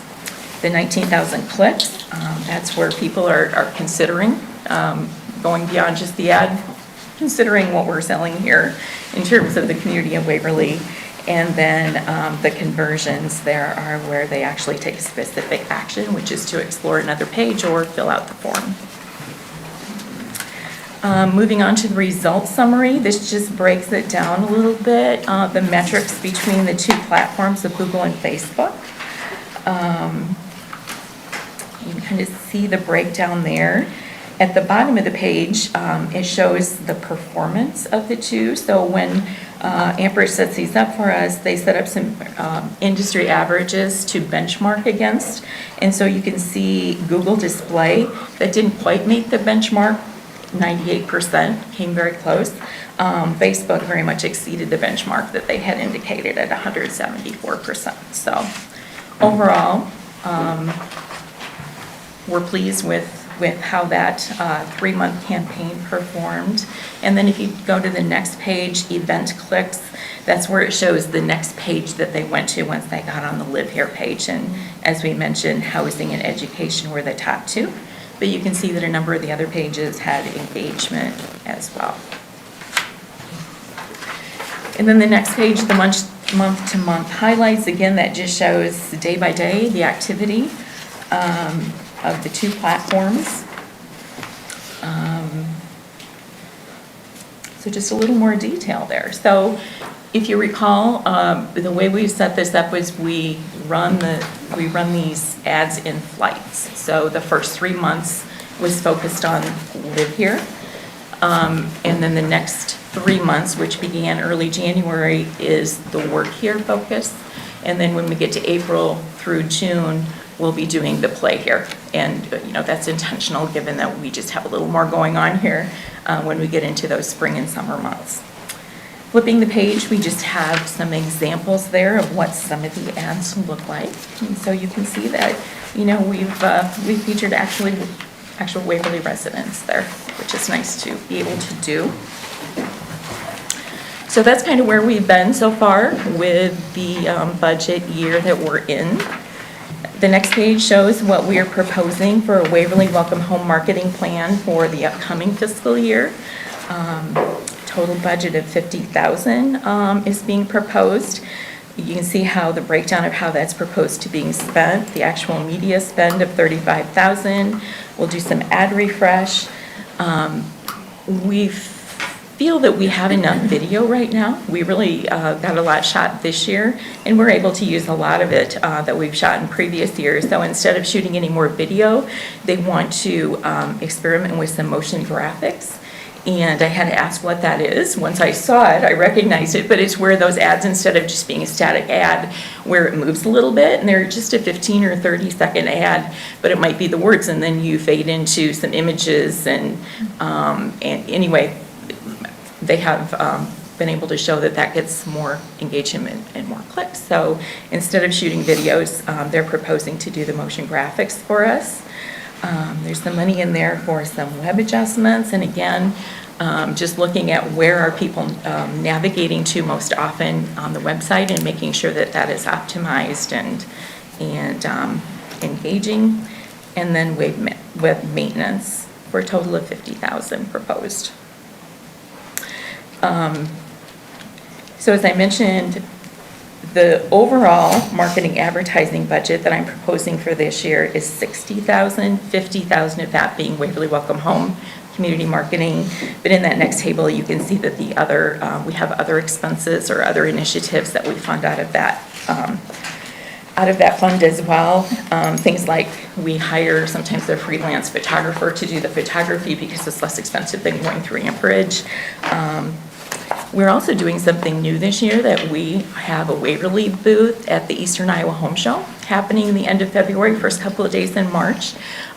We just think that's a way to see if we can reach a local audience that might be think about building a home or home-related items, and seeing if we can get some traction there. So we'll be doing that, and I'll probably be reaching out to some of you to see if you want to maybe spend a few hours in the booth that weekend and help us engage with people. But I have some money in this budget too, in case that's successful and we want to do that or something like it next year. But you can kind of see the other expenditures that we have in the budget for a total of $60,000. If you flip to the next page, I also included a little bit of information. I know at one of the council meetings, it was asked, am I talking to businesses? Are they using or are they finding value in Waverly Welcome Home? So I went back, and as you're probably aware, James and I have been having a number of conversations, one-on-ones with various people within the community. That was our plan since we dissolved the Economic Development Commission, is to have more and more of those one-on-ones and talk to people. So I went back in my notes from those conversations and pulled this out. So of 14 business visits that we had toward the end of the year, 11 of those businesses utilize and support Waverly Welcome Home. 8 of those 11 have actually participated in videos or testimonials. There was only 1 that felt that Waverly Welcome Home was not relevant to them because they recruit for remote workers, so they're not really attracting them to the community. And there were just 2 that were not familiar with Waverly Welcome Home, so that was an opportunity to familiarize them with that. So I wanted to share that as well. And I just included a snapshot of some of the development highlights for 2024. It's always nice to take a look at what did occur this year. And from there, I would just like to direct you to the goals and objectives. Those are taken directly from the Economic Development 5-Year Strategic Plan that was adopted by Council in April 2022. And so our priorities, our goals and objectives are designed around the 5 priorities that were identified in that plan, those being business development, workforce, housing, childcare, and placemaking. And I have a few examples listed in each of those categories of areas where we will be focusing.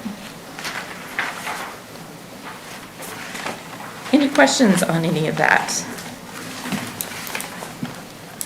How many business visits do you have scheduled for this next year? We are going to start those up again second quarter when things slow down just a little bit Okay. for us. But, we had been trying to schedule at least 1 a week when we got those going last year, sometimes twice a week. Okay. But yeah, I feel very good about how those meetings went. Right. James and I did most of them together. There were a few where I just had an opportunity through other events to have some of those conversations with businesses. If you'd like to, I can share just a few of the common themes from those. I promise I'll be very brief. Sure. And James, pitch in. We definitely if- reached out if to you people think- we don't usually pull in for ideas, et cetera. It seems to be a group everybody's comfortable with, and that's who you talk to, and that's who you go to. We didn't go to those people. We went to other people that we've not communicated with, some that don't agree with what we're doing. Now, they didn't show up, but I think they will. We tried, multiple times, and we will continue, but we want all perspectives, and I think it was beneficial overall. I really Yeah, I opened think some so. eyes I up. think So did you invite sort of groups of businesses to come, or One-on-one, one-on-ones, or so it one-on-one? was nice and Yeah. comfortable, because sometimes you don't want to talk in other Yeah. businesses, like Yeah. businesses. And I think overall, they all went very well. Yeah. Honestly, the thing that stood out most to me was, so you have those 11 who use it, 8 of them are people that we've kind of recruited and worked with. There were 3 that we haven't worked with, who are still using it. And it's honestly those 3 that impressed me more, the people who are like, they're using it because it's there, it's a tool for them. It was very open and candid conversations. They did not hold back, and that's what we wanted, is Right, what are you exactly. seeing, what are you getting? So, And so we told them we wouldn't share, obviously, who said what, but we could share some common themes, and I have just 3 or 4 of those I'll just rattle off quickly. First, I want to say that we talked to a variety of business sectors, from realtors, bankers, manufacturers, retailers, insurance, healthcare. And some of the common themes that I noted was, 1, and I believe this was universal, that Waverly needs more housing, and it needs to be in the lower price ranges. definite variety of housing. Yes, Yep. yes. Another one was, common theme was that keeping Waverly a desirable community to live in is very, very important. They were all about the amenities and the recreational amenities. And a lot of the conversations happened before the November ballot, the November vote, and there was, I would say, some very strong support of some of the initiatives on the ballot. So that's important to people.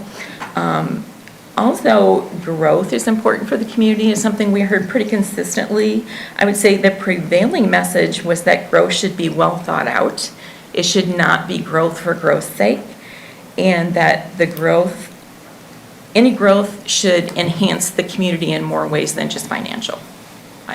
That was a common theme, maybe not universal, but that was something that we heard over and over.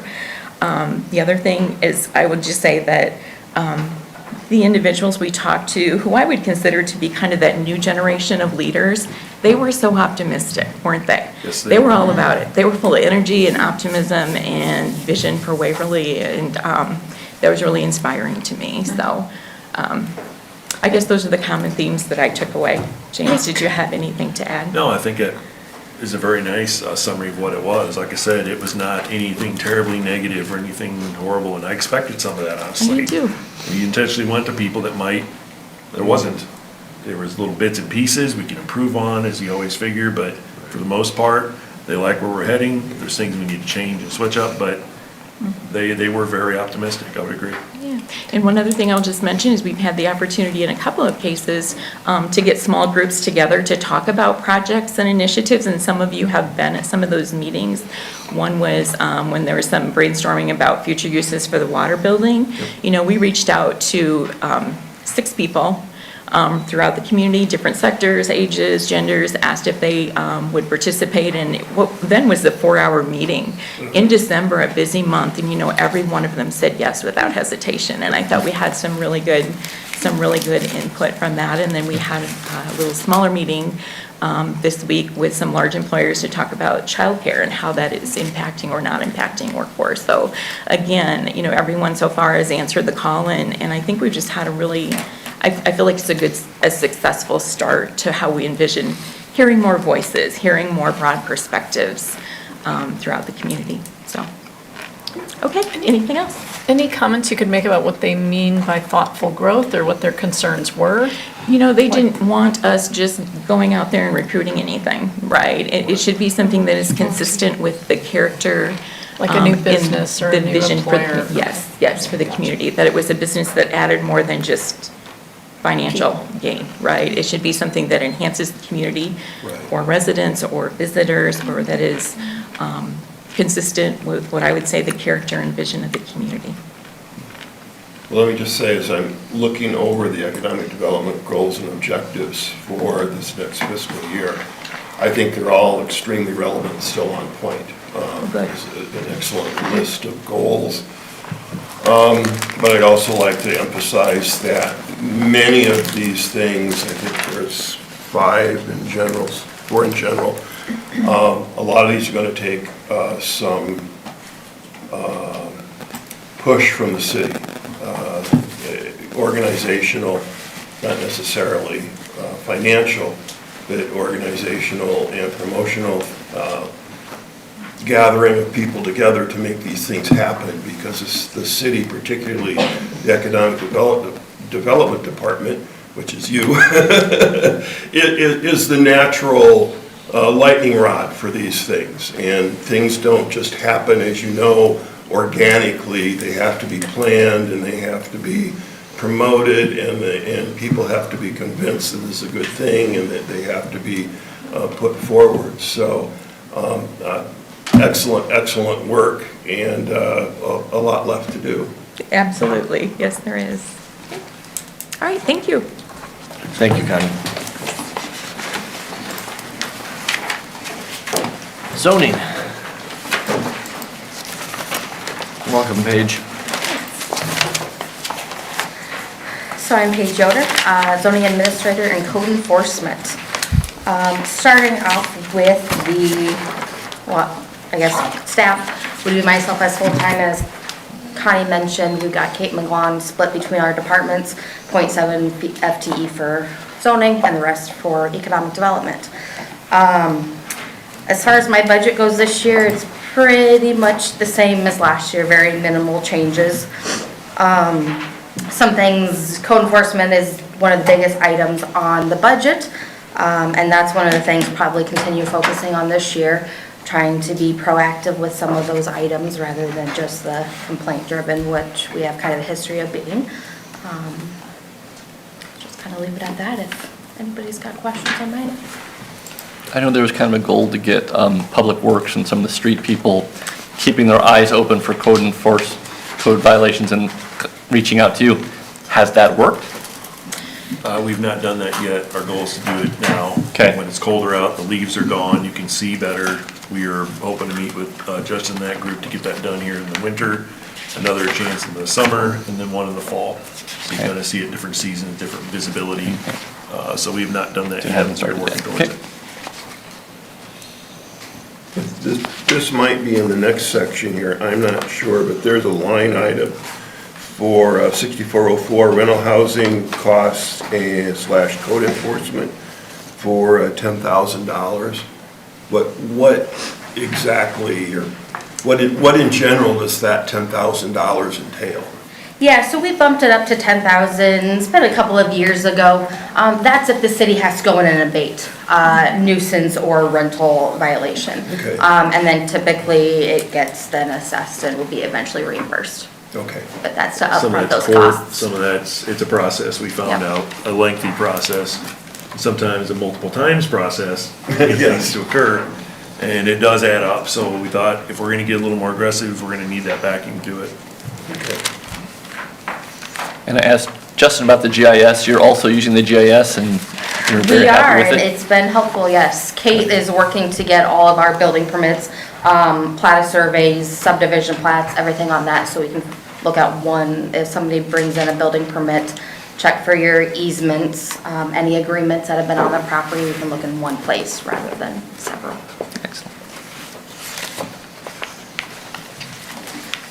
Is there anything else, community development, zoning, or we'll jump into inspections and code enforcement directly?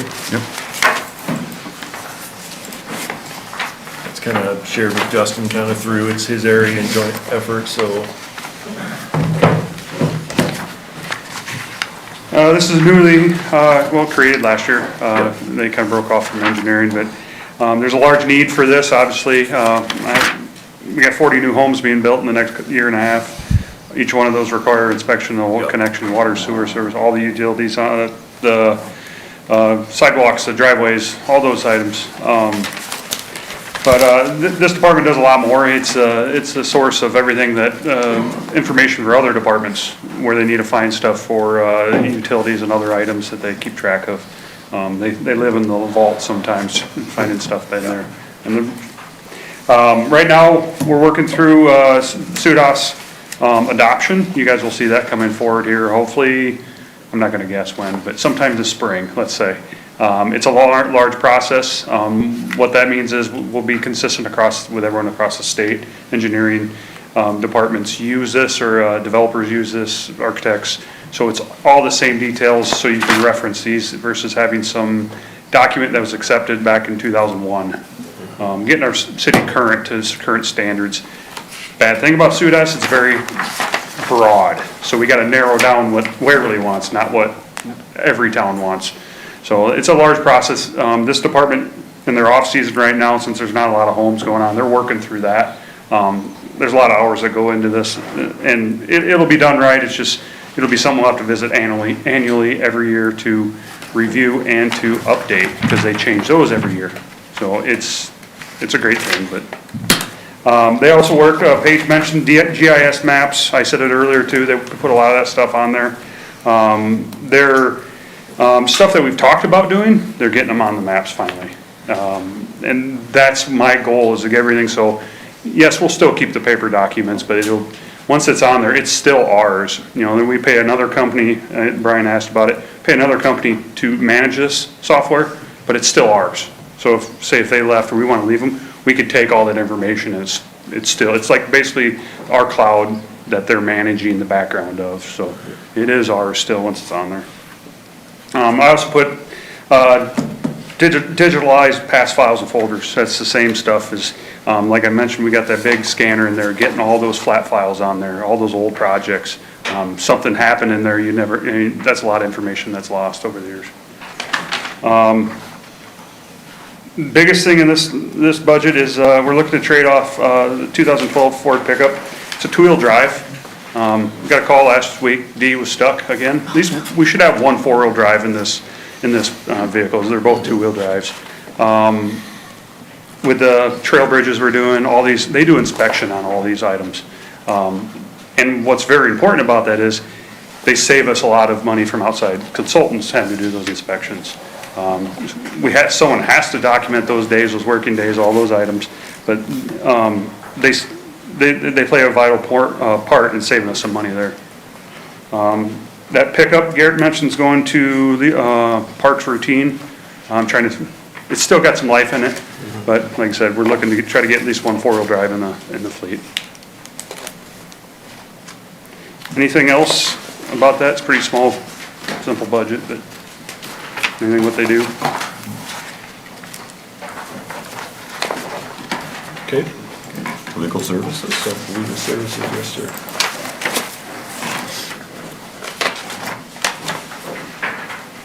So legal services, as a former attorney, we have money allocated for legal expense. We've been using Allers and Cooney.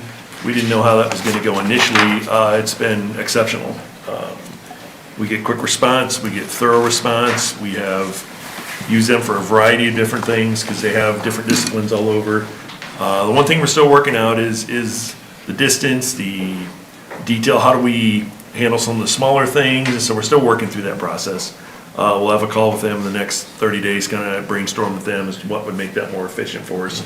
But past that, everything has been done very well, and it's been really good for us. So that's basically what this entire budget is that and then the recording fees for what happens with that group.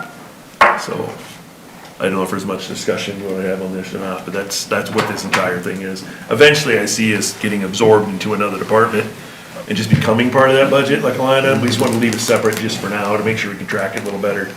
But I think this eventually will go away and go into its own community services part of that budget.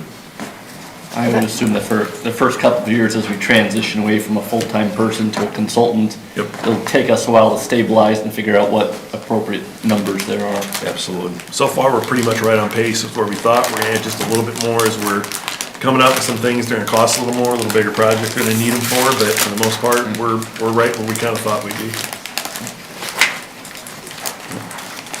Okay? Good. Administration Department, Mayor, Council, City Administrator. All you guys.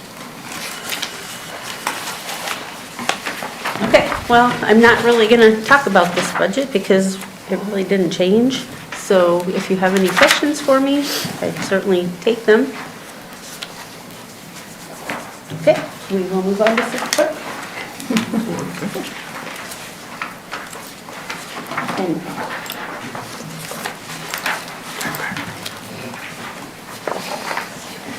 city clerk's budget went on a diet and dropped a few lines.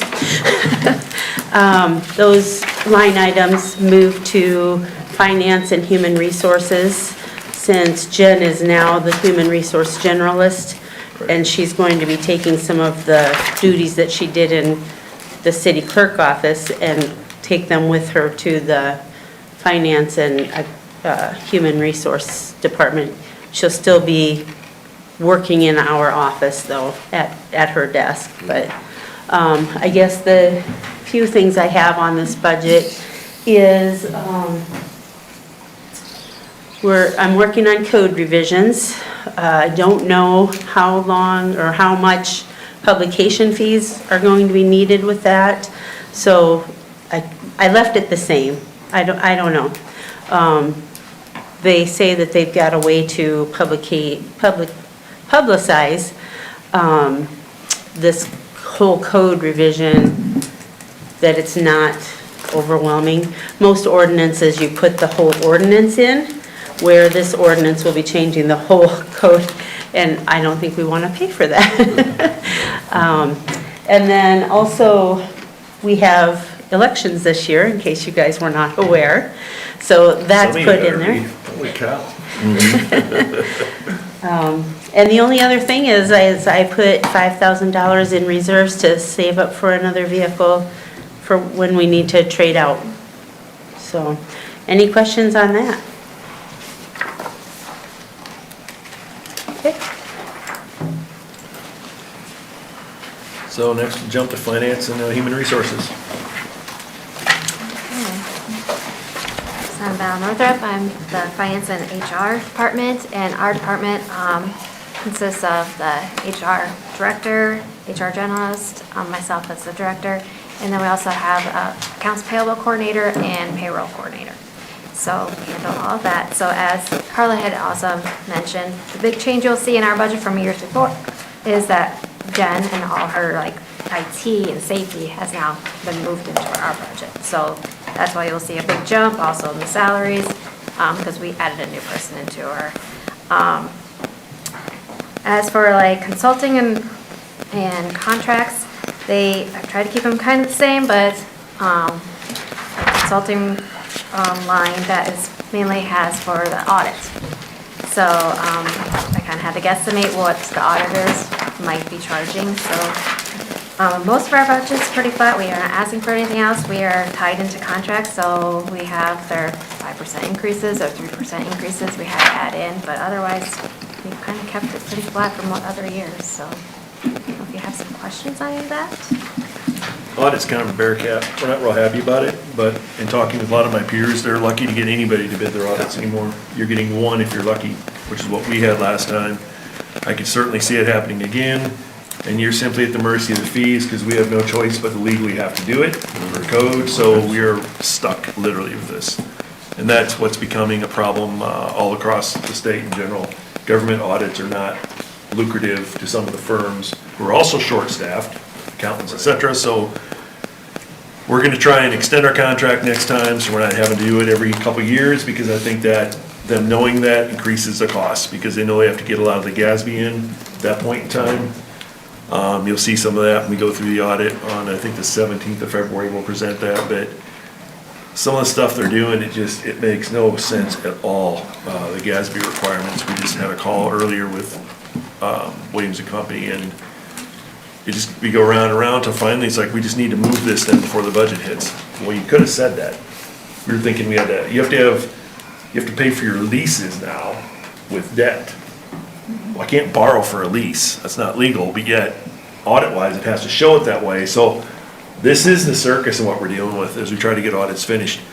These GASB standards, because that's GASB 87 and the 96 or something, that's what changes this, and that's why you've added like 40, 50 pages to your audit in the last how many years, because of all the things they're having to comply with. So applaud Val for going through it. I don't have to do as much of it, thankfully, but every year there's something, and this has been a weird one this year, and I fully expect the cost to escalate as they're having to comply with all the things they're gonna force us to have to do too. So you'll see more of that when we go through the audit, but there's a lot of things that don't make any sense that we now have to do. So it feels backwards to what we're usually gonna do, but. And the problem is if you don't comply with those audit requirements, then that affects your bond rating and everything Oh, else it's too. not a good idea. So you need to do that. Yep. Another one of those mandated things that we don't have any way of controlling the cost on. Right. So. Any questions for Val, Finance HR? Thank you. Okay, Debt services? well, I wonder, sir, could we jump to water division? I'd like to get through all the staff's items. Yeah. Before we jump into the bigger, broader things, if that would be acceptable? Sure. That we weren't having to wait. So let's jump to water division. Then we'll go through WPC, sewer line maintenance, solid waste, et cetera. And then we'll come back to TIF and all that, and debt, and God knows, and capital, so. You with Justin, water Okay. division? Quick rundown, here's the actual numbers of the water sewer line, or lead service line. We have 3,332 water services in Waverly. 1,090 have not reported, so that's your exact number that we talked about earlier. So basically, we maintain everything on a cycle in the city. We're looking to continue with all this maintenance. Maintenance is a big thing right now. We're trying to get our water loss down. We're about 20% water loss right now. We're trying to get that down. We would like to see 15% water loss. What does that mean? Like, So the amount of water that we pump versus the amount of water we bill. So there's a gap of 15%. Doesn't sound big, it's a large number. Where's How it many go? gallons is that roughly? We didn't pump wanna say, 350 but- million in a year, so we bill out 20% less than that. 70 million gallons? Yeah. Where's it go? Leaks? Leaking hydrants, Leaking leaking pipes. mains, leaking Going in the ground. services, you know. So we do leak surveys every year. Last year we bumped it up, or we used to do every other year. Last year we bumped it up to every year. We found some new ones, tried a different vendor. So we're gonna keep with some of that, but we're finding a lot of our hydrants are leaking. A lot of them are, as you see, there's some pictures in the back of a 1968, 1965 hydrants. Yeah. They're an old style, you can't get parts for them anymore. We're looking to replace some of these, step up some of those. You know, it's not inexpensive to produce, and we like to keep whatever we have, try to keep our pumpage It's not down. abnormal, just so we hear that number, it's not like we're some anomaly. No. Somebody Right, writes No. up in panic about it, it's all cities have that kind of leakage. Our numbers are good We're just compared to trying to get better. some cities, but I wanna get them better. Climate where the ground freezes and Absolutely. thaws and freezes and thaws. Absolutely. Yeah, as you go through some of this, that everyone's heard the PFOs, PFAs, all that talk. We just found out we have some additional testing for some water quality issues. We found one well that did have a small trace amount. We're talking parts per trillion. We're really, really small detection levels. We're barely on DTAC. So not to get anybody alarmed, it's nothing to be worried about now, but we have to test quarterly at that well now. Each one of those tests are $750. So they used to have funding before. We might get some reimbursement down the road, but we'll see. But that's going to continue. There's going to be some updates to some wells, towers, trying to get some equipment. We got some noted in here, the well PLC replacement. So all these wells and towers talk to each other, basically. Well, these were done, I don't even know when, probably in the late 90s, early 2000s. There's no parts. What they do is they find an old one that someone took out and they replace it with those parts in your old one. So it's one of those things, we're getting everything updated. They're not inexpensive. You're talking $40,000 a year, or that we're gonna be putting in the next 3-4 years. I had some notes here on some contracts. That's where that was in, trying to set up a program to offset some costs for street replacement, or try to allocate some money to help residents that have to do these for like a galvanized service that is considered a lead service because there's a lead tap at the main. So if we have some money set aside so we can help assist with those costs, it might make it easier for the homeowner to repair these services. I got a feeling down the road we're going to be required to do something like this. Nothing's came out from the state yet or the EPA on what we'll have to do, but I think if we get a head start on this, I think we can get ahead of some of that. Some of the items, capital equipment, replacing the mobile radio reader that we go out and get remote reads with the water meters. Minor items, hydraulic power unit, there's a picture in there, it's a little white unit. We run all sorts of equipment on a water lake, from water pumps to hydraulic tools to saws to you name it, runs off that. We have one other, but when that one's down, we're down almost, because a lot of our pumps are hydraulic. We do have some trash pumps and other items, but that would be a good backup to have. That gets used quite often. I mentioned the vac trailer earlier with split with RUT and sewer line maintenance. I've already talked about the sewer line or the lead service line replacements. As you notice in town, we're painting a bunch of hydrants too. So when we're going through those 7 districts, we're not just, we're seeing what ones need replacement and kind of categorizing them, but we're also painting the ones that really need it. I think we did around the high school last year. Found a vendor that's really good and reasonable to do it. So he's coming in as a contract. Some other things we're seeing in the future,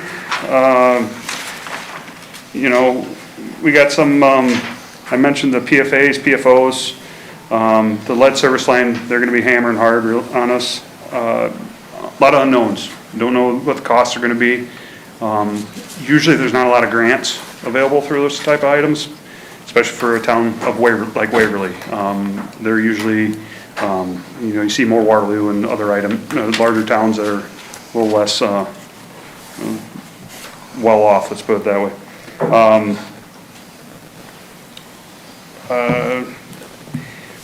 We're proposing, I guess, 3% increases in fiscal year 26 and 27. Keep in mind that we had 3% increases in 23 and 24, but then 2 years prior to that, there was 0. These are basically to help some offset some costs of products that we've absorbed the last few years. Steel, for example, all our water main parts. I don't know if you remember last year, I think I doubled that budget for what we were used for materials for repair sleeve. They used to be $200, now they're like $600, $500. Our bill to utility equipment and all those suppliers are just, it's unbelievable anymore. So that's help offset some of that. One other thing we're looking at doing, James will touch base on, since we fixed the water tower, repainted it, added a mixer, did all those items, that came in under budget, so we do have some money allocated, and he will touch base, but we're looking to extend some water and sewer up to Hines subdivision. It's been asked for numerous times throughout my career here. It seems like you get one or two every year, someone's septic or well tests bad. Now, since they have a requirement on separation distance, a lot of those wells and septics do not meet that. So they're running into putting these really expensive, almost little plants in out there, and we've seen a couple in the last few years. And we sent out a survey just to see what people thought, and out of 40 surveys mailed, we had 23 back, which is a victory, and of those, just around half were not no. So let's put it that way, there was interest. We couldn't give an exact answer on how much because there's going to be some assessment involved with it and some cost, but we can't give that exact number, so we did the range of the whole assessments we have throughout the town. And there's a large range, you know. I think the water goes from about 4,000 to 12,000. You know, that's a pretty good range to say, yeah, I want to do that. You know, if you're sitting at the 4,000, it's a heck of a deal. So, and sewer is it was larger actually on the sewer side. And where's that located, in case people are not familiar? That's basically across from the Northridge School. Right. Up that way towards the That is all church. still wells and septic, even though it's a large neighborhood in the city limits. There's On your survey, when you said about 50% came back not no, did the other ones come back no? Well, we had a not interested at all category. Okay. Basically no. And then the other ones were like neutral, somewhat, just kind of, because if you put yes and no, it kind of, you need a divider in there, so we had basically some categories people could put in there and put comments in. Some of the comments were interesting, I'll say, but some of them really positive. Because there are people up there, I had numerous phone calls after this, and people were talking to me and said what condition their drinking water is. They have to buy drinking water, and it basically runs red or dark, and, you know, E. coli contamination, high nitrates. It's got a bunch of those issues that I think we need to eliminate, and it'd be very beneficial. You wonder if their neighbors know that? I mean, the people who aren't interested, if everybody's checking their water and. My water's running red, I'm thinking there's something wrong with it. Yeah. Not a lot of people know the well maintenance, and Right. that's my concern is they're not maintaining them, they're not shocking them, they're not Yeah. testing them. Some people don't know septic tank maintenance either. Yes, exactly. So I don't know if this is where we're going to talk about this, but the financing for this, if you're going to do that, does that come out of the water and sewer funds? I would probably go the route of SRF funding, just like we did the sewer plant itself. I would look at what that is, that's the best rate out there by far. There's some additional requirements from an engineering standpoint, getting your IEP in place and all this, basically notification you want to proceed with that. I think we have remaining funding from the towers to get the engineering done already, and then it becomes, what does it take to get this done? We don't know the assessment numbers yet, but we've got ballparks, and we'll cover that more in the big project stuff. But if I had to fund it right now, I'd want to go with the SRF fund, which would then come from water, sewer. These would be enterprise funds, though, that would pay them off, not tax. It's not going to hit our GL, that's right. And then people would be assessed for part of the cost of that, whether they wanted to do it or not. I mean, it would just be an assessment. What it is, yeah. In the end, it's gonna be far cheaper to do it the way we're looking at doing it. And we had another plan a while ago that was developed a few years ago. Not a very good one, let's be honest. It was not great. Working with Bolton, way better plan. Streamlined, quicker, easier, faster, lot less distance. Sure. Lot less maintenance, because if something goes bad, I don't wanna go back through somebody's backyard again. Quicker, faster. So I think it's gonna be less expensive than what it was initially, but we still gotta figure all this out. Well, and, you know, We just need to move forward, I think, with the size of that neighborhood. I can understand What's people's happening. concerns about not doing it, but, you know, you're looking also on a marketability standpoint, that if I'm moving into town, I want to buy a house, and I find out that it's not on city sewer and water, I'm going to be a little bit concerned. red about water. buying. Turn on the Yeah, tap. yeah. Can I have a glass of water, please? No. Yeah, it's not dropping a punch there. Yeah. I know, I think that's the case as well, is it's gotten to where it's probably time. And if they're not experiencing some of that now, it will not be that long before they might, or if you put a new system in, that's great, but someday that's gonna go. It just, they do. And as Justin alluded to, some of the, rules and regs aren't gonna let you put it back in unless you put a much more expensive system in that's more compact. I don't think that's sitting very well either, so I think it's time to try and at least make that effort, see what it's gonna take to do it. Is that our only subdivision that has that problem at this point? It's our largest by far.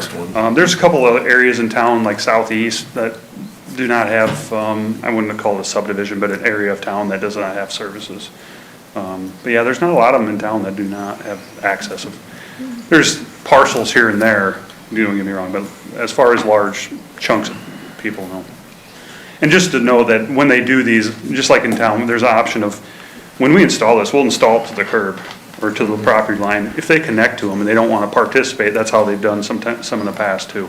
So it will be, down the road, they might go, oh, that was a good idea, and then it's have an option, so. It's a lot more to connect on it later than it will be if you do it when the streets are open, you're going. And I think that'll be the common sense side of it, I hope. Yeah. A lot less mess, everything. Contractors there, bid prices are better, everything. Yep. So one thing you talked about previously was talking about painting fire hydrants. So I'm having a flashback to when I was young in 1976, which was the bicentennial. Right. When in my town, they painted all of the fire hydrants red, white, and blue. And we're coming up on the 250 years. You might have an opportunity to paint, when you're painting those fire hydrants, consider red, white, and blue paint. We'll confuse the firemen, they like the color coding system. Let's keep It's it covered for a reason, it's the pressure, ability, et cetera, per pump. I don't think we want to change that and make them all the same. Maybe we can find something else to paint, red, white, and blue. Let's slap a sticker on it or wrap it in a sleeve or something. I'd hate to. They were all painted to look like little patriots with like blue hats and red coats and white shirts. The red coats were the bad guys. I would like to note, West Water Tower, since it's pretty much complete, they are starting the cellular work, as anybody's seen. So if you have, US Cell is the first to go back on it until the other improvements are done. So that's almost complete. So there's been a couple questions people have asked me, so that's almost complete on US Cell side. The other ones will be coming here, it's coming this spring. Then you'll get rid of that orange fence? Yes. We have a lot of work to do up there. The sidewalks and everything's been damaged pretty bad. I guess I can give you an update. The generators and everything were installed that we purchased last year. I don't know, we'll follow up on those. Those are all up and operational. So everything's. Anything else on water? Nope, looks like we're good. WPC. All right.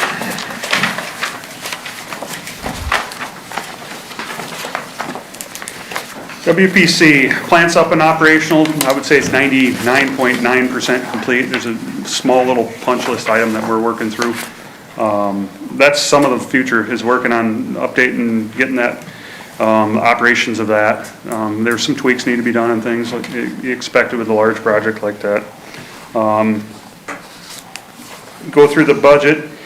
There's a storage tank. I just put a picture in there. If you remember, we installed a brand new one, a bigger brother, if you will, of that one. When they pumped that down to do some work inside of it, they found that there's anode rods that were completely missing, and it started eating away the sides of the tank and the other items. So come to find out, these tanks need, every 5 years, they need anode rods replaced and a reseal to promote the life of the inside of the tank and the joints so they don't leak. Those should be done every 10 to 15 years. It was installed in the 90s and it hasn't been done yet. So that's budgeted now to do. It is a timely project where we have to avoid the sludge hauling schedule. So the tank has to be empty and cleaned out. So we're looking towards maybe midsummer trying to get this work complete. But the parts are about 6 months out, so. Other than that, a lot of the vehicle, as you notice, a lot of my budgets, the vehicle operations fuel, I just left them at the same as last year, but obviously the numbers next year are gonna be different once we figure out what it is with the tanks. Capital equipment's pretty minor. There we're splitting the radio reader with water and add another spare pump for 12th Street and Cedar Glen lift station. A lot of these pumps are interchangeable. We did budgeted one last year as well, just to have some redundancy and some stuff get on the shelf. I think Looking in the future, some of the biggest issues we're gonna see at WPC is, some of our lift stations are aging. James will touch base on Eastgate. I put some pictures in there. The building's around an old lift station, and the reason the building's there because it's so close to the road. It gets slush, gets a lot of debris on it from traffic there. Couple pictures inside, all the equipment's outdated, the pumps are undersized. It's in need of a rebuild. Looking at possibly getting some design done, working through those details right now. That's gonna be a larger project to work through. Some of the other issues is gonna come about is the additional testing. I mentioned PFAS with water. It's gonna affect sewer eventually. When it comes about, I don't know. There's talk right now. Hopefully it doesn't affect where we can haul or how much we can haul on some lands, because we already have restrictions on all our heavy metals. But there's other things coming out all the time with those rules. And further into the future, I think the biggest thing to look at is, maintenance on some of these other lift stations, some upgrades possibly. They might not be full-blown. They might be just pump replacements and, some of those items to update them to update them 20 years, 30 years, whatever age they were. We talked about water leaks, well, these also leak, and that's what causes some of the overrun, the inundation, and so again, it's a problem everywhere.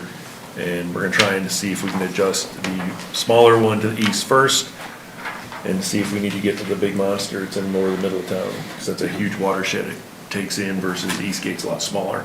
So it's a good test run to see what it's gonna look like, but we have engineering possibly funded as well through that previous bond. So that's what we've tried to do. We have a number of projects that we're gonna try and lock in, like the lighting on the bridge and the connection there. That's gonna be in end of this, early '26.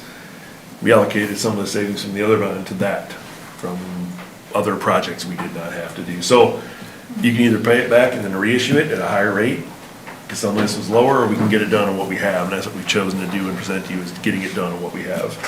And so that's where some of the water work will be done with, hopefully it's engineering to get it figured out, and then next year at least it's done. Opportunity comes to do it, we can, but we won't be able to until we actually figure out what we're needing to do. These are not small projects, they're not little projects. There is a seventh figure on some of these projects, it's simply what the stuff costs. Consider what it does, what the lift station do. Yeah. It's gonna have to work. Yep. So. Yeah, and similar with water, we do leak surveys. Sewer, we've done quite a bit of work in areas of town. Going along with some of these lift stations, I'm looking to do a large sewer lining project. Yep. And that'll seal up a lot of these manholes. You can't dig up these areas of town. They're too expensive, or there's stuff built in them, or they're really deep, or, there's other areas in town that, along the river, to dig up something like that it's very expensive because of the groundwater issues. So we're looking at lining some of those, and lining is perfect scenario because you can get, it's less expensive than digging, and it's somewhat helps the condition of the pipe, and it seals it up. So it can kind of help some of our inflow or I&I issues that we always talk about. We have an aging system, and it's not getting any younger. And it's starting, this last year was the most evident because of the drought. We have a lot of problems with roots. A lot of sewer services replaced in town because of roots and collapsing pipes. It's weird because everyone always thinks heavy water flow is the issue. Drought does a lot too, because these roots, we're talking that big a diameter roots in some of these sewer mains that they encompass the whole thing. Okay. Just FYI, 22.3 million gallons went to the water of the golf course last year. So it gives you an idea. You asked that question. It actually is a third to half our daily flow in the summer when it's dry. So, which we get credits from the DNR as well, so it helps us. Any other questions on WPC? Okay, so sewer line maintenance. Sewer line maintenance, it's actually part of the same budget as sewer fund, if you will. I mentioned some sewer line, some lining projects we're looking at doing.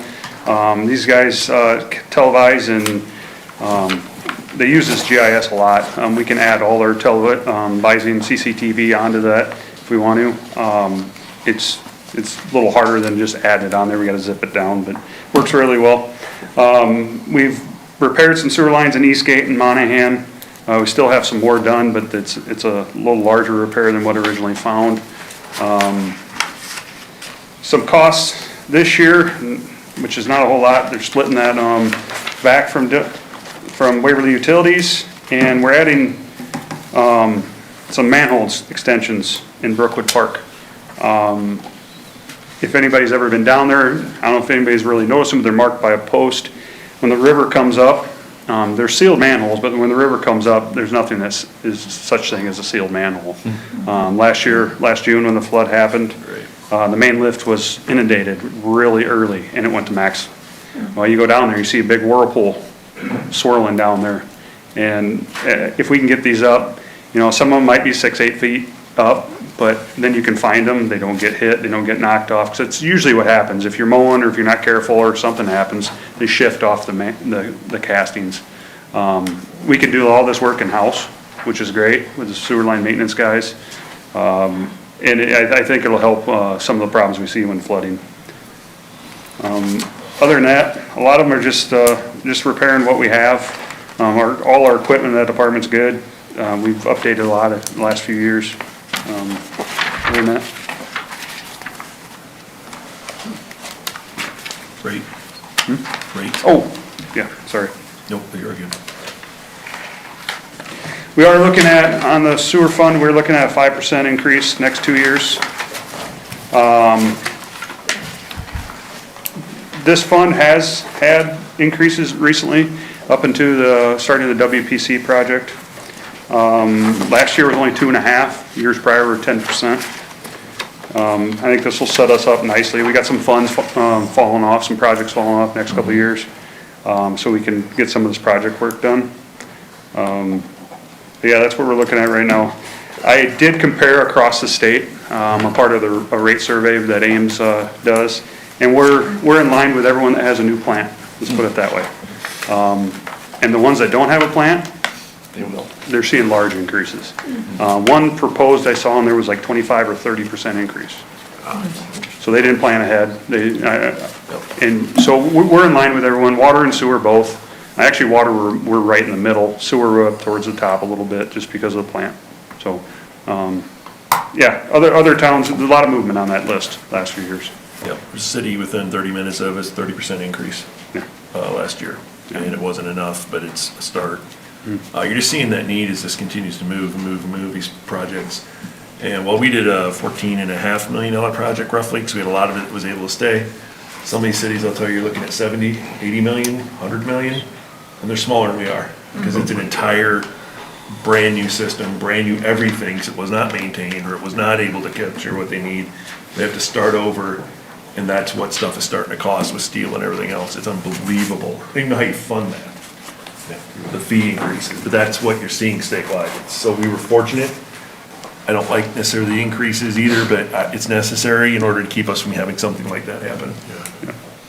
Yeah, these will be coming shortly to the council we'll start that process. Anything else on sewer or WPC and sewer line maintenance? All right, let's finish up solid waste. Solid waste.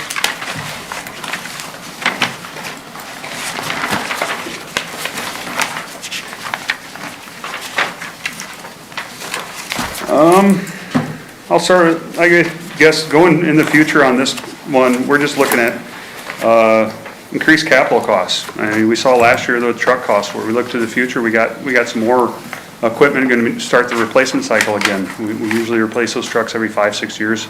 You know, they start getting up to 100,000 miles and parts start wearing out, and it's cost effective to replace it. Other than that, there's some replacements need to be done, some work in the recycling center, eventually need a new shredder. A few items like that, they're just aging out. Here I mentioned we have that part-time position split with road use tax. Same thing, we had seasonals, just they don't pan out like they used to. don't have college kids, I mean, they gotta be 18 to be working here. It doesn't seem like we get the interest. We've had a few, but, not a lot of changes. Like I said, we're doing with a hook lift, splitting that with road use. Like I said, there's a picture in the back if you need to see it again. Dumpsters, had a lot of businesses move to town. You know, each one of those is usually 2 dumpsters each. You know, each one of those is 5, 6, depending on the size, $5,000, $6,000. But we're getting caught up on those. We have a lot of 2-yarders. We're modifying all the time. Trying to the best benefit for the customer. Less pickup days that we have to go is better for them, better for us. Some of our routes are getting full, not gonna lie. We're growing. You add those 40 homes on, down in Stone Meadows, that's 80 pickups by the time you get recycling on recycling week. That garbage route is gonna be full. We're gonna have to switch some stuff around. You'll probably see some of that come in this next year possibly, you know, in preparation down the road, but it's constantly tweaking those. With that being said, we got some increases coming for some commercial dumpsters. If you remember in 2003 or 23, we updated how we calculated those because there was really no formula how those numbers were figured. We actually increasing it just cubic yards, just allocating for what actual materials in those dumpsters. And then increasing residential recycling. That's only 75 cents a year is what we're proposing for the next 2 years, which it's still cheap. Just try to offset some of the costs associated with that. Rates haven't changed for recycling since 2022, so they stayed flat. It's $3.50 and $5.50. It's been like that for quite a while. Recycling, that's a big discussion. The last 10 months were interesting with revenues. We're back to good rebates. There was a rough time in there. We're still under what we were by far what we were before when we took it to Gendro. So that saved us considerably. Cardboard economics. It's true. The cardboard, when the cardboard's good, it makes our numbers look better. You know, we go anywhere from paying, you know, say $1,200 to paying $6,000, $8,000 to get rid of for our recycling services, if you will, for public services. It really varies on how much we get for those rebates. So it's been good lately. It's coming back. I don't know what drives it.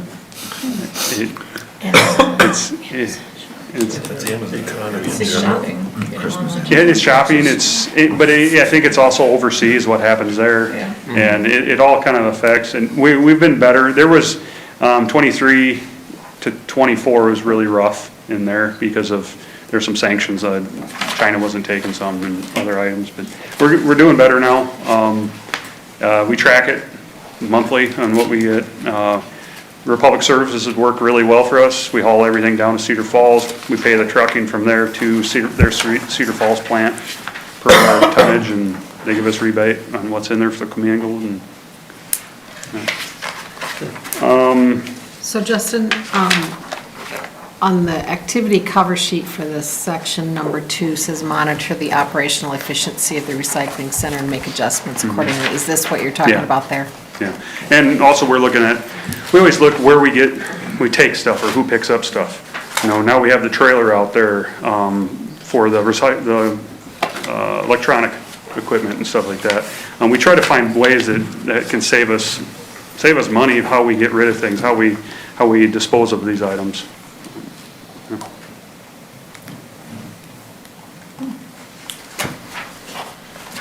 You're juggling a lot of stuff, Justin. I mean, multiple sections, so.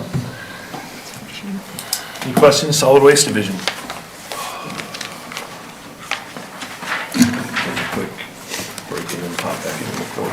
Yeah, let's do it. How long do you want, 10 minutes? Yeah, 10 minutes. Stretch a little bit. Yep. Refocus for the final 10-minute break, push here. friends.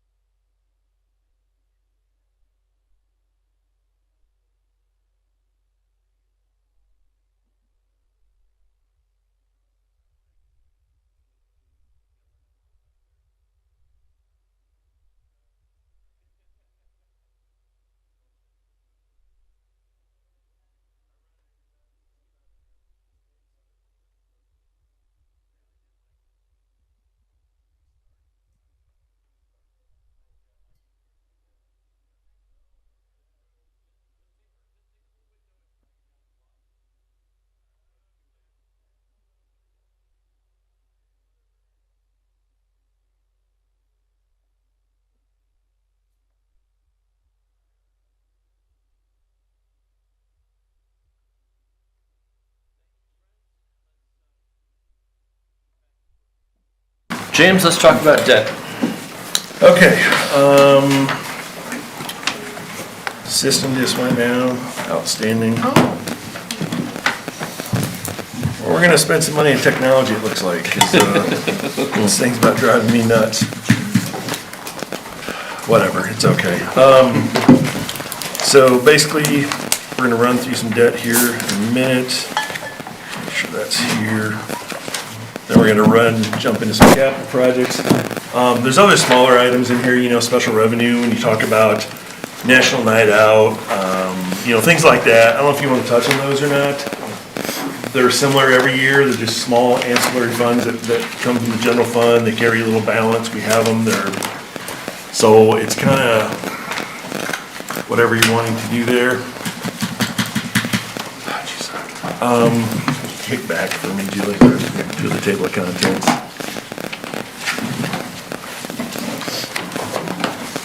Are you in the special revenue fund section, James, or? Well, that's what I'm trying to get to.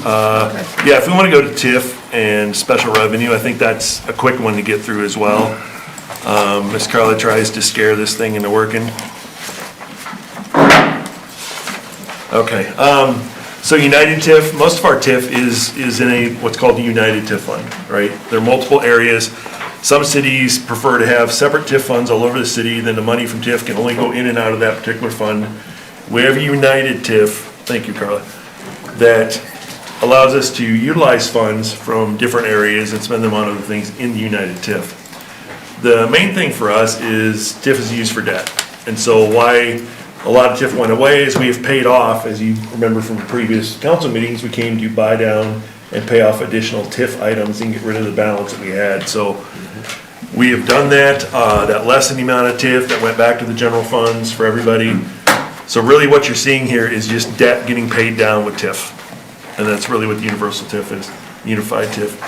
West Waverly TIF, that was the Red Fox project out there, which of course we have now gotten rid of. It's null and void. We do not have a development agreement on that anymore, so this is basically gonna go away. There's some money potentially there. We're gonna figure out what we can and can't do with that. But that is done. So that is kind of, again, it can only be spent in that TIF. This was not part of the unified because it was such a specific item. If I screw this up, Val, you gotta come up and give me bad looks and talk to me anyway. So, the next page you go down, TIF payments, again, rebates. This is what we were looking at through the unified TIF. The only one that we still have in function is the theater. And it is about to finish this year. We're hoping to get you over there to look at it before we bring a development agreement back to finalize everything that's in it now. It will be done this summer, for sure.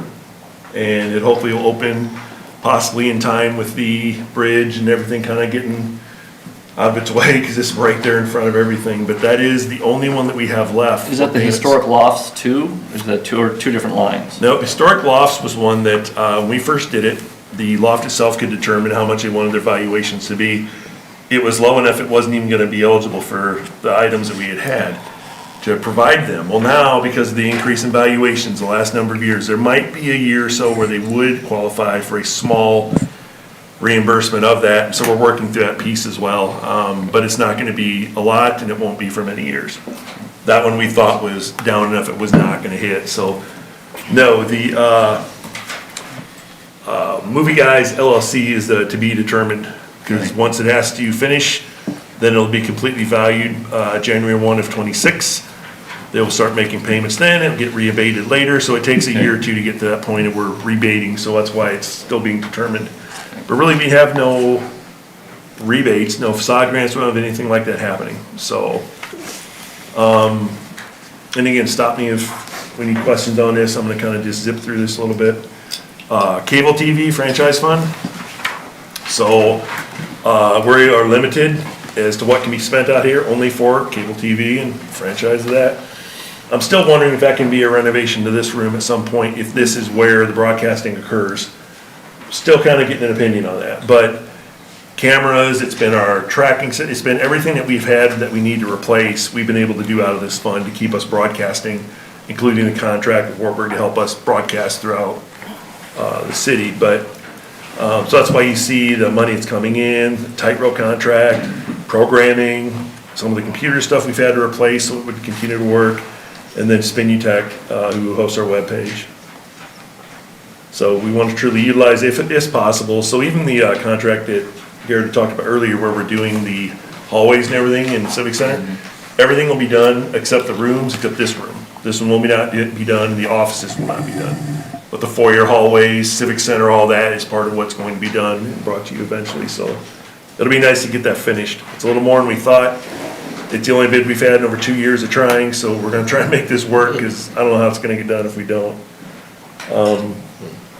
So with that, we'll jump to local option sales tax, kind of quick here. So, local option sales tax, we have one that's a little more detailed, one that's a little more broad.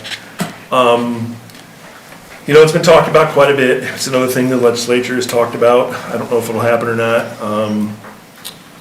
Creating a 1% statewide, whether your community voted to have it or not, you don't have a choice. It would be a statewide 1%, that they would then, the simplest way to say is they would take it and give it back. So you figure out why you would take something and give it back. Well, they're not gonna give it all. Unless someday you won't give it back. Some of the bills that came out have provisions to already reduce the amount the first year or two after it had been taken in. So regardless, as it moves, we will continue on as if it's ours and we're gonna keep it. So what you see there is that what we talked about before. It's the transfers for the police department for the vehicles, same with the ambulance, fire reserve, the SCBA mass that you're talking about with the fire department that you got to see. These are the one-time things, so equipment and vehicles that we are allowed to pay for out of local option sales tax. We added golf and pool a year ago, or so, 2 years ago almost, and depending on how the financing would go, years after we have paid off the, it's gonna be the transfer to Parkway for the bonds and the Parkway and the ball diamonds, that money would then help to offset the cost of some of the pool, clubhouse if it goes through, et cetera. So we have to stay within the guidelines of what was voted on, and this is what we can and can't do with it. Streets, sidewalks, emergency response, vehicles, equipment, and then now pool and golf if that gets to that point. So we always put a bid in for seal coating. That's part of the 7 districts of the city to help keep the streets nice and smooth and wonderful. That's an easy way to do it, through seal coating. We are putting a little bit into curb improvements. Justin kind of alluded to that as well, to try and help people that have busted up curbs that might want to fix it. We can maybe assist with some of it. And then we have some drainage issues that pops up. We are doing alleys one more year, I think. We have one more we're going to do. I do want to switch to sidewalk rotation after that again, at least get through one round of that, because it's been a number of years since we've done that. And then again, you have the Parkway bonds, the lost bonds for the ball diamonds, and the smaller items that are in there. So it's a fund, it's got a lot of pressure on it, but yet we're trying to maintain it without pushing it too hard and trying to keep it as a good funding source going forward. Some of these will drop out, some of these are not every year. Like I said, we'll watch this carefully and make sure we don't overutilize it. You're projecting revenue to decrease from 1.38 to 1.3 million. Is that just being conservative? Yeah. The actuals that are there is 1.377. When we were budgeting, the actual before that was 1.313, so we left it at 1.3. It's a timing thing. By the time we see the actual, we've already budgeted for the next year. So I expect it's gonna be closer to the 1.37, but again, we don't wanna get too aggressive and start promising things that don't occur, because then we start taking hits in our fund balances, and then we have no way to adjust going forward. I think it's just a very conservative policy to follow. I wanted to know if you knew something that I didn't know about sales tax. I do not, Rod. I don't know anything that you don't know about sales tax. But that's kind of what we're looking at. We've adjusted our interest if we can. Again, we were budgeting, it was lower, so we try not to get real aggressive, because again, if we're wrong the other way, then that's not the situation you want to set in, so. Can you remind us, the sinking fund number 122, is that the ball diamonds? Yeah, so because it's a local option sales tax bond, a revenue bond, so to speak, it's not property taxes, we have to provide money into a sinking fund to make those payments every month to show that we're able to do so. At the bottom, you also see the $150,000, it's the debt coverage factor. So that has to sit there and not get touched, but it can be used for the final payment.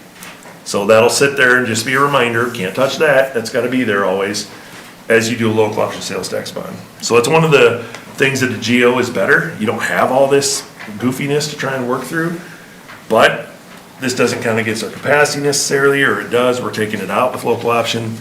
It's just another financing source that if you weigh the pros and cons out, sometimes it's a better option. And this, because of Ball Diamonds, was the better option.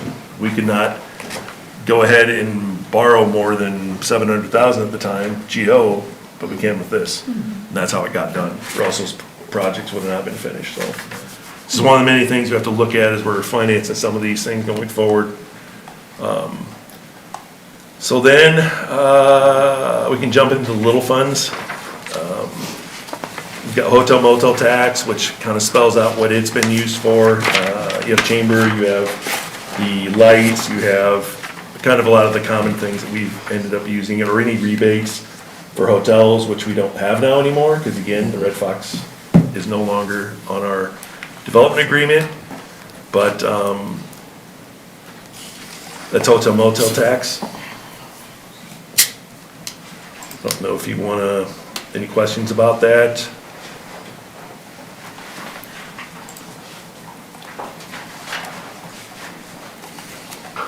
Okay. Trying to, my mouse is going wild here. Okay, get out of here. There you go. Let's go clear down. Debt service, sales tax increment fund. This is the last year of that. This one gets paid off this year. So we will determine where the remaining balance will go. If in turn we pay this off. This is one of the weirder financings that it's my first time I'd seen it. It happened before I got here. Sales tax increment financing. It's creative. This is all that's in it. It's the entire fund is just this one bond. And as I said, this is the last year for it. So we'll be clear to this. You won't see this page next year. It's kind of a weird one, but I'm glad to be done with it. So there's really nothing there. What was this used for? It was, oh God, Sorry. I think it was sidewalks, I think it was, post-flood related items, it was, there was a whole list of things that were in this, small things that added up to this entire item here, but it's, it was a little bit of everything in this. It was not for one specific project. Perpetual Care Fund, it's my favorite. You can't touch it, $500,000 looking at us, can't do anything with it. For the cemetery, in case the cemetery goes bankrupt, or the city goes bankrupt, we'll still have a cemetery. So, that's it. I mean, we can use the interest off of it. Thankfully, that's growing a little bit, but $500,000 is sitting right there. I mean, Garrett's got a lot of stuff you'd like to do with it, but we can't do anything with this. I don't understand it, I don't like it, but there it is. So, I don't even want to talk about it. Let's go on that one. Employee benefits, that is the summary of what you see throughout all the budgets, the 112 fund that's highlighted. This is the summary of all those throughout everybody's budgets. So, we just break it out separate so you can kind of see what that looks like.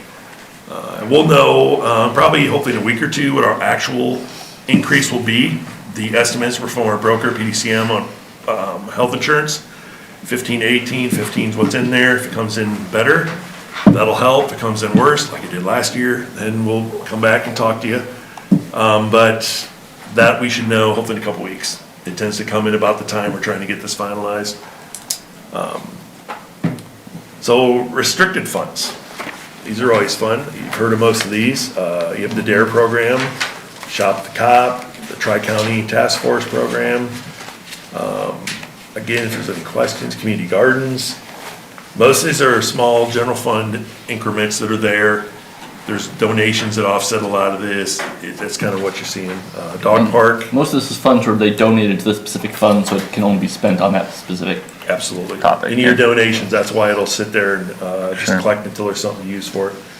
And then equipment reserve. I know this was brought up earlier today. So equipment reserve, we transfer funds into this for some of our vehicles, and then at one point it comes back out of there to be used as a purchase in the budget where it was coming from. So this is where we pool that money, whether it's fire, police, ambulance, and then when the time comes, it is again taken out and used to purchase. Ambulance is a tough one. I know Nick had mentioned some items earlier. They cost more. We may have to bump that a little bit, local option someday. The larger ambulance, the diesel chassis, they are not as inexpensive as some of the gas was. So we may have to bump that a little bit in order to make a 3-year payment on these. So when you look at that, we're really changing this ambulance out every 9 years. There's happens to be 3 of them. So 9 years on an ambulance is quite a bit when you're talking the wear and tear, 300, 400, 500,000 miles. If we can accelerate it somehow, we will. If the chassis item that he's looking at works, takes it 100,000 off or however much it's gonna be, we may be able to accelerate this to maybe it's every 6 years instead, because again, they have a life expectancy too. And whether it's the equipment inside of them, things change in 9 years in the medical field, I believe, technology, et cetera. So it might be nice to be able to accelerate that if possible. We'll just kind of have to look at that and see what it ends up being, but municipal band, Trees Forever, National Night Out, we'll probably remove the WWWC guaranteed revenue. That was a issue for the W from Wave Utilities. We'll probably take that out next year. That's it. That's all the restricted funds.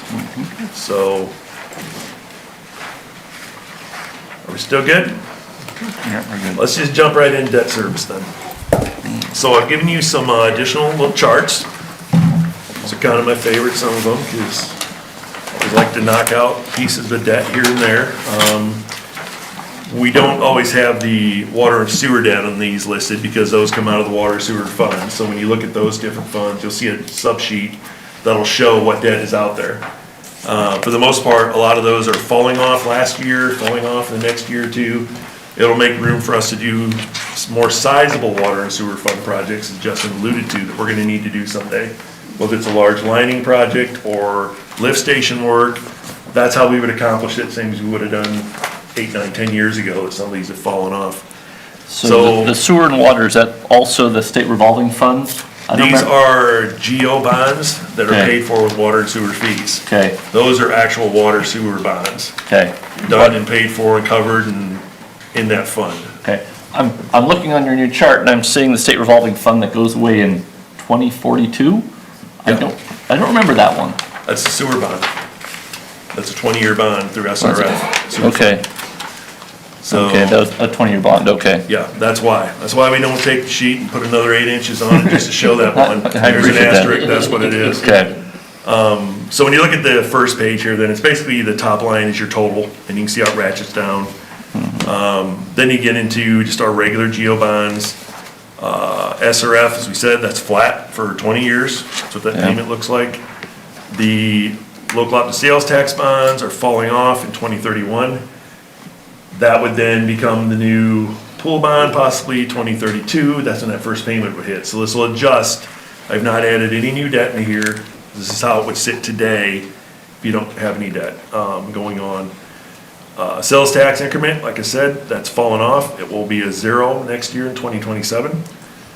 Same thing's happening with the sewer, and then the water is a few years out for GO bond backed water sewer.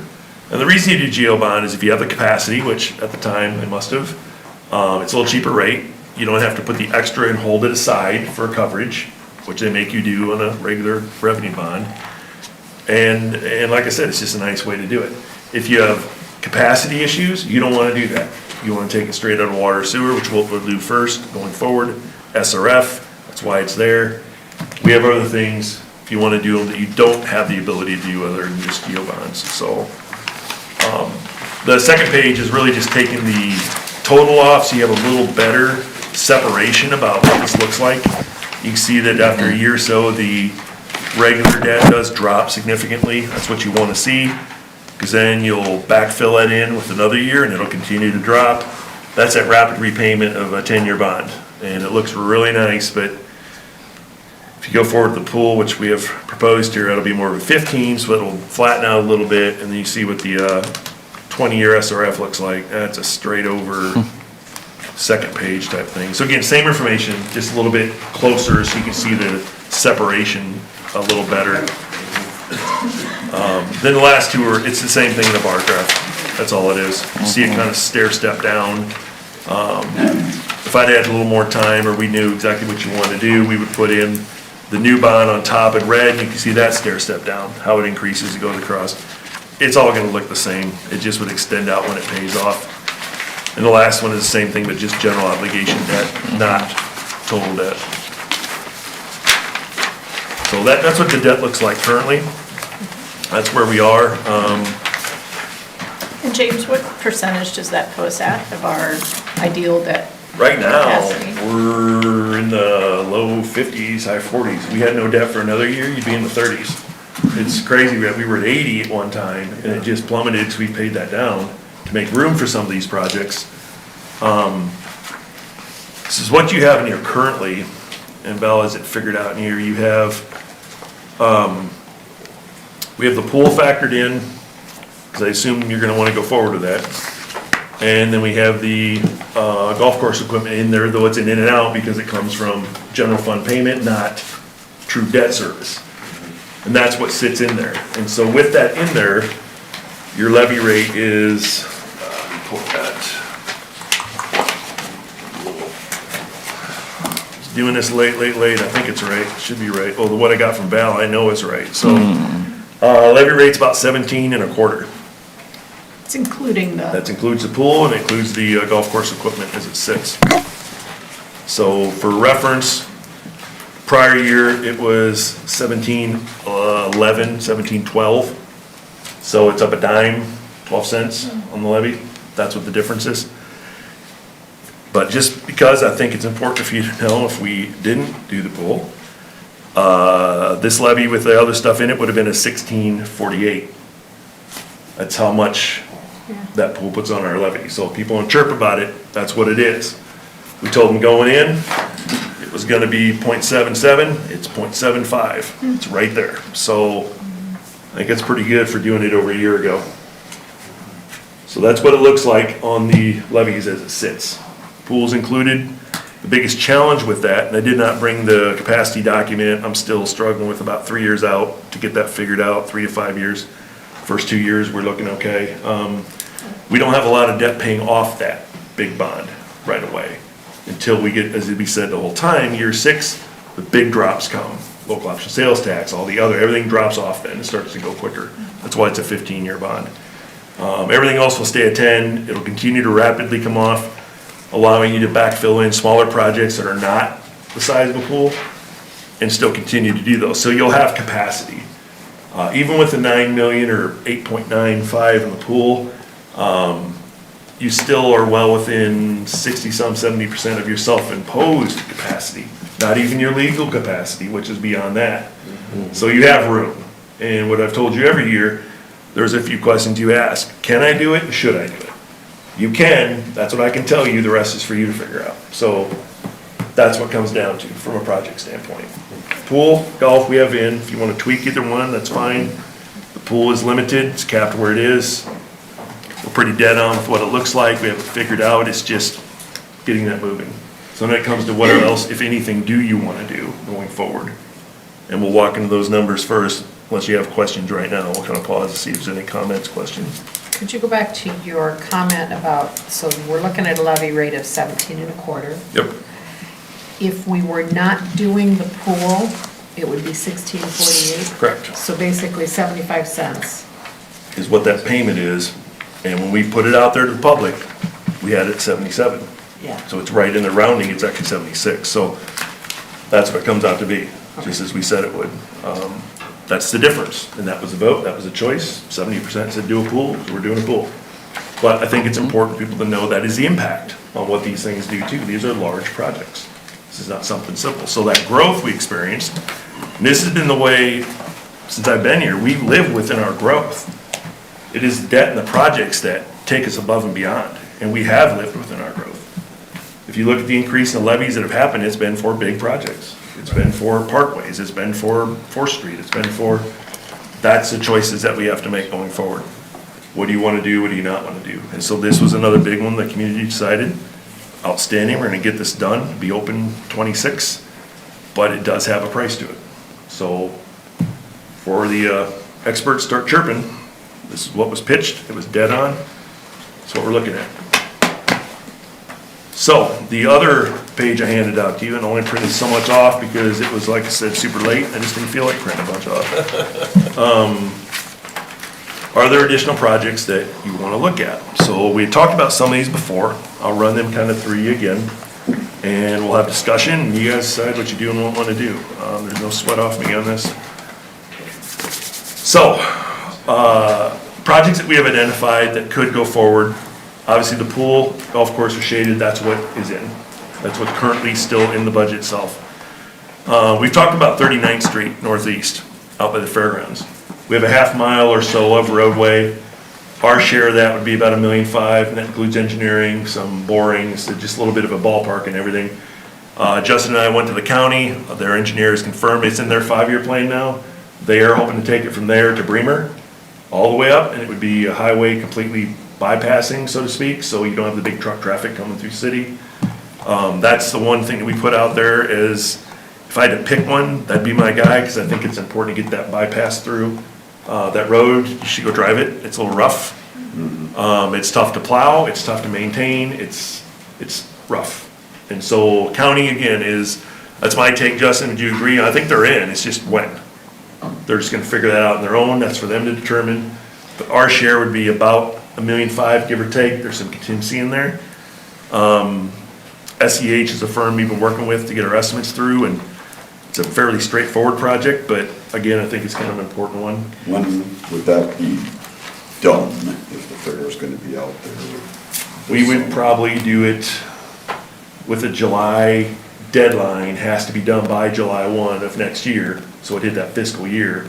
We would get the engineering done and through this year, bid it in the early fall, February, March date, 60 working day, it's in there, should be capable of being done before the fair is there. So fair with this year would be without it, next year they would be, second year they would have it. That would be correct. You would decide to go forward with that. That's the plan as it is now, and we'll finalize all that if you determine you want to go forward.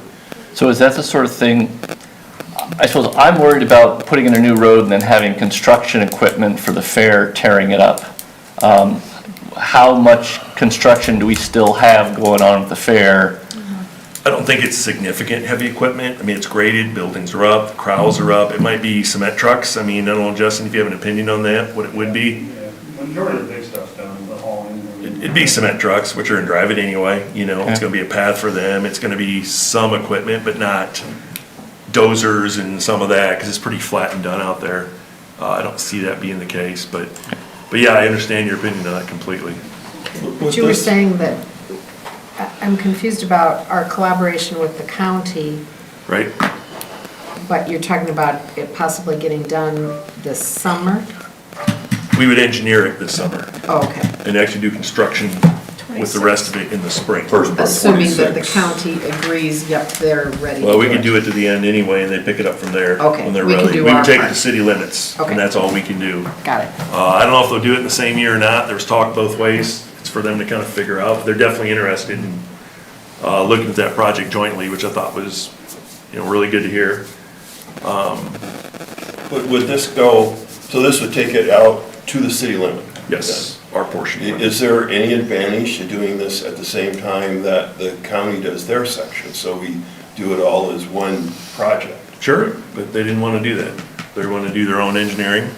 They want to look at it themselves. We pitched that idea, and that's fine. It's a little cost savings on that. I don't disagree, but that's up to them to determine what's best for them, their budget. And so we have a firm we've worked with, and they're ready to go, and we gave the option. We gave them the proposal, we have all that, and if they decide to go ahead, that's great, but they may not. And they may not do it at the same time, they may not do it with the same group. I can't control that. It's, regardless of what people think, we can't control the county and the schools and everything. Maybe just the schools, but not the county too. We just haven't been trying hard enough. Not this IT on my computer here, good lord, just go away. James, you mentioned it would be a truck route? I don't know if it's a truck route, I think it'll just bypass, some traffic that's going to, like, the nutrient place out there and some things like that. It may or may not, it might be some farm equipment, it might just be a nice cut through so that you don't have to go back through Waverly if you want to get to the northeast. Take 3 out, cut over and you're out. It just prevents you from having to go through that section of town. For us, it just kind of boxes in another route of a good highway versus some of that roughness that's out there, the gravel, et cetera. There's a handful of places that we've kind of identified that kind of help with us getting a better highway system around the city and kind of through it. It opens up the possibility of development as well, because you have now utilities on that side, we have water sewer up through some of that. That's the only reason we were looking at it, is really to the city limits for us, because that road is pretty much shot. And, one, to help the fair, two, it's fine, Carla, this thing, I'm gonna take it outside and we're done.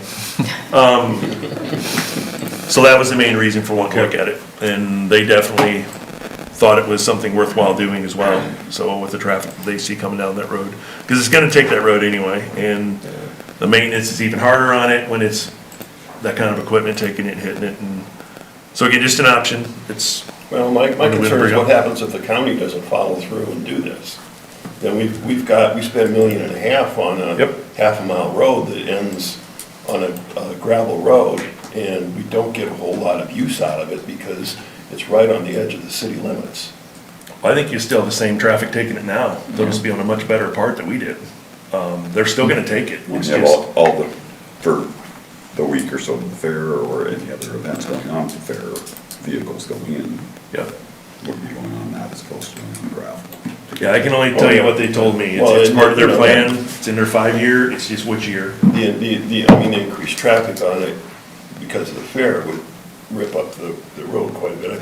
Whereas the main gate for the fair is gonna be the northeast corner, right? Or northwest corner? West. I think so, Two yeah. entrances. We're past that.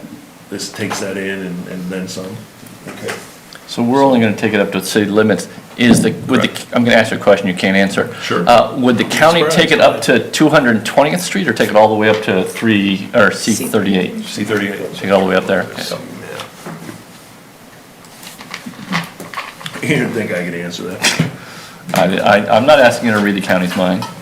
No, like I said, it was a good discussion. I Yeah. think they were definitely wanting to partner in. I think it's a good thing to do. This is our share, which you will have to decide you Well, don't want to do it. I think it's necessary to have more kind of north-south, east-west roads around town rather than everything going through the center.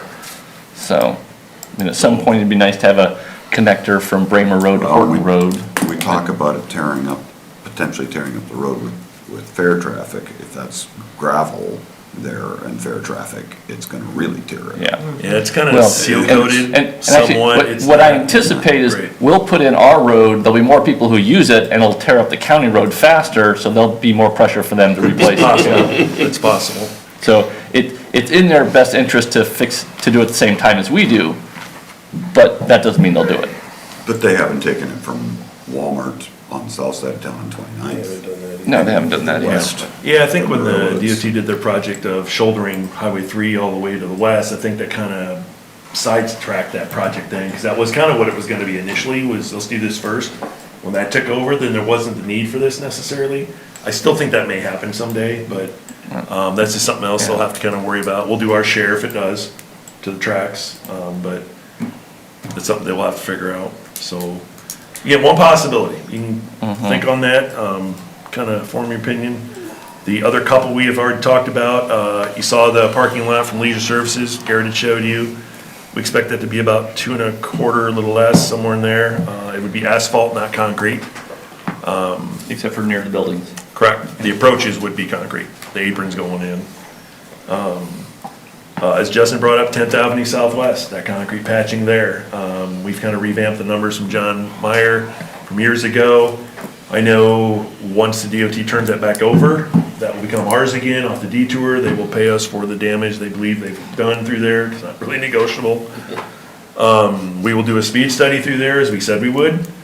And then it would probably be time to look at that patching, that repair. And so that's really a timing one. That could go into fiscal '27. Is that gonna be done? It's gonna be close. Yeah. I think we could get it done, but I'm not as high on that one. It could go to fiscal '27, which would just be a month or two later, depending. And then the water sewer subdivision that we were talking about, and as I said, that would be an SRF funding. If we went ahead and did that, we estimate that to be about 2 million. That may be a little high, but we do have funding for the engineering part of it right now. That again, probably SRF, if we do that part. So to me, those are the most attainable projects. You can do them all, do none of them, it's whatever you want to do. The others that we want to just run through quick, that are this year, next year, at least have them up to speed on your plate, would be, so the water building next door. We got concepts in this week. And they're at least floor plan concepts. We have the group from Slingshot coming to you February 3rd to walk through those concepts, see what that looks like. Because part of what we didn't want to do is start to, let's say, just put money in to repair it, and then the concept shows that, well, that should be actually over here, so why'd you do that? Let's not waste that money. So they're gonna have some kind of an idea of what it looks like. I want you to be able to see if you're wanting to go forward with something or not. Honestly, the interior of it, I don't think is really gonna matter. I don't think we're gonna do that. That's gonna be somebody else we develop and partner with that would do it. But the exterior space that they're showing is what I really want you to be able to see and look at and see if you buy into that. It's pretty ingenious, some of it. You know, when they look at what they want to do and what they've done in other places, it really creates a very flowable riverfront that we don't have. It's pretty slick. So that'll be with you on the 3rd. So there's still time if you wanted to do that, but we don't know what that's going to be until we kind of figure out if it's even possible. And that's why that's kind of a question mark there for you. Ivanhoe and the bridge, we've talked about those. We are gonna wait and see what the bridge studies come in at and see if there are any kind of load restrictions. If there are, we'll look at engineering, what it's gonna cost. We'll see if there's something we can do there. If it isn't, I think we've got a good year to get it figured out. There's some funding sources we wanna look into, trying some grant work in that. I think Ivanhoe is a good candidate. We tried to do that before, but the applications weren't right, so we weren't able to submit them. We just went ahead with the others instead, and so we think we can get something done with Bolton on this for Ivanhoe, and then interurban, maybe not as much size, but we just do them both at once. And then that entire corridor is really done. And we didn't think it'd be bad to have the trail kind of hold off for a year, let people breathe, let people use it again. So it's not tore up, so let's give them a year to get this back. Because ultimate goal is to get those two finished, repave the worst sections of it to get it back to where it kind of was, maybe a hair better, and then we'll need to tackle this great big one sometime out here. And that's where, when you look at the water building sketches that'll come to you, that really ties all this in, trail connectivity, the whole 9 yards. It's really interesting how they took that approach and brought some of that forward, so. So again, that was a possibility. We're just looking to wait on the report, so this isn't one we were pushing. Kids Kingdom, as we know, we're gonna want to do that too. We did not want to do it necessarily this year, because then it takes every single thing little kids can do and kids can do in that park away. It's gone. We are looking at shifting the splash pad. We just met on that a little while ago, and we'll get your thoughts on that at some point too, possibly to the west of the complex. It makes it a separate entity, a separate amenity. We would have it be free and open all the time. You don't have to use the pool to get in. I think that's better for the community in general. It's closer to the pumps for the piping. I mean, it's a whole lot better size. We didn't think about it initially, but we think it'll be a better fit, and we'll get that to you as well to consider as we go forward. Let me just comment. I Sure. have heard a number of people who have complained that they feel that the splash pad should be a free amenity.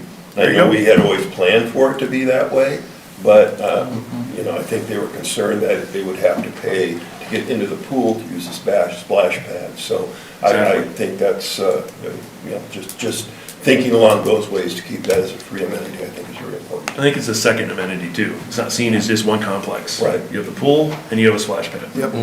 And like I said, the spacing of it and the logistics work way better, because the pumps and that are to the west, piping, the tanks, everything is to the west. We were gonna try and take that all the way across over, and it's very close to the playground, mulch, water, not maybe your best bet. Let's move it to the west, and it actually fits very nicely.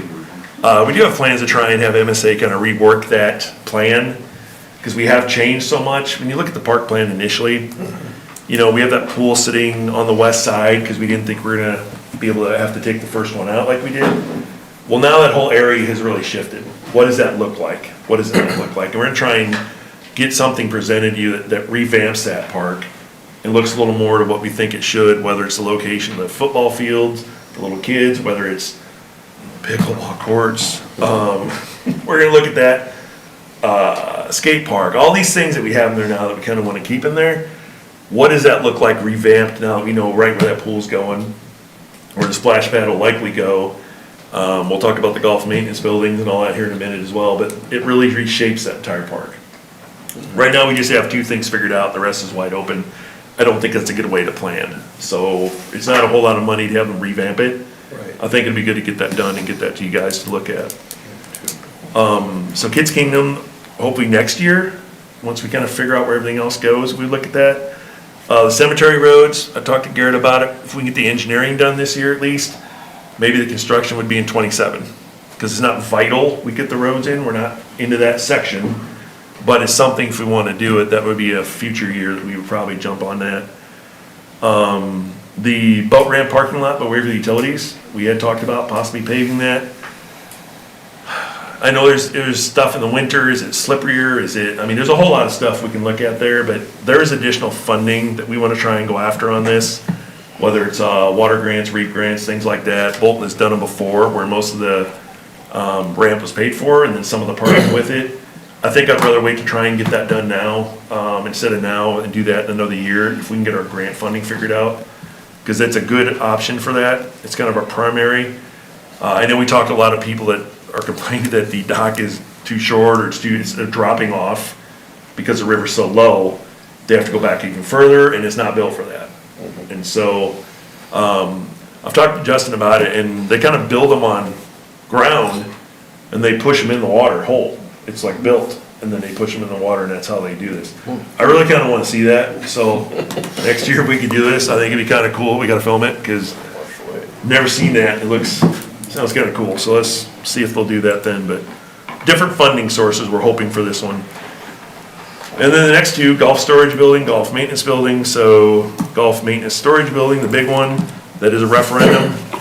The new amounts have come out. So I'll give you another example of why I love the state. So now it's $934,570. That's your limit you can borrow without having a vote. Problem is, bonds are sold in $5,000 increments, so it's really $930, and that's all you can borrow. I don't know what about the $4,570 they thought was gonna be there. You can't even get that. Uncle, I swear. So again, talk to people that do this stuff. You can't even get that, $5,000 increments. That is something that we have to look at. Do we have a different funding source for it to accomplish that? There'd been a talk a while ago that the hospital was interested in that ground. We're trying to have a discussion again, see if they still are. It was parking, it was expansion, it was a whole lot of different things. We're okay as it sits right now with these two buildings. At some point, we will have to fix the one, but if for some reason the hospital did want that ground, we would move those into Memorial Park right along hole number 3, where they're hitting the roof with the ball. It might as well be our roof and not somebody else's. We would run that right up that fence line and take up that space where some of the other buildings currently sit. That would be the most logical place to put it, storage, et cetera, all right along the park and golf course, if we get to that point. But that's probably a year or two out, potentially. Then the last one, if we keep the 4-H building, which if we were gonna keep a building, I know we talked about that, Ann has brought that up, that's the one we would keep, it's in the better shape. You gotta renovate that a lot, and I don't know what that looks like. We have not stepped into that arena to see what that's gonna cost, but we wanna know, and then you decide if you do or don't, is it worth it, is it not? It could be years from now, it's just not something we have to do today, but that is something we're gonna look at, and at least have in front of you at some point, say yes or no. So we'll have an idea what that could be. Well, and I did hear a presentation last week at Exchange Club by Roy Peterson, and they are building a community building at the new fairgrounds, and so I think they're trying to determine, what is its use going to be. And so it might be worth conversations between, like the Heritage Days folks and Leisure Services Commissions and the Fair Board to talk about combined use. Absolutely. Building, yeah. Absolutely. I see a lot of those things shifting to the fairgrounds once those are built and done. And it's built for that, it's what it's for, so. And it's already started, the project's already started. Good. That building has. So this was kind of we'll put it in there, we'll talk about it, we'll see what it looks like, and then you guys can decide what you want to do. So that's a list, that's a pretty good list, actually, of stuff that we want to do or looking at doing, or next year, 2 years, 3 years. It's just kind of where do we see things in the next 3 to 5? Some of this is going to factor into this. And we didn't even talk about the golf clubhouse. Well, we're going to look at some possibilities there, some different options. I don't even know what that's going to consist of yet. It's just something we're going to have to take a look at. Kind of try and figure some of that out. so that we can have that discussion again at some point as to what to do with that going forward. Well, I've got two comments. Sure. Two different topics here I'd like to talk about. The first one is when we approved the Riverside Park project, it was divided into 3 phases. And we decided that we jumped to phase 3 because phase 2 would have been totally destroyed with the bridge being built. You can see that right now. Absolutely. It would have been wiped out, It was a wise decision for us to do that. But, my question is, are we now going to, at some point, proceed with phase 2/3, whatever was the final phase on that, which included, work down to the river and a bunch of other things, landscaping and that kind of thing?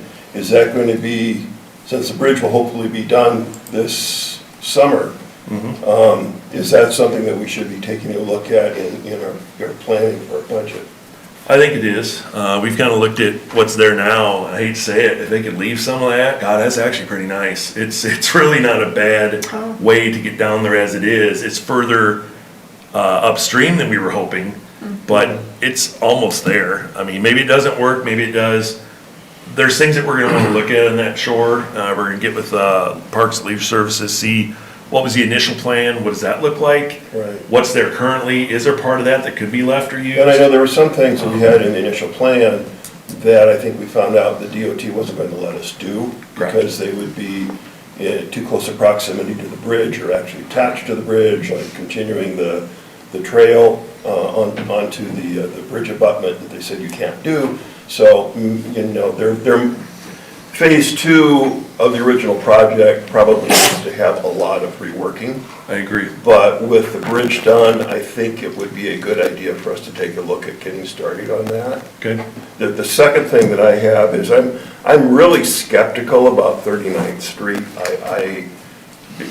Before the county commits to doing their portion of it, I just don't see that is a real high priority for doing the things we want to do for Waverly. I would, if there's a choice in priorities, I would rather see us spend that money on things that are going to impact the people in Waverly the most. And I understand the idea of trying to direct some of this traffic away from downtown. But we have projects coming up, like Riverside Park, like Memorial Park, and like the bridge. A lot of other projects are going to take a lot of money. And putting $1.5 million in a road that very few people in Waverly are ever going to use causes me some concern. I'm not opposed to the road being done. I guess at this point, I'm not sure that that's my highest priority. No, I understand that. I don't know if I'd say nobody in Waverly is going to use it. It's highly but not that many. I think it's used widely. That's what Roy was talking about, that they use it to come into town. People from from the outside north. of Waverly use it to come into town, yeah. Well, we not want them to citizens. come into town. Well, yeah, but this is money that's being spent from Waverly citizens' tax dollars. I think this type We're of- having Waverly tax dollars going to build this type of road. road is needed to drive Tax dollars pay for growth. things that are used by other communities, right? Yeah, but. Like the pool. Well, I like mean, the so, golf course, so Rod, like- I would compare that to 10th Avenue when we first built it. When we first built 10th Avenue, lots of people were saying it's a road that nobody's gonna be using because it's on the south side of town where there isn't any growth. And now it gets used a lot. We're talking about, in essence, a bypass on the east side of town. That should drive growth.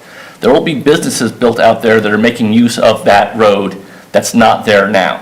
So I mean, we are creating a wider, circle around Waverly to drive future growth. Yeah, well, we're going to have to agree to disagree because I just don't see that happening. If somebody can convince me that that is a good investment, to put $1.5 million into that road, I will definitely vote for it. But right now, I personally don't see that as being a super high priority if we're already looking at where we're at with our taxes. Now, if we have a year where we have a lot of space, that we have more money to spend, we have some of these other projects drop off maybe 2-3 years from now, and we'll say, hey, this is a good time to fit this project in here. The county's going to start working on their share of the road. The road's getting torn up because of all of the traffic on it, because of the fair, which lasts, a week. We dumped some extra gravel on it, and it'll be fine, but then then let's go ahead and do it. But right now, I'm not sure that that really is a high priority item to have that road done. I'm looking at, for example, the road that goes past Bartles that went out to where the development is, the Eisenach Village. It took a number of years before that road got done, and people were driving on a really substandard road for a long time.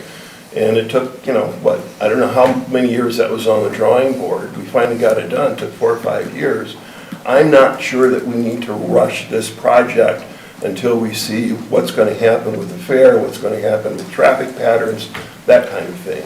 I'm not opposed to it, I'm certainly not opposed to it, but my priorities would list more toward, okay, let's get Memorial Park done, let's get Riverside Park done, let's get the trails, the bike trails done, let's get those things done before we start looking at putting in more highways out on the edge of town. So my response would be, right now, there's a lot of traffic that's using Cedar River Drive.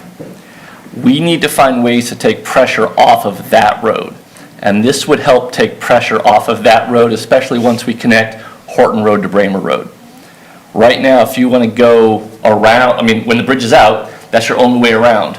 We need to find another way for people to get from the east side of town to the north side of town, other than going along Cedar River Drive. You mean? Lover's Lane. Yeah. Yeah. Not the Parkway, the Cedar River Lane. Cedar Lane, thank you. Yeah, I here again, yes, but once the Bremer Avenue Bridge is open, that will take care of most of that issue. Yeah, but it won't happen all the time. And there is no other substitute for that Cedar Lane, unfortunately, if you're going from the east side of town to the north side of town. Right. And this is only part of that connection. Eventually, we need to connect, C38 to Euclid to Horton Road. Yeah. But I'm thinking about how do we get around town in that direction. Have they done any traffic studies? Do you know how many cars are on that road or trucks or? No, I'm sure they haven't. It's like I said, it's a rural Yeah, road I right think- now. Yeah. If you listen to the Fair Board, they're already talking to people who want to bring events there, 10 to 20,000 people. And so it might be nice to have a decent street Well, to enter and as I exit. say, it'll drive growth. When the Yeah. fair's out there, people start using it. And The good thing is, you see those little black lines right next to it? Well, guess what? You can rate what you want to do with this too. I was gonna sit out early and I thought, no, I want to discuss them first and get some idea what your thoughts are. I don't think I'm gonna wrap it up today, Mayor, but we're gonna be close, because I think this is our last piece, unless there's other items you want to talk about, et cetera. But, I would say I don't want to do it Monday, we don't have an agenda, it's a quick turnaround, but I would say take these figure out, rate, comment, whatever you want to say or do. The 3rd, we'll put something on to recap our budget and lock this down, and we'll kind of go from there. Well, so really, James, as you went through these, you pushed several of them or said several of them would be better next year. We could maybe do engineering for some of them. Yeah, exactly. So there's only maybe, half a dozen on this list that are still. 4 that aren't currently in there already, which is basically golf and pool. Yeah. Right. But I didn't know, like I said, with the design coming from Slingshot, you'll have that in the 3rd as well. We'll see if there's a piece of that possibly with, the 4-H building. We'll forget about that for now. Yeah, the rest of them just did not seem that they needed to fit right now. We wanted to limit everything and all of it being open and just give you an idea of some of the things that we think could get done. And as we said, even 10th Avenue, that could be pushed a month into fiscal '27, but then, so is the rest of the stuff down below possibly going to '27. And what about golf clubhouse? What about, there's no shortage of other projects that are gonna jump in too. It's just, this is the current list of what we think might fit. But this is all wide open for you to determine and look at. So, When's the trail bridge inspection gonna be done? I think it's right now they're getting it done, but Justin, we won't get that back until, February, March at least, the trail bridge inspections? Yeah, it's weather dependent. Okay. So we won't know enough, unfortunately, to make that decision.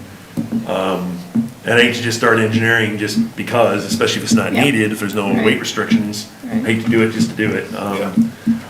So, but yeah, we can do that, put that on February 3rd, just to have a recap at the end, because then you'll have everything else you need. So there are a couple things I'll throw out again. I worked with Val to get Spear to throw us some ideas. So when you look at these projects. As we said, the pool was about a 77-cent pop on the rate. Every half million's about a dime, every million's about 21 cents. So I want you to look at that, understand that, when you're making decisions or looking at ranks, things of that nature, that's what it will do to the levy, ballpark. Can you say that again? About a dime for every half million, but it's 21 cents when you hit a million, so it must be like 10.3 or something. We didn't take it out that many decimals. And then at a million, then it doesn't double it exactly, it's just a hair more, so, that was just so we could have this discussion, know what you're getting into, if you wanna do anything or not. Yes, no, indifferent, whatever. We'll just lock this up on the 3rd then, that gives us time, maybe you don't have to come on the 8th, think about that. So you're looking for $1.5 million project, you're looking at about 30 cents, something like that. Yeah, it's about, yeah, that's why I wanted you to have that, so you can see kind of what these might look like. And if you have any questions, anything, I'm happy to help you with it, but it's your decision. Like I said, we put out there what we think is feasible right now to get jumped on. The other items we've talked about, as I said, we're trying to utilize our proceeds from our other bond. It's the lighting and the connection on the bridge, which we have to do, that's our share. It's the engineering for the water sewer Heinz Edition, which I think someday we're gonna have to do. It's the lift station engineering, at least getting that done. And then we have a lot of technology that we're gonna get switched out and figured out too, because too many things in the past were band-aided for a day or two and they'd break again in a week. We truly never removed and fixed utility stuff all over the city, whether it's the cameras at Public Works that don't seem to wanna work, whether it's glitching in the computers that don't wanna work in here. So far, he's good. We're gonna try and use some of that funding to get this right too, because it's been a lot of years of constant problems, the same problems, and we gotta get some of this addressed. But overall, that's some of the other projects, like I said, we have going on, just getting the engineering done. Engineering on the 39th for your sample 2 would be about 81.5 is the quote we have, if that's something else that interests you on that. That's our portion, just to get it engineered, would be, if you didn't want to move forward with the whole thing, there's another possibility. Something else we can look at, so. Generally, how long would that engineering be good for? Something like this, I think for a little while, because it's just a straight road with shouldering. It's just kind of figuring out what it is, what it isn't. It's not complicated. There's no steel pricing in it. It's gonna be basically concrete and dirt and rock. So I think it'll be good for a year or so. And if it has to be freshened up, it's not that much to do that for something like this. Can I throw something else out? Sure. You kind of touched on it just briefly, and it's something I've talked about before with this.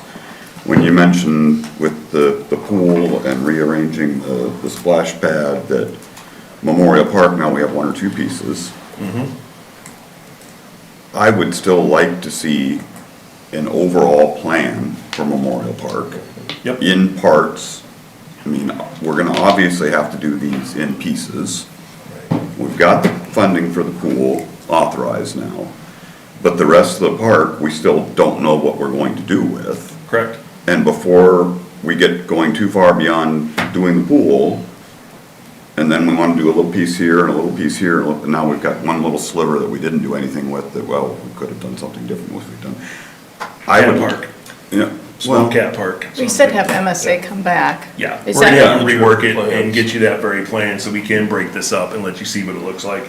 We just wanna get it redrawn without all the stuff on there that. Because that would give us the chance to then say, okay, here's Kids Kingdom, this is the amount of space we have to do, it's gonna cost us about this to do this. Here's where we could put the golf course maintenance buildings, it's gonna cost us this amount for this part. So that we could then layer it out and say 28 golf maintenance buildings, 29 Kids Kingdom. Yeah. However, we have that, and that would be, it's gonna be a separate engineering fee or whatever, but it's not any of these. The other thing is, I would still like us to look at fundraising for some of these things. Shell Rock did pretty much their pool fundraised rather than bonded for it. Kids Kingdom could be something that we could be looking at fundraising for. Sure. To get that done, as opposed to bonding for it. And I think the community buy into it may be greater than just sitting there and saying, hey, you know, you're just wanting to raise our taxes again. Well, this would be voluntary for people that want to chip in to it to do that. I don't know about the boat ramp as far as fundraising, but it just seems like we skip over and ignore any of the fundraising, other than maybe the library does some fundraising, and we did some fundraising with the ballparks, but even that, we did a lot of the chunk with the ballparks ourselves. And I think we need to look at some other alternative funding sources besides just what the city can bond and tax for. I don't disagree at all, and I'll just make a comment or two. I agree with what you're saying, Tim. We don't have the patience in this community to do that. We need that pool right now. People losing their mind about it. That's why we didn't do the fundraising for 2 or 3 years to get that done where Shell Rock could, and they couldn't have bonded for it. They don't have the capacity. We do. So I mean, that's some of the things that factor in as well. It's the same thing for clubhouse and golf. We had to have that right now. Get that on the vote, get it on, here we go. It's the impatience that causes some of this too, of people wanting it right now. Well, the only way right now happens is taxes go up, you bond, you whatever. We can fundraise for years, that's fine with me. I have no problem with that. I think that's gonna be a tough lift for some of the community. And that's where I think the problem exists. Kids Kingdom, absolutely. I think that was assembled by civic groups back in the day. Could do that again. Love to see it happen. You maybe could do part of it, fundraising, you know? Here again, you have to have a group that's gonna get behind it and push it. Yep. It's not gonna be the city who's gonna go out and send out fundraising letters and set up a fundraising committee and all Ball that kind Diamonds of is a stuff. great example. We Yeah. fundraised quite a bit of that, but it wasn't dire. We have to have it next year. We don't have it right now. Well, We're and panicking. there was a group It of got done. people who were very strongly in favor of it that organized themselves to raise a lot of money to make that Absolutely. happen. So we'd have to have the same thing. If we were gonna fundraise money for Kids Kingdom, there would have to be a group of people that would step up and say, yes, I'm willing to do this. I think it's important. Let's fundraise $500,000. And that's great. And we'll kick in the city's part for the rest of it. But it's not, I'm not gonna fundraise money because I got too much other stuff to do. I'm not gonna fundraise money, head that up as a council person. I don't think that's even what we should be doing. So if that can happen, someone's gonna have to step up and say, yeah, I'm gonna take that on, just like Mr. Langner did with the baseball. But it takes time. It delays projects. We don't have a pool now. I don't think you could do it. I just don't think the community will allow you. It's just that have to have it right now, and that's what you're seeing.